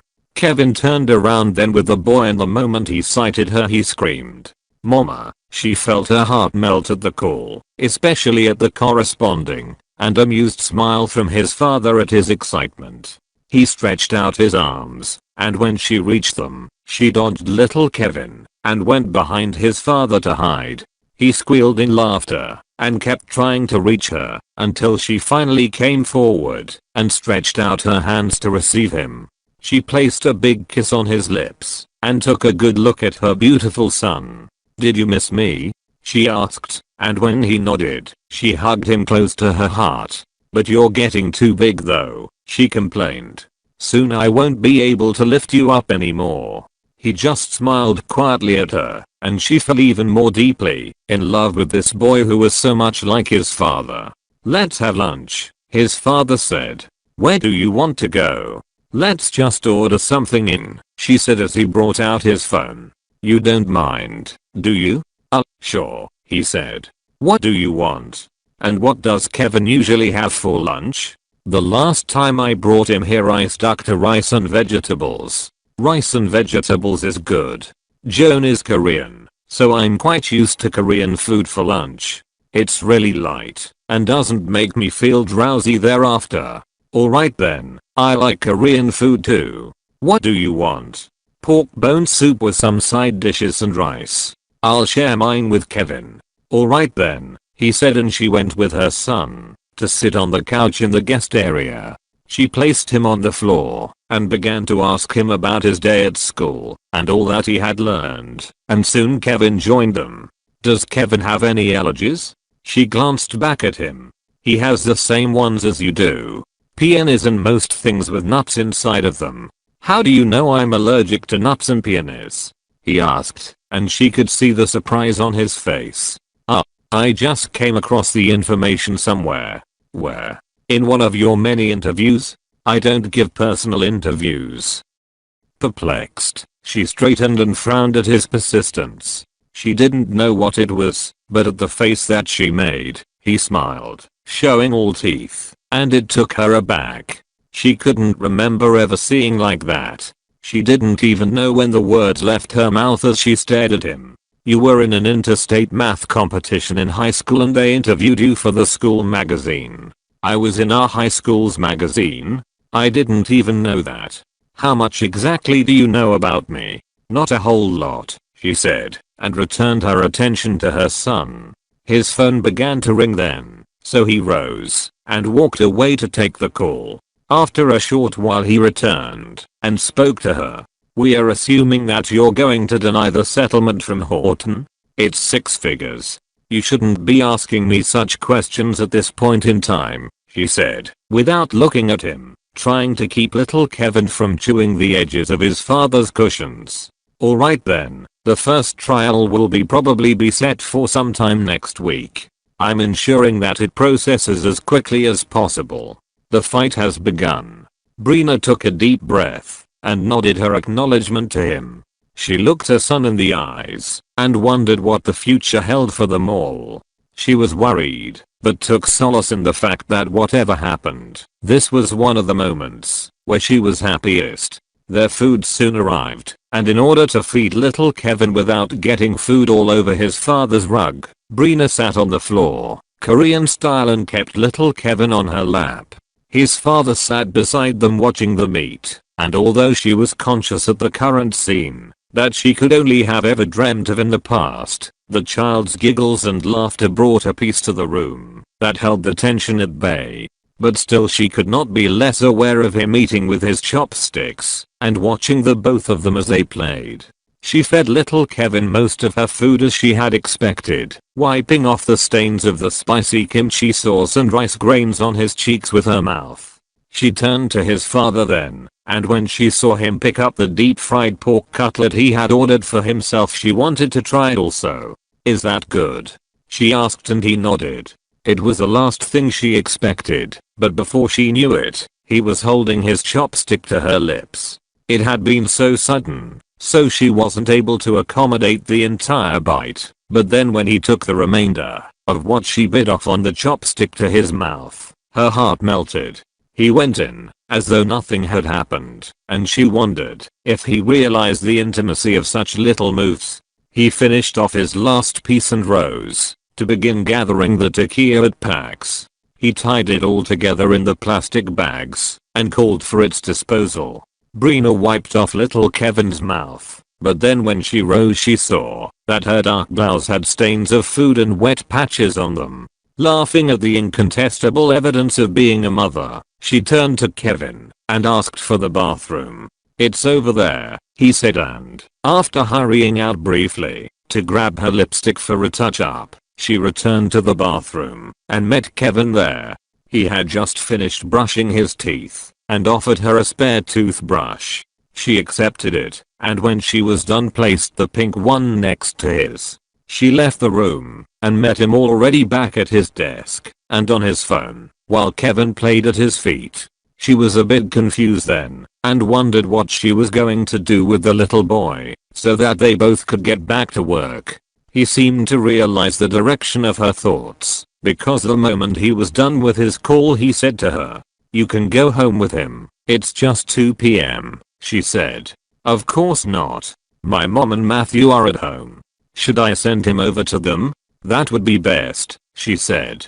"Thank you." Mark came in a few minutes later and hauled an already drowsy child away. She re-entered the office, and just as she did, she heard his conversation on the phone and immediately knew who he was speaking to. "Don't bother coming after her.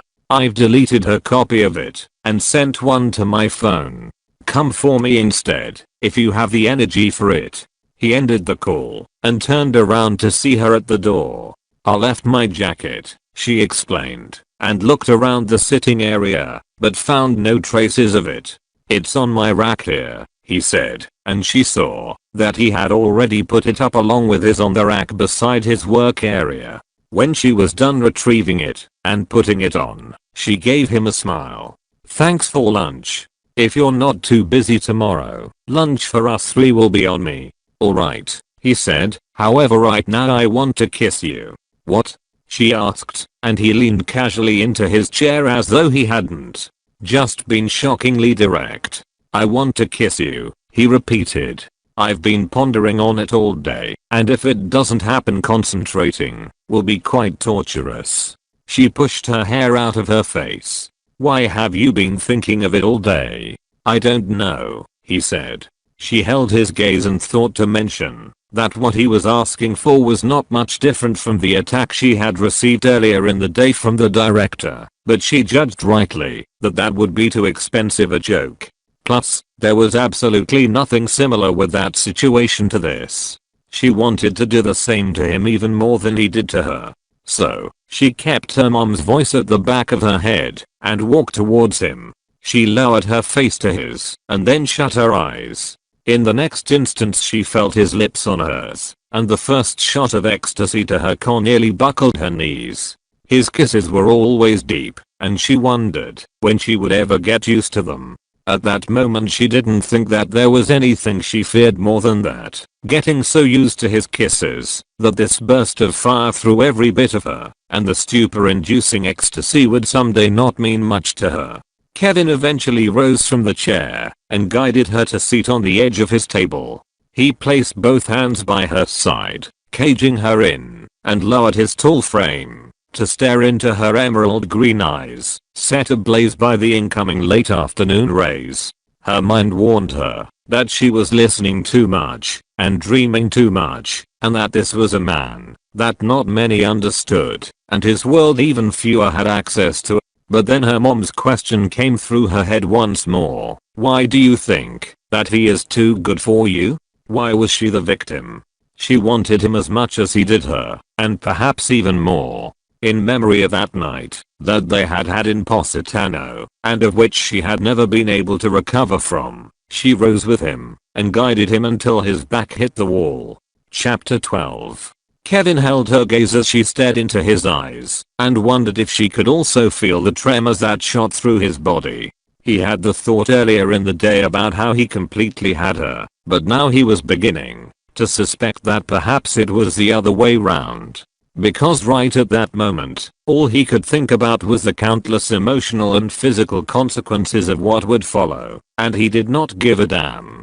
Nothing except her outright rejection could make him stop right now, and it made him not recognize himself. His will had been flattened to the ground. The door, she muttered to him as she undid his tie. You're not out front so no one will dare come in. Mark. He will take a while before he returns.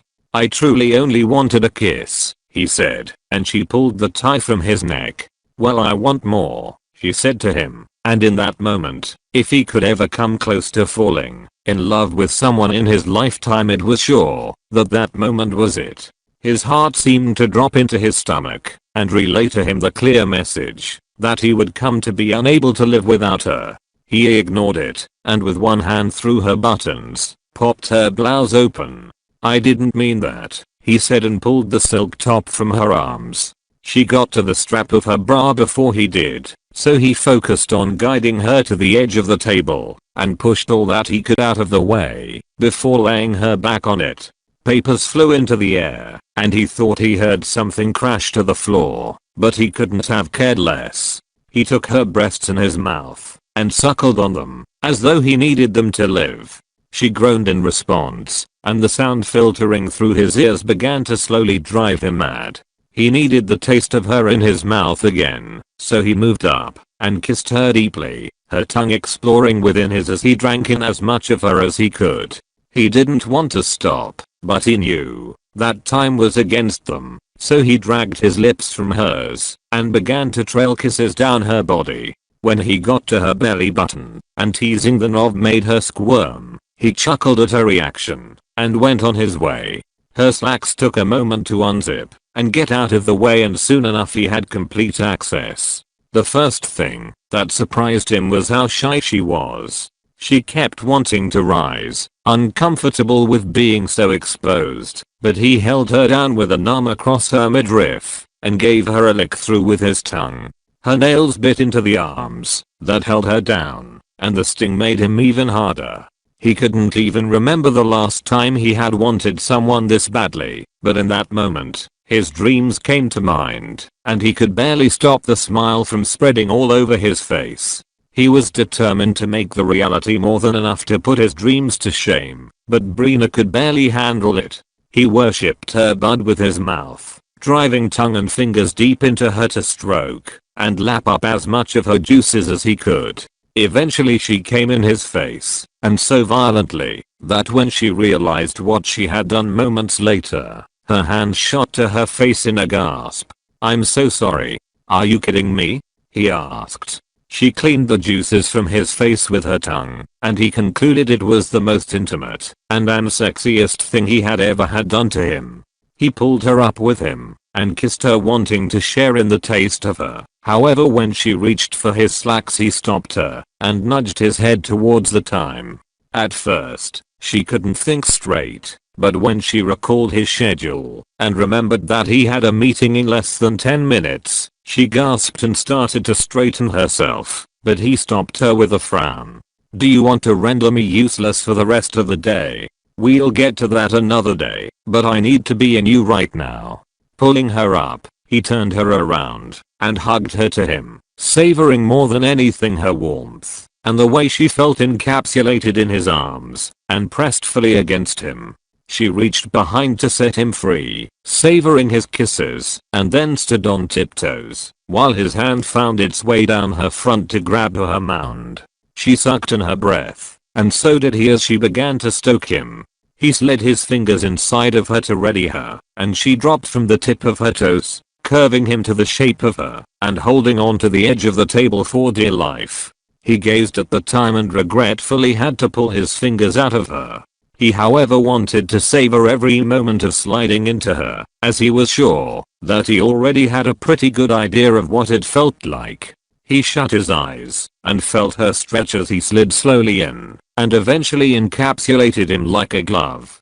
She was so goddamn tight, and as he threw his head back, he fought to recall if he had ever felt anything even remotely close to this in his lifetime. After being alive for almost 30 years, and only now feeling this level of ecstasy blew his mind. He held onto her for dear life, scared that she would somehow disappear right then. She began to move, and he grabbed her bottom, and buried her even deeper into him. "Kevin," she called, and he knew what she meant. They were in a race against time. He began to move inside of her, and her moans drove him faster, until he was pounding into her without abandon. She placed her hands across her mouth, but he could still hear her whimpers through her fingers and the tiny tremors that shook her body. He never wanted to stop, but just as they reached the peak however, he grabbed into her, and buried his face in her neck, to muffle his animal-like groan. They quaked together in the aftermath of such mind-numbing ecstasy, and he could not let her go. "Kevin," she called after a few moments, and with great reluctance, he loosened his hold on her, but found that he could not meet her eyes. In that moment, he was unshielded, bare, and in the depth of his eyes he worried what she would see in them, the depth of feeling that he was beginning to develop for this woman. She pulled him out of her herself, slowly, and he turned her to him once more, planting kisses along her neck and a deep one in her mouth. "Let's go again," he said to her, trying to control his breathing, but she found the discipline where he could not and moved away. He held onto the table at her absence for support. "We have 3 minutes," she said, a shy smile on her face, and quickly began to adjust her clothing. Kevin finally found the will in himself to also do the same. Soon they were done, and without a word she helped him as they worked together to restore his desk to a workable state.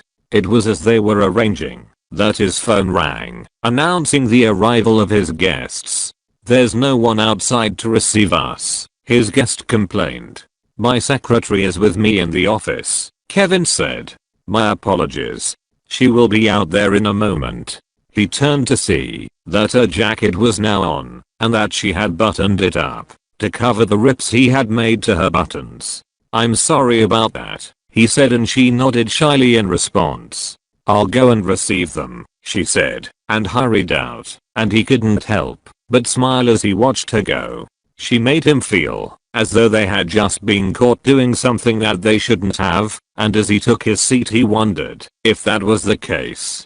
Had he just made a mistake? It was a blatant one, as they had not used any protection, but he expected that she wasn't now as naive as she had been back then. She should have a system in place for protecting herself in these kinds of situations, to prevent accidents from occurring, although in her case, he wasn't as worried about it as he would have been if it was any other woman.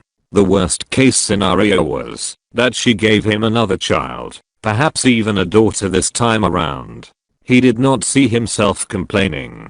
Brina thought herself less able to comprehend what had happened between them at lunch than she had expected. In many ways, it was as though it had been their first time. In this case, unlike the last, they had both been aware and continued to communicate with each other afterwards. She left her room the moment she put little Kevin down for a nap and headed over to the kitchen. She met Matthew brooding over some dishes that he had made and laid out across the counter, and for a second she stopped to watch him. He truly looked pissed as he stared at them, and for a second she was concerned.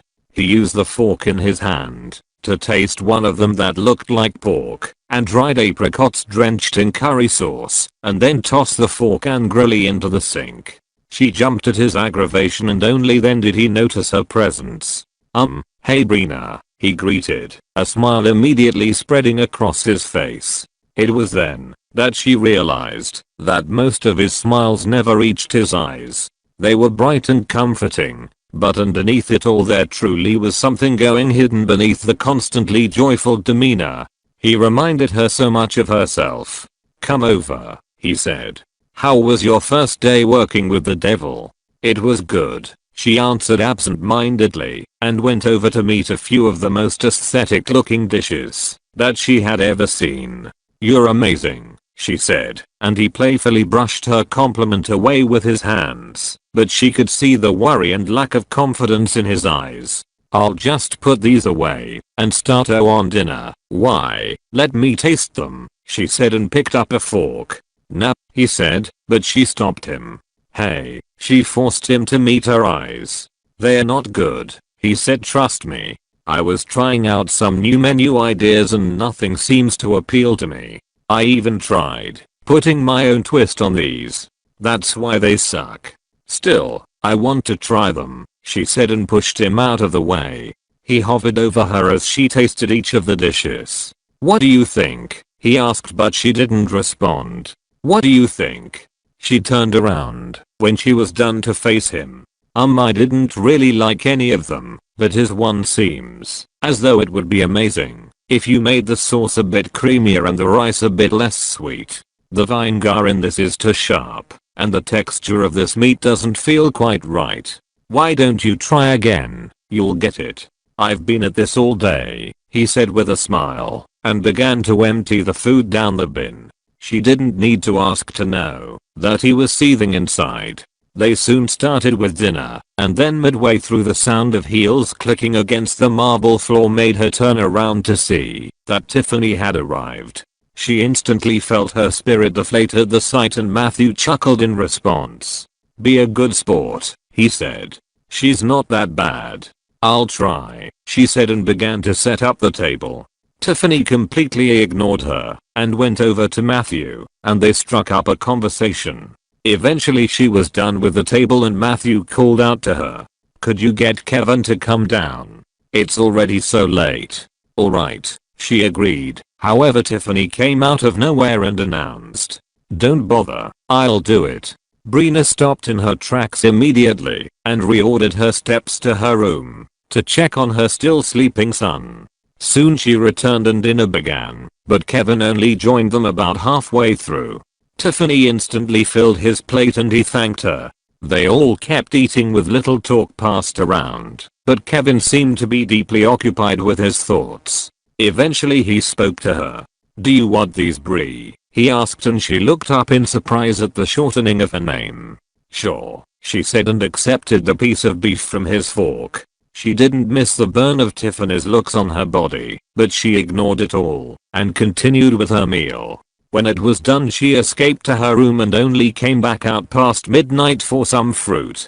She wasn't able to sleep, so she sauntered lazily across the house only to meet that someone was already in the kitchen. When she saw that it was Kevin, she spun around and began to leave, but he had already seen her. "What are you doing?" he asked calmly, and she spun back around to face him. I just wanted to get an apple, but didn't want to bother you." "Come get the apple then," he said, and her heart began to pound within her chest. She walked over, fully aware of him leaning against the counter and watching her as she pulled the fridge open and retrieved the fruit. "Are you alright?" he asked, and she nodded. "Why aren't you meeting my eyes?" She turned then to meet his gaze, a shy smile spreading across her face. "I didn't use any protection earlier," he said. "I was careless." "Did you take care of it?" "I did," she said, and started to walk away when she felt his hand close around her wrist. In the next moment she was against him, and his arms holding her face in place as he slipped his tongue into her mouth. Waves of ecstasy coursed through her body as she held onto the front of his sweater for dear life, wondering what the hell they had just started between them. Both of them were on fire, his hands on her ass and grinding her against him, while she had her arms around his shoulders holding on for dear life. Eventually they heard footsteps thumping across the board upstairs and instantly broke apart. It was a few moments later before either of them was able to recover their breath, and when they did, Brina could not meet his eyes. It was a cool night, but she could feel the beads of sweat gather across her forehead. "Come to my office," he said. "I have something to show you." She started to refuse, not sure what this was, but he said, "Will you be able to sleep tonight? Because I won't." He finished his glass of water and then took his leave. Brina watched him go, never having been as conflicted as she now was. Where would this go, she wondered. She had no idea, but then she had to ask herself if at this point it mattered so much. She was in love with him, always had been, and as her mother had told her, she was no victim, just a willing participant in something that drove her out of her mind. She shoved her thoughts aside and made her way up the stairs, and the moment she was let into the room, her t-shirt was pulled over her head and flung very far away. The days passed by quite rapidly, and for quite a while she was distracted enough to keep her worries about the upcoming first trial at bay. But then the evening before, as she sat in a meeting with Kevin and his lawyer, she couldn't help but voice her concerns. "How sure are you of Arwen?" she asked him. "I've been researching, and drug side effects cases almost always end up in settlements or completely dismissed. How are we going to make sure that we can trump this? I know we have the journals and the memos from some of the researchers, but is that enough? The memos greatly increase our chances." The lawyer said, "In most cases these are impossible to get, but Kevin has been able to gather them over the years. That alone was already a great boost for us. But with a witness such as your father and the journal he has used in recording the drug's effects on his body, I can say that we are as equipped as we could ever be. We have evidence that the other party still is not aware of," Kevin added. "That is another aspect in our favor. The moment, however, that they get word of our possession of the proofs of the clinical test fabrications, and those responsible for it, things will get more dangerous. So we all could take caution." At the concluding sentence his gaze lingered on Brina, and she didn't miss the deep worry for her in his eyes. He felt the same towards him. All she had to do was win the case, while he had to brave the aftermath all on his own. He would be fighting alone for quite a while to keep his already damaged boat from sinking to the depths that she worried about the extent of the price that he would have to pay. When the lawyer left, she leaned into him on the couch, reveling in the rub of his hands up and down her arm. "This will bring you a heap of trouble," she said. "People will be furious and speculate as to why you didn't just come out to the public with this information and seek forgiveness, especially as you're the one in charge of the company. I'll explain myself as much as I can and leave the rest up to whatever they choose to believe. This is a war that can't be without casualties anyway, so I best be strong enough to weather it. Are you hungry?" he asked, and she shook her head as he buried his nose in her neck, inhaling her scent. "What can I do to calm your nerves?" "A good night's sleep will do," she said, "and one best far away from you. I won't be able to sleep a wink otherwise." His low laugh made her smile as he kissed her on the lips. The next day at court, Brina sat in the pews and watched as the case began to unfold before her eyes. Tide Arxon's market share of almost 38% and its sales numbers in the hundreds of millions were called out by her lawyer, and for the first time she began to fully realize how much damage it had the power of causing, and how many more lives it had access to ruining. She wondered at the audacity of people only after their own greed and the absence of conscience. Her father's x-rays were brought out. First, those that were taken before he began using Tide Arxon to combat his high blood sugar, and then the x-rays taken progressively to show the degradation of his bones and heart over the course of his consumption of the drug. A final x-ray and the tests he had carried out just before he had left for prison were revealed, and the lawyer called the court to thoroughly review these documents and to see if he had the damaging effect that Tide Arxon had made to his bone density over time. The argument went on hopefully, but then, when Horton's lawyer came back with her family's genetics and heart-related history over time showing how her grand and great-grandfather had died from heart-related diseases, she was shocked. Soon the trial was over, and the moment she exited the courtroom, She met up with Kevin back at his office and expressed her concerns to him. I was truly thrown off by the dig into my family's medical history, Brina said, her tone full of worry. If we didn't have my father's journals, I would have come out of there believing that Tydoxin had nothing to do with his illness. To her utter surprise, he seemed unfazed and went about the signage of the documents on his desk. I expected as much. Lawyer Kim, the attorney who prepared the report, was trained to be ruthless in his dealings with patients' families. He's one of the partakers in all of these that I truly feel sorry for. He knows too much, and so he is easily dispensable, but at the same time he has been here since even my father was alive, so he is too intertwined in it all to go scot-free. It's a tough spot to be in. He was the one who buried my father with the embezzlement case. Why do you even hold an ounce of pity for him? That's because just like me, I'm able to sense his silent plea for escape. It's a deep dark hole he has dug himself into, and not knowing how he could ever come out from it seems to be too much of a tragedy. Money seems not to be a motivation to him, at least not anymore, since he is getting older, so it has to be that the safety of someone he loves somewhere is at stake. That reminds me, he said and looked up from his files. You need to be on extra guard from now on. Director Foreman has his eyes on all of this, and it would be of no surprise to me to find out that our steps are being watched. I will, she replied.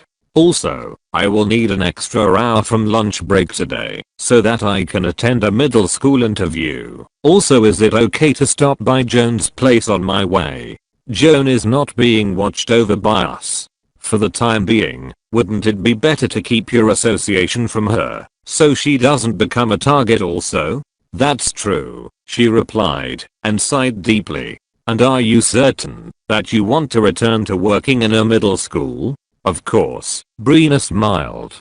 That's my dream, working around kids in that way. It's not very grand, but it makes me very happy.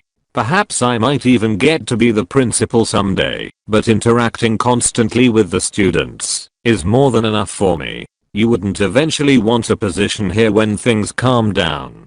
Are you certain? Everyone has their own path, she said to him. This is yours and that is mine. Alright, he said to her, and the smile he shot her made her warm all over. I'll be back, she said, and exited the office. Chapter 13. Brina is being followed, Mark reported to Kevin a short while later. He dropped what he was doing and paid rapt attention. By whom? There are two vehicles. It was just one at first, but now they've become two. The first one is Eddie Bretman in his old pickup, and the other is a black Hyundai. Hyundai? Yes, I cannot run the plates, right, but I've noted them down, and will do that the moment I return. The Hyundai seems more to be trailing Bretman though than Brina. Perhaps it's someone from the company? Perhaps. Don't take your eyes off Brina. Where is she right now? What is she doing? She stepped into a middle school a short while ago. Dawson High. Go with her, he ordered, but Mark hesitated. It might draw too much attention. What if something happens to her in there? Kevin yelled, and he could hear the surprise in Mark's silence. I'll keep an eye on my men out here, Mark eventually responded, and send someone more discreet in. Connect me with whoever you're going to send. Go, now. They moved into action and Kevin began to pace up and down his office. He thought of calling her but then hesitated. Perhaps it would cause too much fear in her. Have you located her? He asked Mark. No sir, he repeated. I'll call her, Kevin said and hung up the phone. Brina picked up immediately. Kevin, are you alright? Of course. Did you need something? I'm a little far away now, but I can return. No need, he said. Where are you? I'm in the human resources office. I think there might be a place for me here.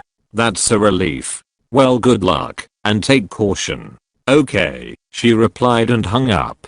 Kevin just stared at the phone and calmly replaced it on his desk. He told himself to return to work and that all would be well, but he could not even get himself to move until the phone rang again. The cars just left, Mark reported, and that confused Kevin. I called Brina, but she didn't pick up. Tyson says he is outside the door to the office, where she is speaking to the high school's personnel. Kevin breathed easy then, and just closed his eyes, unable to answer anymore.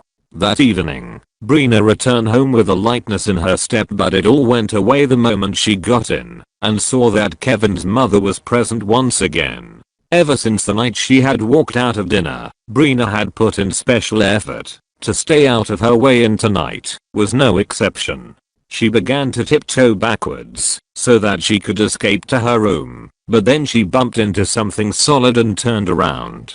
"Hey Matt," she greeted with a bright smile, and he narrowed his eyes suspiciously at her. "What are you doing?" "Heading to my room. I need to change." "No, you don't," he said. "Dinner first and then you can go change. I just fed baby Kevin, so you don't have to worry about that." "Or what?" She tapped him on the cheek. "Thank you so much. Having so many people around to take care of him is amazing. Now let's go for dinner and stop avoiding my mother," he said, and before she knew what was going on he had lowered and hoisted her across his shoulder.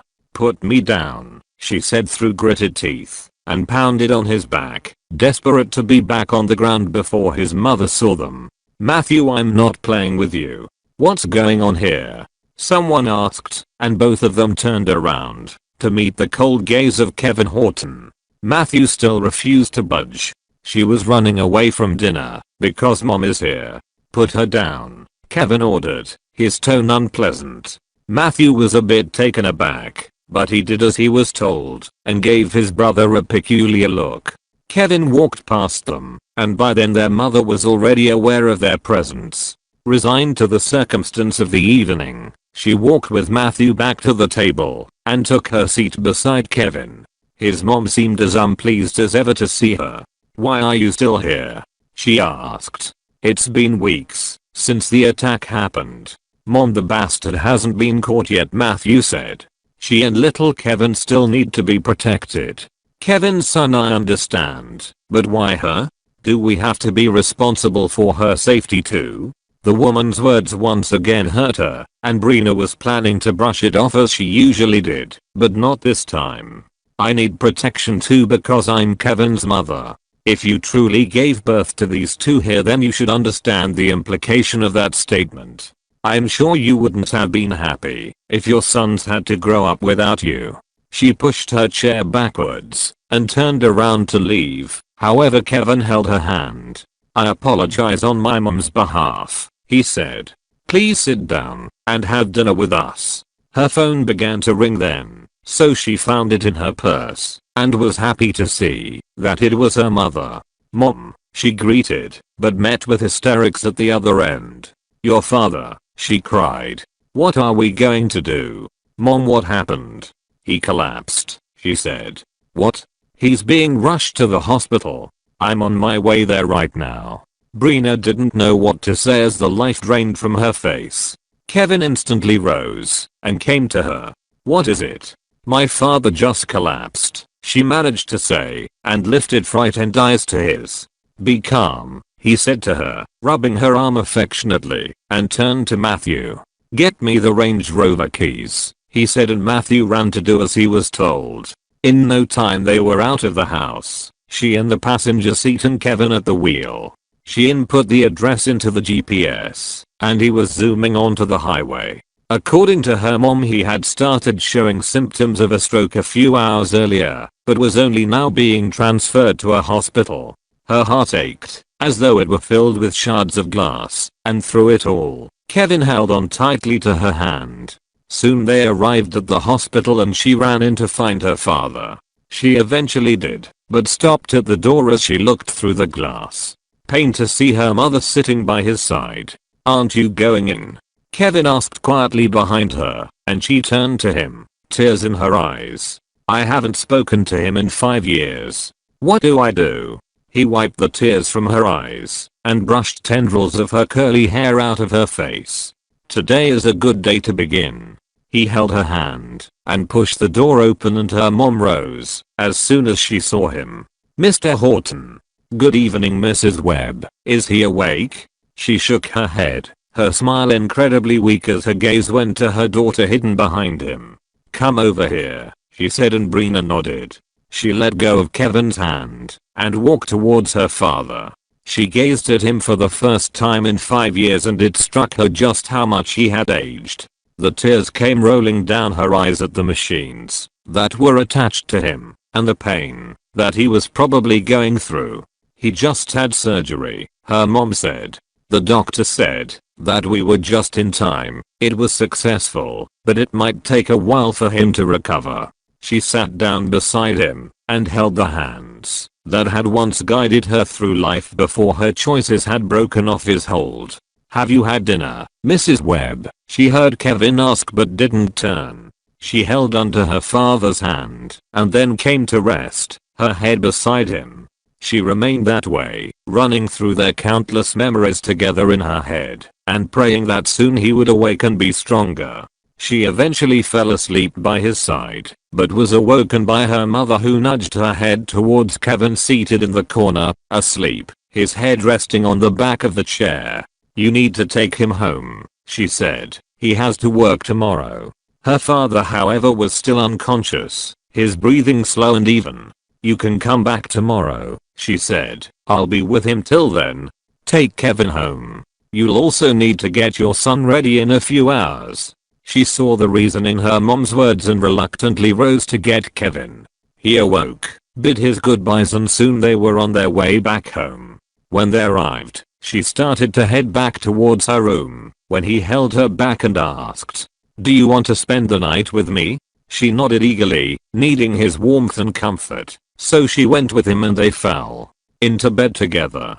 Thus far she wasn't certain that she could put a number to how many times they had made love, but sleeping in this bed together, doing nothing but just holding onto each other and listening to the beat of his heart, was something that she couldn't put a price to. As she listened to the steady beating of his heart and the warmth that engulfed her, she felt a weight lift in her heart. "Did you have the chance to see your father before he went to prison?" he asked, and she shook her head.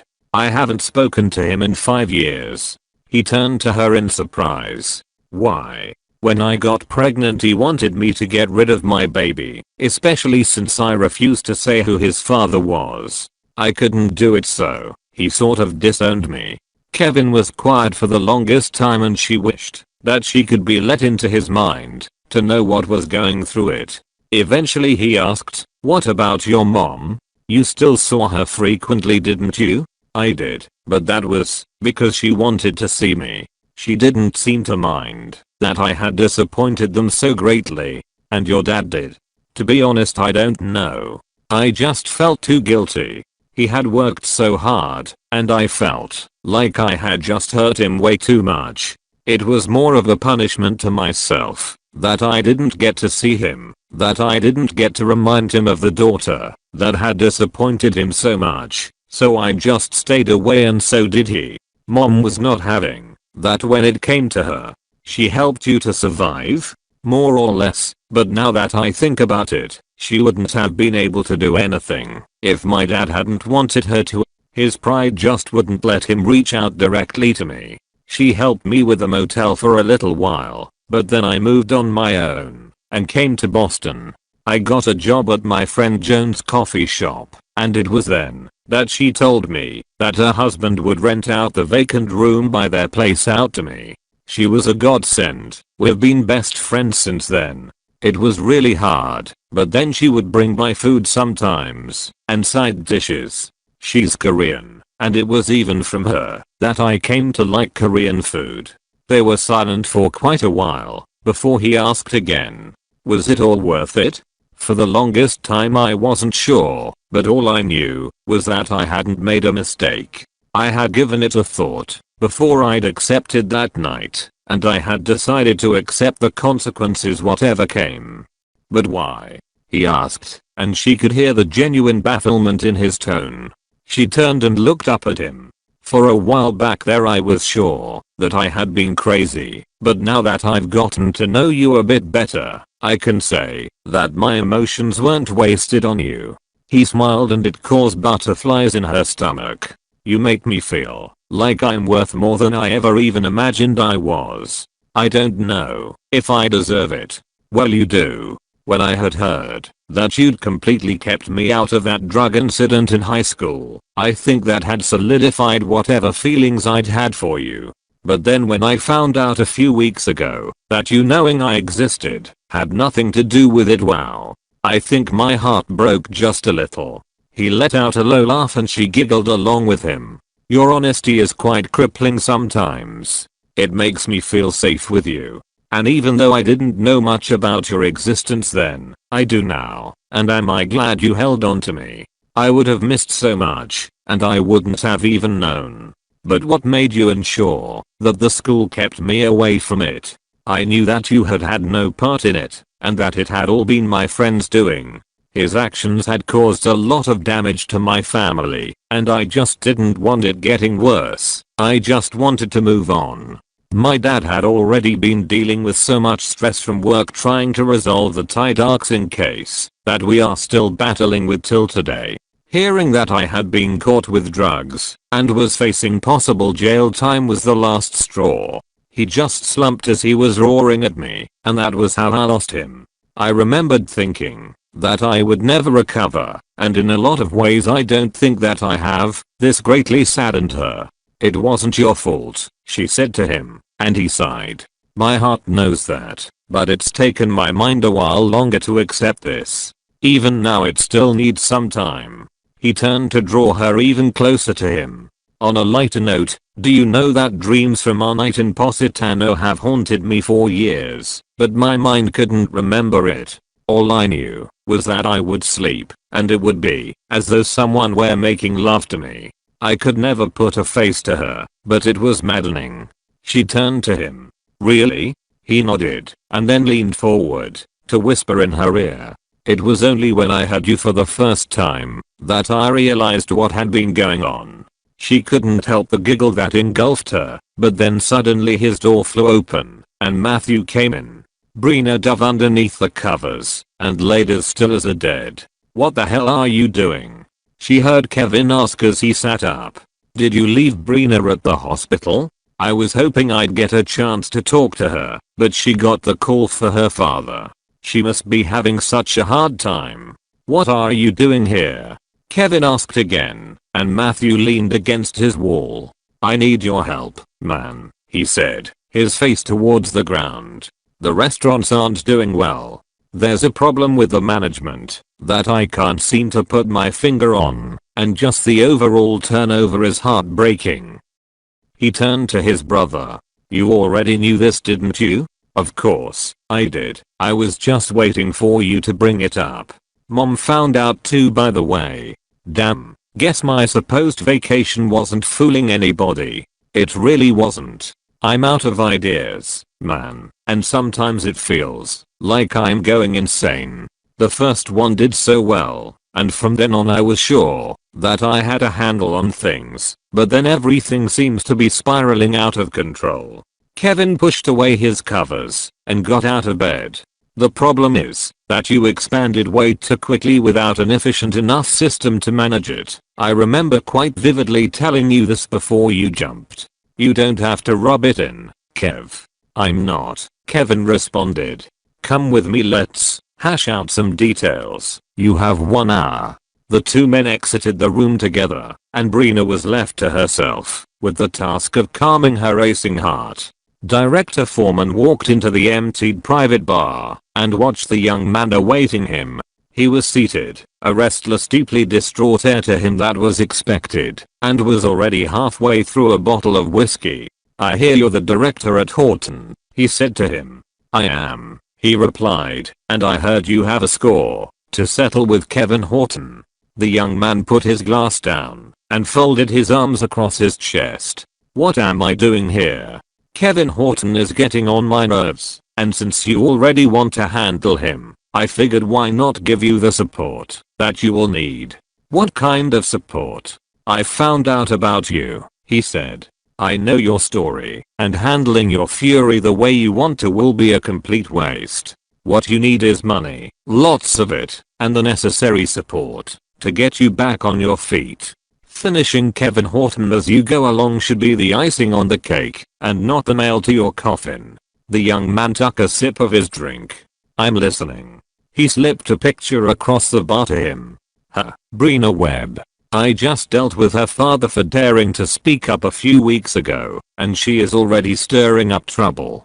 She has a journal that her father left behind, while Kevin has some memos he has managed to obtain over the years from the company's researchers. I need both of these gone before the next trial. The easiest way to Kevin right now is through her, because you cannot get to his son, but still she is important enough, I believe. He has his men following her everywhere. The young man chuckled as he picked up the picture. She's more than important to him. He has known her since high school. I would recognize her anywhere. I used her to get him into trouble, and where he should have come for me, he let her go instead, and came for my family. I also have a score to settle with her. Perfect then. All you need do is get her, and hold her till the trial is over. Then I'll give you both Kevin, and as much money as you will need. So how do I do this? First of all, you need to get a job. What? At her friend's cafe. The next morning Brina came to work by herself. She had intended to leave immediately after Kevin had left the room with Matthew, but she had fallen asleep and awoken at dawn to tiptoe back to her room. Kevin hadn't returned, so that implied that his 1-hour talk had been extended far into the night. She got Kevin ready for school and herself for the office. She spent the morning rescheduling Kevin's appointments, and just as she'd hoped, he'd taken the opportunity to sleep in a little later than usual. Their lawyer dropped by, however, and found him absent. He will be a bit late today, Mr. Kim, she explained. He was about to leave however when Director Foreman walked in. Her entire spirit seemed to fall at the sight of him, and it made her wonder at his uncanny ability to bring the absolute worst out of people just by being present. Lawyer Kim, he bellowed in his usual boisterous manner. It has been a while, has it not? I got the reports on your defense on the first trial and I have to admit that you're still a great lawyer. I would have thought that your skills would get rusty during your days as a judge. Thank you, the lawyer said, and was about to walk away when the director placed a hand on his arm. Brina stared nervously at it. You would have a brief word with me, would you not? The lawyer subtly removed the director's hand from his. We're in the middle of a suit, he said. I cannot do that. Perhaps afterwards would be best. Not many have the patience for afterwards, he said. You should be familiar also with the annoyance of the word. He smiled at him, and with a tap, took his leave, wondering why he had even come to the office in the first place. She said goodbye to the lawyer, and continued with her work. Director Foreman watched the cousin of his late business partner walk into his office to take a seat, and it caused a surge of anger through him. Many were starting to push him to the end of his fuse, claiming to have a conscience about his running of the company, but yet still enjoying and squeezing out every ounce of benefit from it all. Lawyer Horton, I'll get to the point, he began. We've known each other since we were practically boys. I built this company with your late cousin and now his son is trying to ruin it, but I guess all is fair in war, so I won't bitch about it. All I need to know from you is what is behind his confidence. The lawyer smiled at his directness. You know that I cannot tell you that. I do, but still I brought you here. What does that tell you? The lawyer gazed defiantly at him, so he explained. People that work in the law shouldn't have weaknesses, Franklin. However, you have many, both those gifted to you, and others you handcrafted for yourself, and I'm aware of them all. He could see the vein of anger budding along the lawyer's forehead, and couldn't help the smile that came to his lips. Your daughter is still down with leukemia, is she not? She needs you to be around for a long while. Being thrown in jail for your misdemeanors on the Aston case during your judgeship days will not be a good problem for your family. The lawyer rose abruptly to his feet and Foreman gritted his teeth in irritation. Lots of people around seem to be under the misconception that I have become lenient. You can leave, he said. I guess all we both have to do is wait for the doom lurking in the corner. All I need from you is information. I'm not asking you to do anything which is a rarity. If I find hard. He clucked his tongue and rose to his feet from his couch, muttering under his breath. I've gone soft. Even worms thinking they're snakes are now beginning to take me for granted. The final chapter. Kevin did not realize just how strangely he was beginning to act until he took the employee's elevator up to his floor.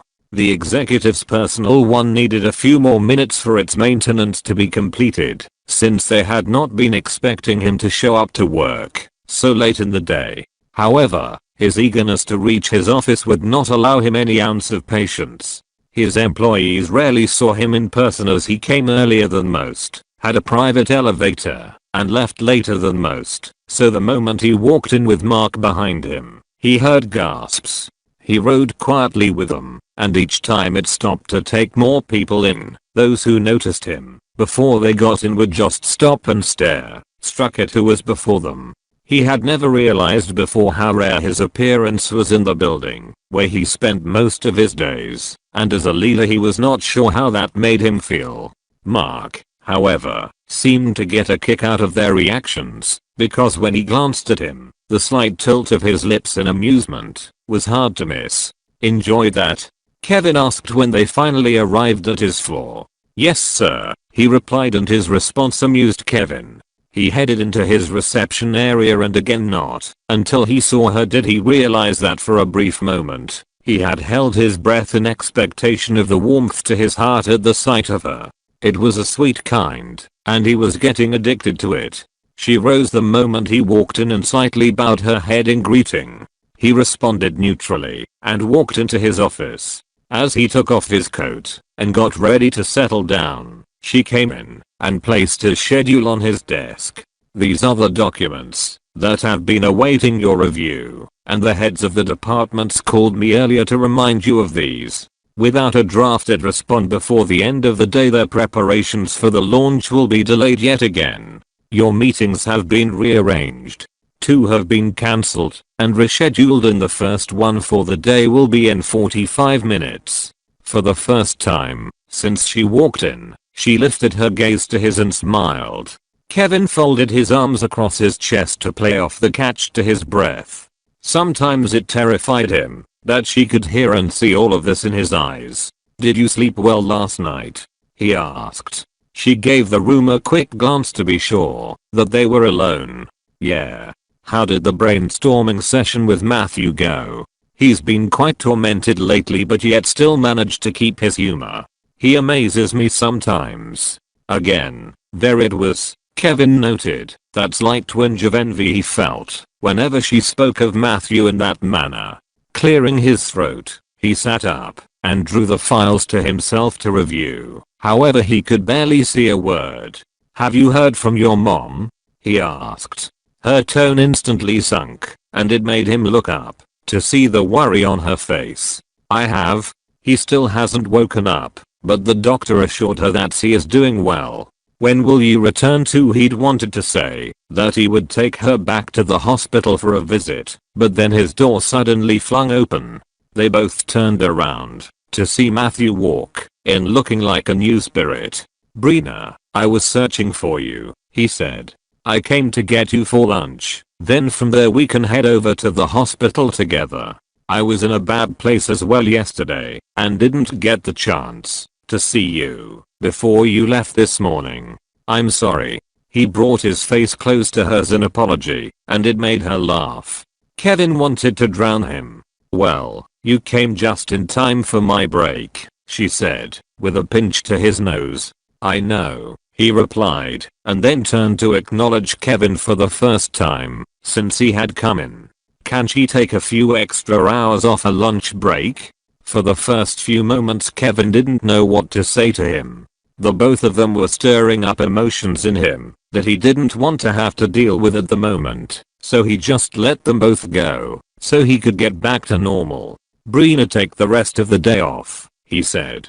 Spend the time with your family. I don't need to, she began, but Matthew placed his arm around her shoulder and began to lead her away. Thanks man, Matthew said, and soon Kevin was left alone in his office. As he looked around he wondered why this place had suddenly begun to seem much too big and much too quiet to him. Shaking off the thoughts, he whipped himself into work mode and got on with his already delayed day. By the evening, Brina had called twice to ask if he was getting along well, and he had to remind her that before her there was Mark, and he did great with just him around. He didn't need that much assistance. It was past 9 in the evening when he called her once more and found that they were still at the hospital, so he decided to head over. Upon his arrival in her father's corridor, he saw her mother speaking to a doctor, so he walked up to them and she introduced him. "I was just getting an update," she said to him, and they headed towards her husband's room together. Upon his arrival, however, he pulled the door open to see both Brina and Matthew asleep on the couch in the corner. Her head had fallen onto his shoulders and he watched how peacefully and so in tune with each other they seemed. "Don't mind those two," her mother suddenly said, and for a second he thought he had spoken out loud. "They're like kids when they're together. They've been playing around all day here." Kevin turned away and went to look at her father while his mom recited the updates to him. He was indeed getting better. "Please take them home," her mother said, concerned at the way they were both twisted in the couch. He began to nod, but then his phone rang, and he excused himself to pick it up when he saw that it was from his lawyer. "Can we meet?"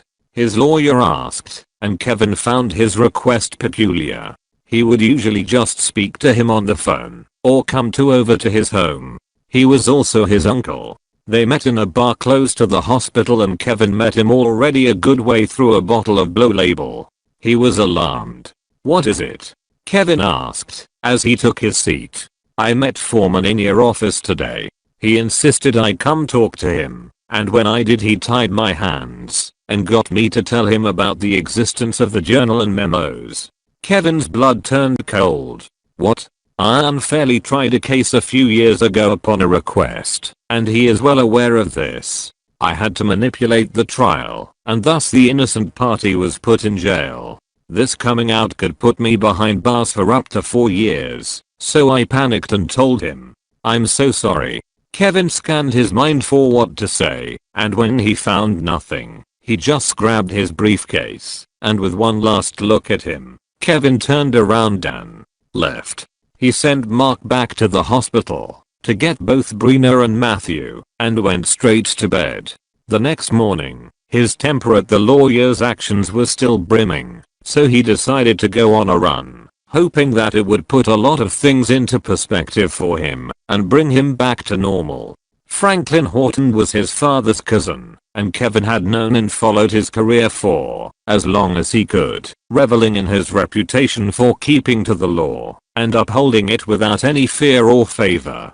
He was the first and only person that had come to his mind for a legal representative when he had begun to plan towards taking Tide Arxin off the market, so hearing what he had from him the previous evening had been a quiet, but no less impactful blow. He headed down the stairs to invite Brina to come along with him, but just then he heard voices in the lobby and descended to see that she and Matthew had just returned to the house from a run. They were laughing heartily about something. Matthew then sighted her loosened shoelace and lowered himself on one knee to assist her in retying it. For the next few moments afterwards, Kevin felt as though he did not recognize himself. He heard them speaking about baking plans, and the words just fell from his lips. "Have you told her that you are leaving?" he asked, and they both lifted their gazes to his. "You should," he continued, "so she will have the time to think of whom she would rather remain with." The entire room went silent at his statement as he headed over to the kitchen. She eventually spoke. "There will be no need for that, because I'm remaining on my own. I will be leaving today." He spun around to face her. "You can't do that. Are you going to stop me?" she asked, and from across the room he could see the defiance in her eyes. He had truly messed up this time, and it made him feel vulnerable. He hated feeling vulnerable. "Both yours and Kevin's safety is still very much at risk. It doesn't make sense for me to deploy manpower to 2 different locations just to protect you both. Leave if you want, but you cannot take Kevin with you. She stopped then, and at the smile on her face he could almost feel her disappointment. You're right, she said. We have ignored our custody situation for too long. However, as of now I'm his full guardian, so I will be taking responsibility for him. She turned around then and stormed away. Matthew turned to him. What was that? Kevin ignored him and headed over to the refrigerator for an apple. Although you both had settled your animosity, don't you still know anything about Brina? Of all the things you could have said, and you chose that? Kevin couldn't even explain himself and was convinced that he had sunk to one of his lowest points. Are you interested in her? He asked Matthew, and for a few seconds his brother was taken aback. He then folded his arms across his chest. And what if I am? She just may accept me now, since it's apparent that you do not know the value of what you have. You better get your head straight and fix this, he said and stormed out of the room. Kevin contained the turmoil twisting his insides and headed out for his run. He returned to meet Mark's report that Brina was already gone, and that he and a few others were keeping their eye on them. Refusing to notice the emptiness of his home, he headed over for a shower, and despite the fact that it was Saturday sat in his office and caught up on all the work that he could find. He kept her out of his mind as much as he could, but when he could stand it no more, he left the house the next day and headed over to the hospital to visit her father. There he found her seated in the corridor and watching Kevin play at her feet. He missed her, but never in his life had he had to share such a vulnerability with anyone. He headed straight into the room and met her mother there, looking a lot more rested as she peeled apples by her still unconscious husband's side.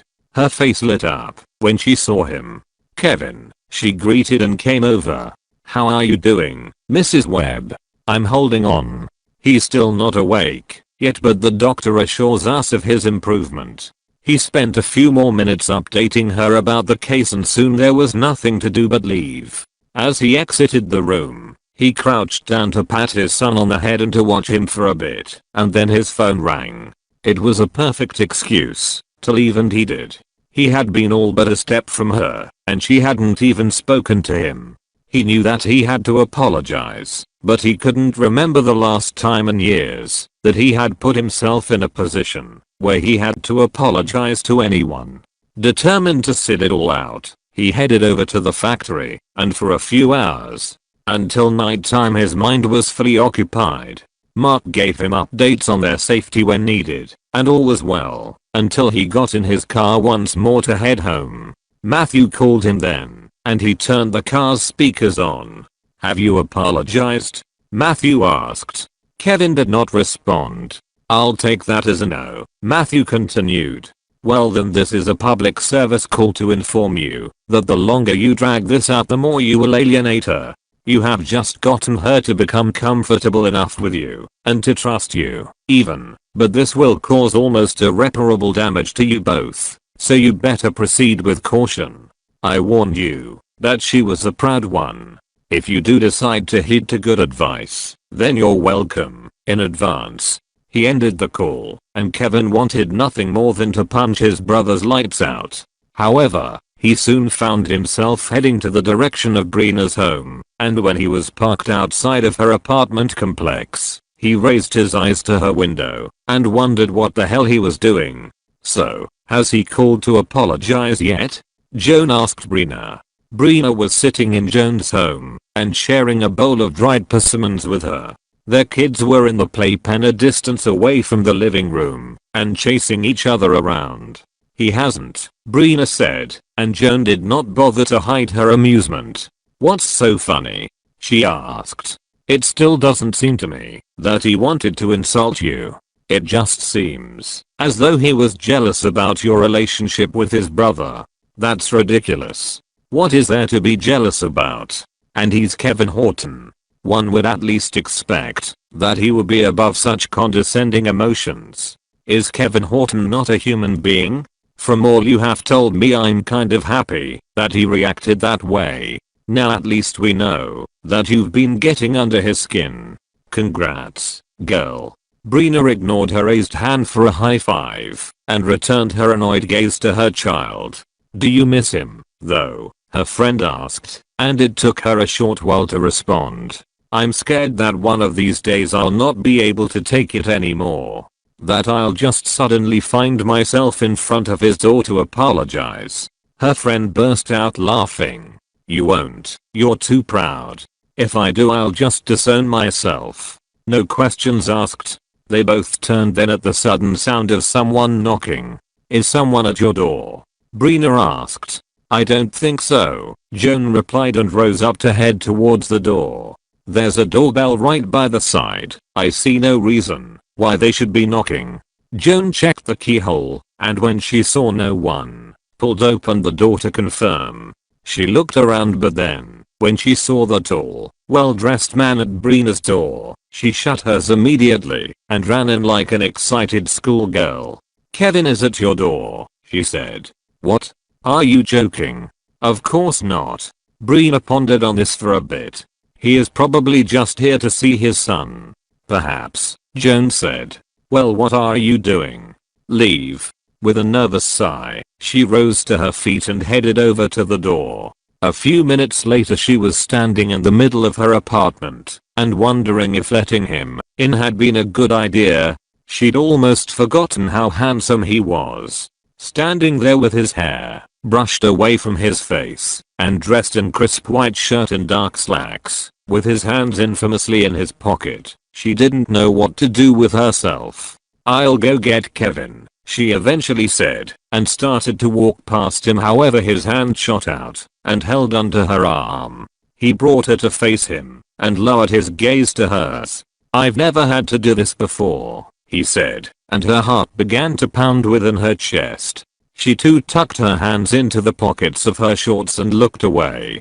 I'm sorry, he muttered in such a soft voice that she thought that she just might melt right there. I guess I got jealous for a moment, but I shouldn't have been that rude. I was just lashing out. I apologize. She turned to him then, and the sincerity in his eyes almost brought tears to hers. He lifted his hands to pull on the tendril of hair escaped from her ponytail, and it curled right back into position before her eyes. You have beautiful hair, he said, and she lowered her head to hide her blush. He took a step closer to her then until his chest almost brushed hers, and then whispered in her ears.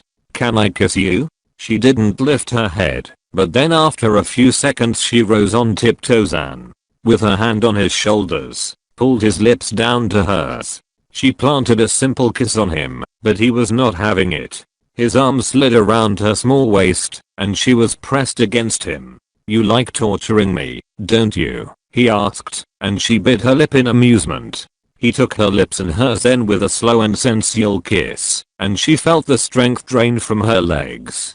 Grateful that he was holding onto her, he led her onto the couch by the corner. He turned around to sit on it, and pulled her to sit across his lap. You seem to laugh more with Matthew than you do with me, he said. Well, my heart melts when I'm with you, she said and nibbled on his upper lip. Which would you prefer? I want both, he said, and she broke out in laughter at the utter seriousness in his face. Yes sir, she said, and he slipped his hands past the elastic band of her shorts and into her underwear. She began to lose coherence right there and rested on him, lifting her backside for as much access as he needed. Come back with me, he said as he tormented her. I can't sleep properly knowing that you both are out here alone.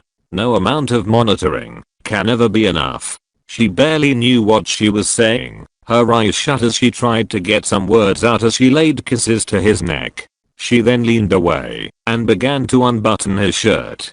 To be honest, I can't sleep well either. I keep remembering the blood I found on little Kevin the first time you came here. She started to pull the shirt away, and when she realized that he would have to take his hands off what he was currently doing, she stopped him. Don't even dare. Leave the shirt as it is. Yes ma'am, he laughed, and did as he was told. She occupied herself from then on with his muscled chest. So, when will you be coming over? He asked.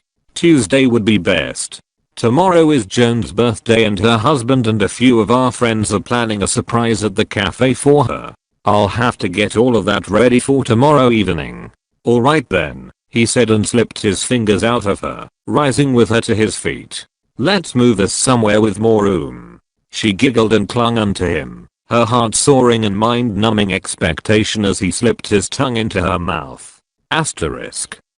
Asterisk. Thanks Mark, Brina said as she got out of the car, and Kevin came down to help her with the bags of party decorations and gifts that she had brought with her. I have to return to the office and then head over later to personally take little Kevin home, he said to her. She turned to him. Sure it's best not to bring him? Joan hasn't seen him in weeks. Both of you being in the same place and with that many people is too dangerous. Alright, she sighed and headed into the coffee shop. Joan's husband was at the counter attending to a customer and the moment he saw her, he waved her over. Joseph, she smiled, and he immediately took the bags from her. How have you been Brina? You look great.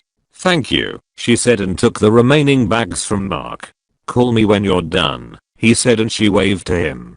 Is that Horton's bodyguard? Joseph asked. Not really, he's also his assistant. He takes care of most things for him. Joan must be enjoying herself on her day off with Sally. Where did you send them? This spa downtown, and of course some shopping, and a late lunch. I'm left here all to myself, and struggling on my day off. Why is that? Where's Karen? She quit this week. She said she needed to move back to New York for some art programmer. These youngsters are so flaky. Hey, I'm young too. Exactly. You've left your home vacant for almost a month now. Should I rent it out? Why would you do that? I'm still paying my rent. Well, I'm just asking in case you came and said you didn't have to live amongst us commoners anymore. Brina stopped and gave him a sour look and he smiled, displacing his crooked glasses even further. That would be awesome, Joseph said unapologetically. I don't know why you want me to be sorry about that. She didn't argue any further. However, as she turned around she saw someone in a uniform wiping off the tables in the coffee shop. I thought you said you didn't have anyone. Who is he? Oh, he's the new staff I hired about a week ago. He looked like he really needed the help, so I just gave him a chance. He's just cleaning up after the customers for now, but let's see if he lines be able to handle more responsibility. Oh okay. Do I start setting up the decorations? Sure. I'll close for the day after these customers leave. Alright, she said and went around to start looking through her bags and bringing out all that she needed. It was as she was sorting through that she realized that she had forgotten to get tape. Damn it, she cursed and turned towards Joseph, who was wiping down the counter. I forgot to get the tape. Oh, that's fine. I'll just send him to get it for you. Alright, but first of all, how many people did you invite? I'm thinking that we might need more plastic plates. He looked around at the shop. We definitely will. Some of her relatives came in from Seattle yesterday, and I invited them all. I'll tell him to get those too. You know what? I'll just go with him, she said. It'll give me the chance to search again for last minute supplies. Alright, Joseph said. He has the keys to the minivan. Hey Spencer, he yelled. Drive her to the store will you? Brina saw him nod, so she followed him and got into the passenger seat of Joan's brand new minivan. Hi, she greeted, but he only nodded in response. He had a hat low on his head that hid most of his face from view, so she assumed he probably wasn't that social. She buckled in her seatbelt and they zoomed away from the parking lot.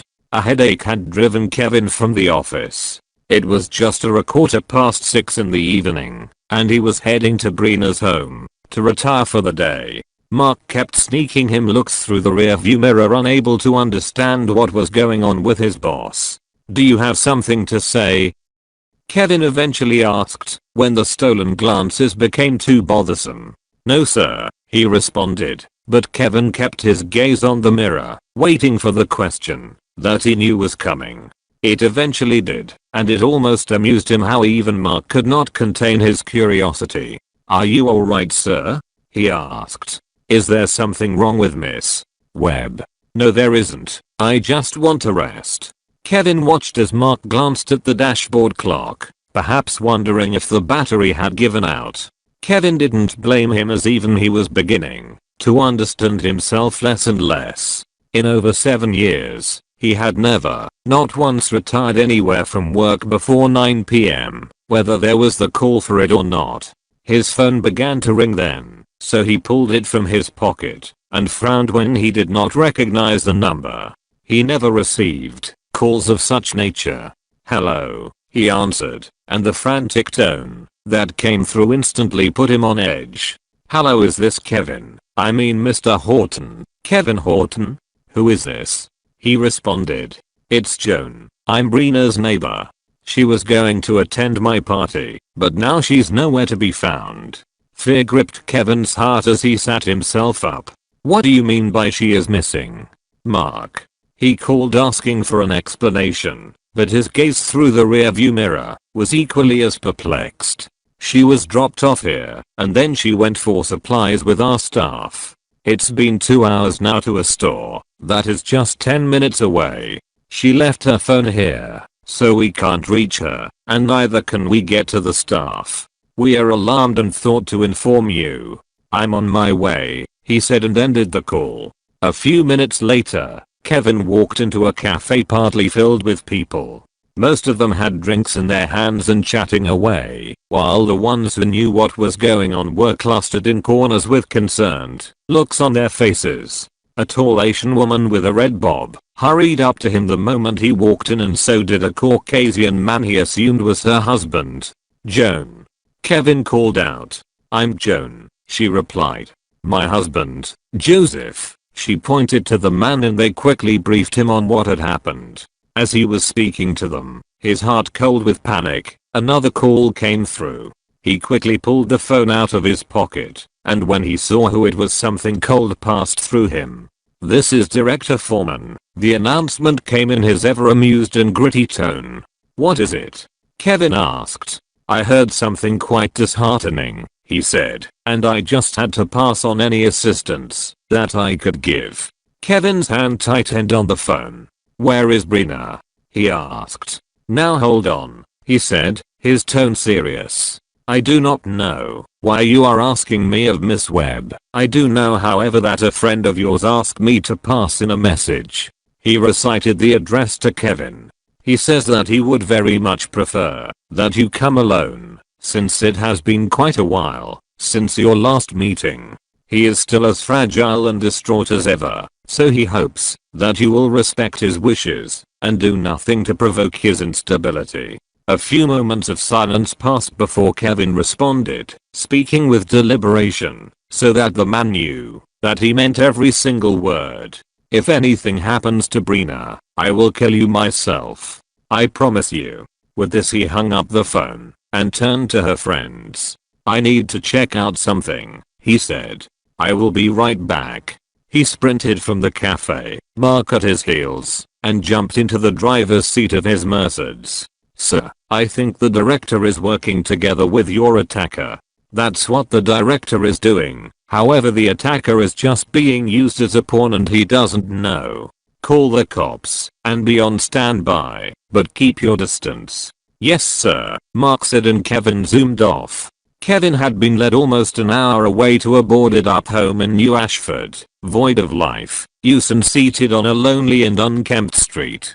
He found his way past the overgrown grasses and shrubbery out front, and made his way around the house, until he found the makeshift entrance that had been created through one of the windows. He took a deep breath, and pulled the swinging shutter open to gain entrance into the dark space, unaware of what he would meet. "Who's there?" he heard a shout, and the moment his eyes adjusted to the dimness, he found himself staring down the barrel of a gun. "Horton?" The question came with incredulity. Clearly, he had not been expected. Kevin's lifted his gaze to meet those of his former classmate, and then around the room until his eyes connected with a gagged and unrepentant hostage by the corner. She refused to remain still in the chair that she had been tied to, especially at the sight of him, and kept struggling within it until eventually she was knocked over to the ground. "You chose a feisty one," Eddie commented and circled him to eyeball his clothing. "I'm not here with any weapons," Kevin announced. "My wonder is how the hell you're here?" Eddie roared, clearly taken by a very unpleasant surprise. "How did you track me?" "Director Foreman sent me the directions." "That's impossible. We had an agreement to hold this one until the trial is over, and you both got rid of whatever evidence you were going to present against him." Kevin gauged the three of them present in the room. "Well, I guess he got a bit greedy." "What do you mean?" said Eddie, clearly startled and completely thrown off by his presence. He didn't know what to focus on. "I see why he chose this space," Kevin said. "All the openings are boarded up but barely. There are still tiny openings for the streaks of light to pass through, as well as a barrel as sleek as that." Agitated, Eddie held the gun up with both of his hands and directly pointed it at Kevin's head. In the distance there was the screech and scrape and protest of Brina's chair. He wished that she would just remain calm and not panicked. Provoked, Eddie turned and without warning, fired a bullet in her direction. The shot shook the entire room. In that moment Kevin felt his soul leave him, but then when he turned around and saw that he had fired into the beam a few inches above her head, he grabbed onto Eddie's collar without thinking and punched him across the jaw. The attack was so unexpected that Eddie crashed onto the ground, losing a hold on his gun, but instead of bothering to obtain it, Kevin turned around and strolled over to Brina. "Are you alright?" he asked as he righted her chair and slipped the gag off her mouth. "Kevin, be careful," she said the moment she was free, her face soaked with tears. "You shouldn't be here," she screamed. "Why are you here?" "Calm down," he said and wiped her tears away. "We'll be fine." "Hey," Eddie yelled from behind them. "Hey." Kevin rose from his feet and walked back towards him. "Don't you fucking see what is going on here? He has given us a set time to self-destruct, and if we don't, then he'll do it himself and put the blame on you. He purchased that gun for you, didn't he?" Eddie looked even more confused. Why wait for the trial to pass and stand the risk of such a situation rising up again, if he could just use your vendetta against me to his advantage and get rid of us all once and for all? You will be blamed for it, no further questions will be asked, and his behind will be as far away from it as possible. "What are you talking about?" Eddie yelled, and Kevin couldn't believe the stupidity he was forced to continue dealing with. He probably has his men outside, and we are probably on a timestamp. Maybe a few hours, or even a day. Whenever he wishes he could instruct them to send bullets through these openings and we will be finished as easily as that. You already had a record against me. This would be a no-brainer. Why the fuck should I believe you? He yelled, and Kevin could see that he was truly worried. You should, for the main fact that I'm here. How else could I have found this palace so quickly? Eddie, let's all save our heads right now. The cops are probably already on their way. Shut the fuck up, he yelled. How in the hell am I going to ever get out of this? Well, this is news. I got the sense that you wanted to take it to the end. Furious, Eddie came over and placed the barrel directly on Kevin's forehead. "Kevin," Brina screamed. "You're showing off your smarts, aren't you?" Eddie said. "Let's see how much that mouth can still move when I pull this trigger." Kevin stared boldly into Eddie's eyes. "Is it revenge that you want? Because if it is, then I'm equally entitled to also be pointing a gun directly at your forehead." He had no clue what he was talking about, so Kevin explained. "You want to know why I did that to your father? It was because you made me lose mine and everything else paled in comparison. That little setup that you caused for me, that was meant not to cost me anything, ended up taking away the one person that meant the whole world to me. So, tell me, what right do you have to come for me? Let's both take it to the end then, and waste both of our lives over the mistake that you made." Kevin saw that Eddie's hand began to shake as tears welled up in his eyes. He truly had not known. I've already come too far, he said, and Kevin nodded. You have, but you haven't reached the end. You're still a long way off. You can still turn back, but that will be once again your choice and your choice only. The cops will be here soon. We either find a way to get B out of harm's way for them, or you let another person thoroughly use you the way you did me and cost you a price that you were not able to pay. He wiped the tears from his eyes once more and held Kevin's gaze until his lips moved. What are my options? Let's put an end to this mess, Kevin said.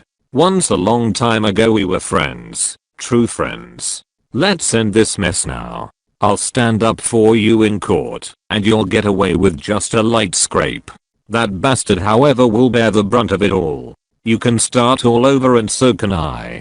How the hell am I supposed to trust you? In all the time that you've known me, Kevin said, I have never gone back on my word.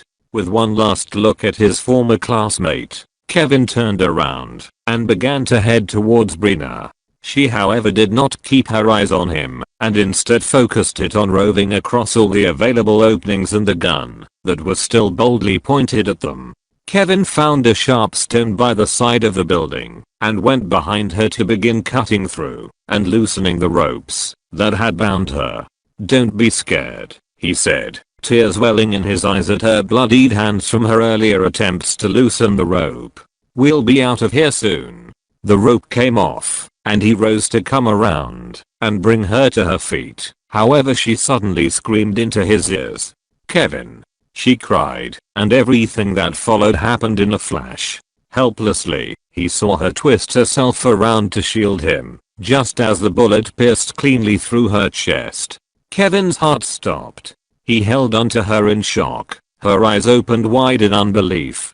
The splatter from her blood had sprayed his face and the eyes she held his gaze with welled up with tears. Brina, he mouthed, paralyzed beyond reason. She collapsed into his arms, just as his legs gave out, and he went down with her. Brina, he called, but she could not respond. Don't say a word, he said to her, and after what seemed like the longest moment, she nodded, for once in agreement with him. Her hands lifted slowly into the air as she brought it towards him, and the moment she touched his face, he broke into tears. In her eyes he saw it all. Her love, her sacrifice, her faith in him. We will be fine, he swore to her. She nodded at him with a smile, and her eyes fluttered shut. Epilogue. It was days after before Brina awoke, and when she did her body felt numbed with pain and a brokenness that seemed to emanate from her very bones. It took a while for her eyes to adjust to where she was, and when it did, the first thing she saw was him, unshaven and wide-eyed with worry as he leaned into her. Are you alright? How do you feel? Brina? Can you see me? All she wanted to do was touch him, so she tried to lift her hand, but it felt like lead. Eventually, however, he noticed her struggle and lifted the hand for her. She guided it to his handsome face and muttered with every ounce of strength that she had. It is good to see you. Tears rolled down his face and he hid it against her arms. His sorrow made her unhappy, and she began to shake her head. I'm fine. Please stop. He came towards her and kissed her, and for a second she forgot where she was and in what state that she was currently in. Please marry me, he said to her, and her eyes widened slowly. I just woke up, was all she could say, and he leaned further into her to where his eyes were staring straight into hers. I can't wait any longer, he said and glanced briefly behind him. Your dad's awake. Her eyes widened with relief. Is he alright? He is, but there's a bigger problem. Your mom told me that if I hadn't officially claimed you as mine before he did, then I could kiss my forever with you goodbye. There is no way that he will accept the man who basically threw him in jail. Brina wanted to laugh, but it was too painful to. My mom is devious, she said, and he laughed quietly, amused. I love her, and I love you. She stroked his cheeks softly, her heart filling to the brim and overpouring with love for this man that meant the world to her. I've waited so long to hear you say that. I'll say it every day for the rest of my life, he said. Please, give me a chance to be worthy of you. She nodded, and the tears fell from his eyes once more. She could barely believe that this was the same person. Just then, however, the door was pushed open and in came her son, led by her mom, and Matthew, a bouquet of stunning flowers in his arms. She's awake, Matthew exclaimed, and the look that Kevin sent him at the loudness of his voice tore a painful laugh from her. Al, are you alright? Everyone seemed to ask at the same time, and she waved her concern away. Wow, Matthew said. You're seriously beautiful. How can you look like this after what you've been through? How long was I out for? 3 days, he exclaimed, and her son took away her attention. Mommy, he called and came over to place a kiss on her nose. Kevin.